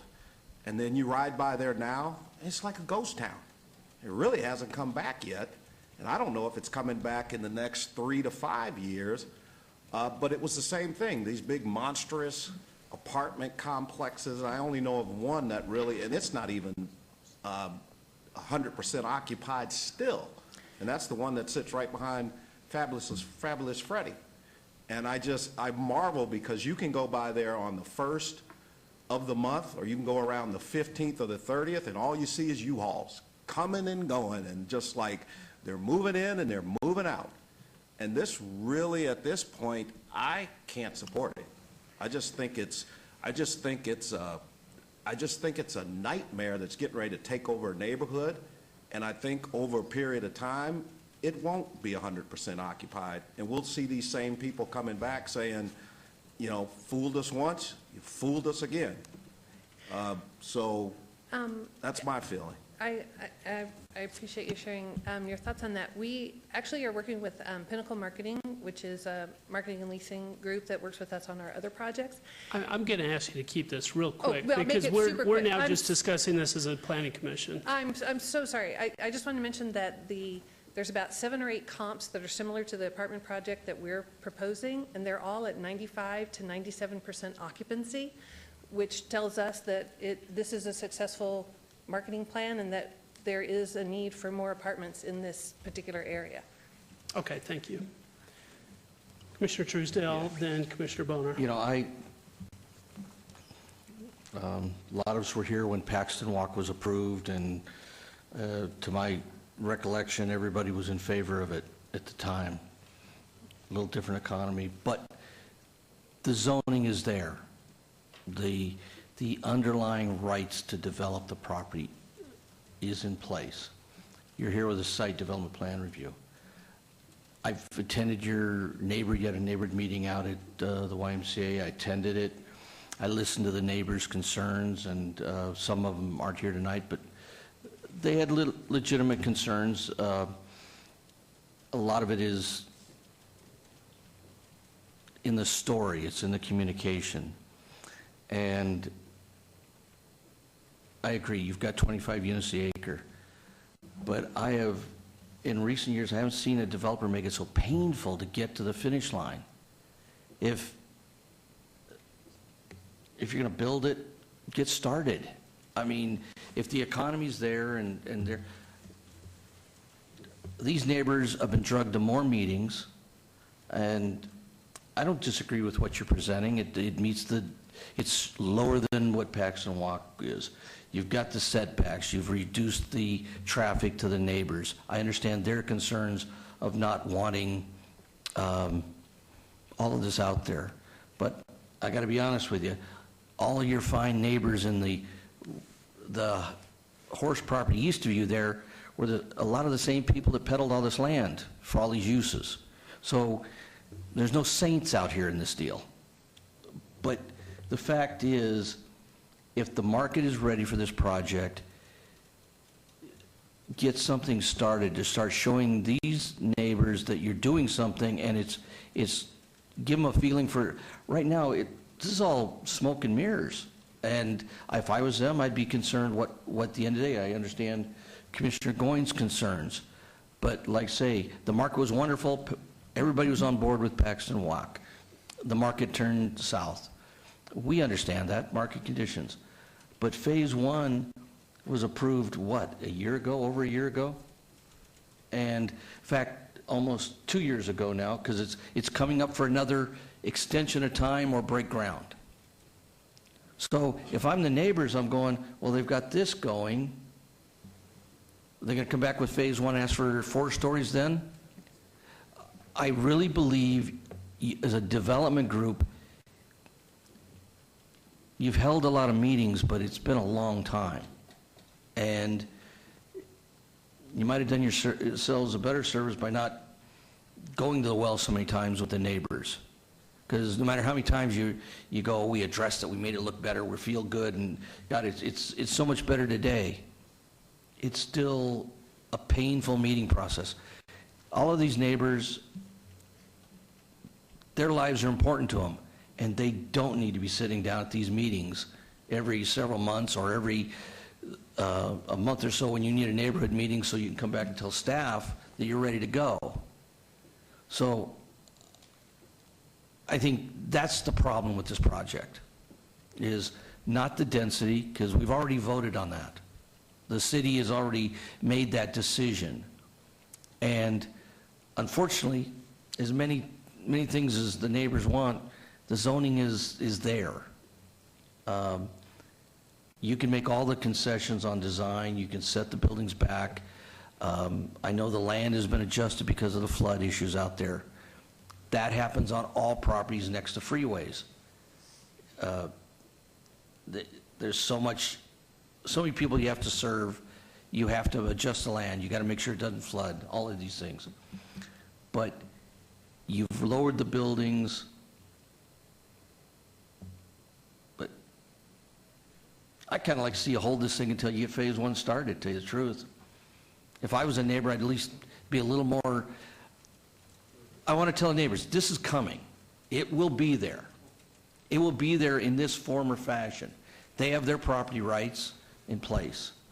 So, but they could have made this a whole lot better for everybody by getting the project going and then come in. I mean, I don't want to waste time on this one. We still got phase three. Bring the whole thing in together. Let's get this done. Let's get it completed. Let these neighbors live their lives. You guys build a project, and we can look at some other projects that come through. They're more fun to look at these days. So that's, I don't have a problem with your project. I have a problem what you've done to make this a painful process. Commissioner Boner. I'm a believer in good master plans. The Centennial Plan has already taken a few dings, and it's been changed in some significant ways. What you've done, however, is you really haven't softened the hard line between rural, real, permanent rural, and whatever you're going to do. You may think, all that landscaping on the hillside's going to make the difference. Not to those folks. In any case, this was a good master plan, but it did not take into consideration our own city fathers failed to take into consideration the city-county line that's here.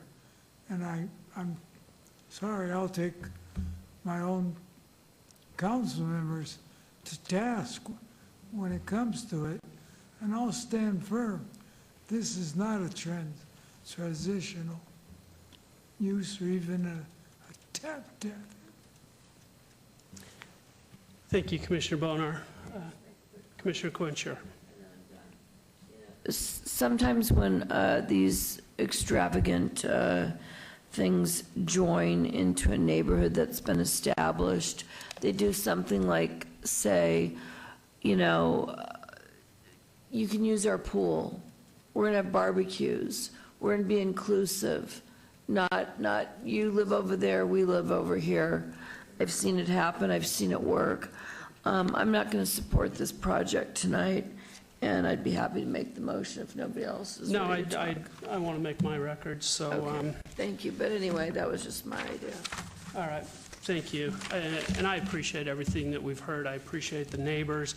I would agree with Commissioner Truesdale that if I'm a neighbor to this property, it feels a little like death by a thousand cuts, just because it has been so slow-moving, and the impact just seems to be recurring on you. Having said that,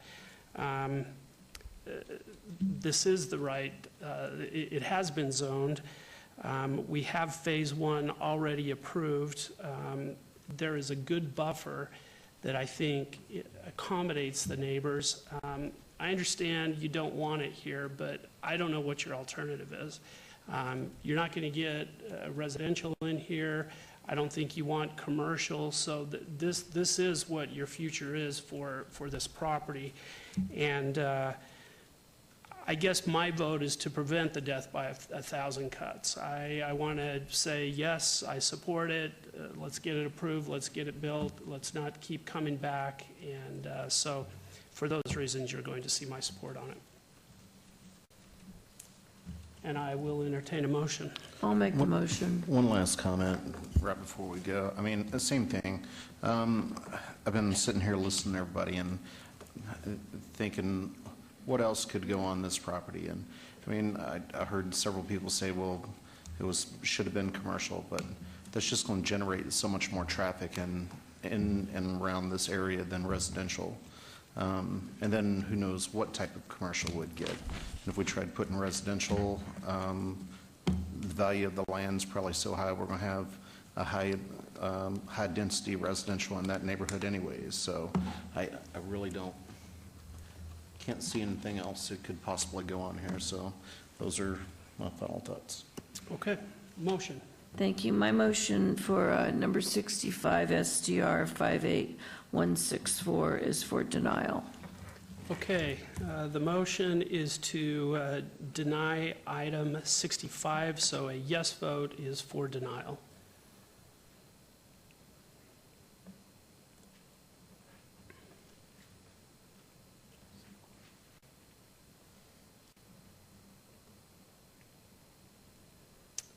And the motion for denial carries.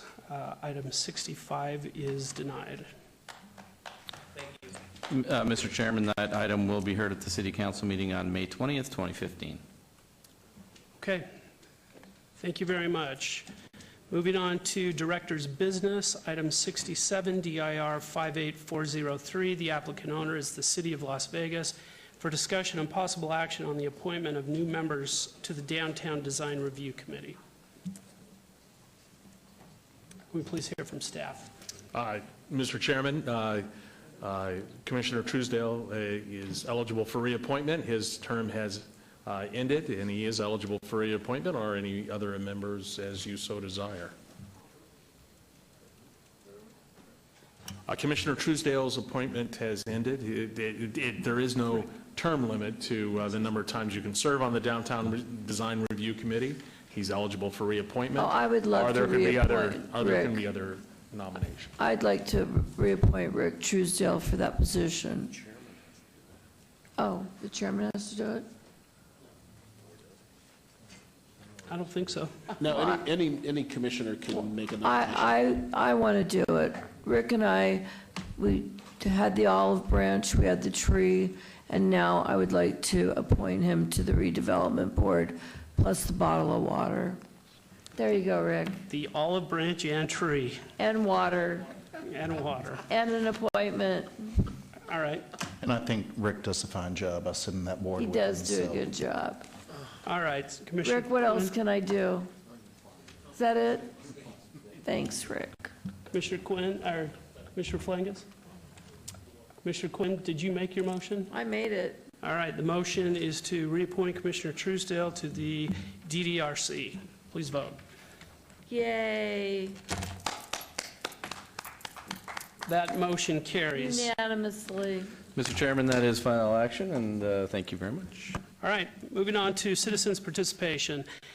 Public comment during this portion of the agenda must be limited to matters within the jurisdiction of the Planning Commission. No subject may be acted upon by the Planning Commission unless that subject is on the agenda and is scheduled for action.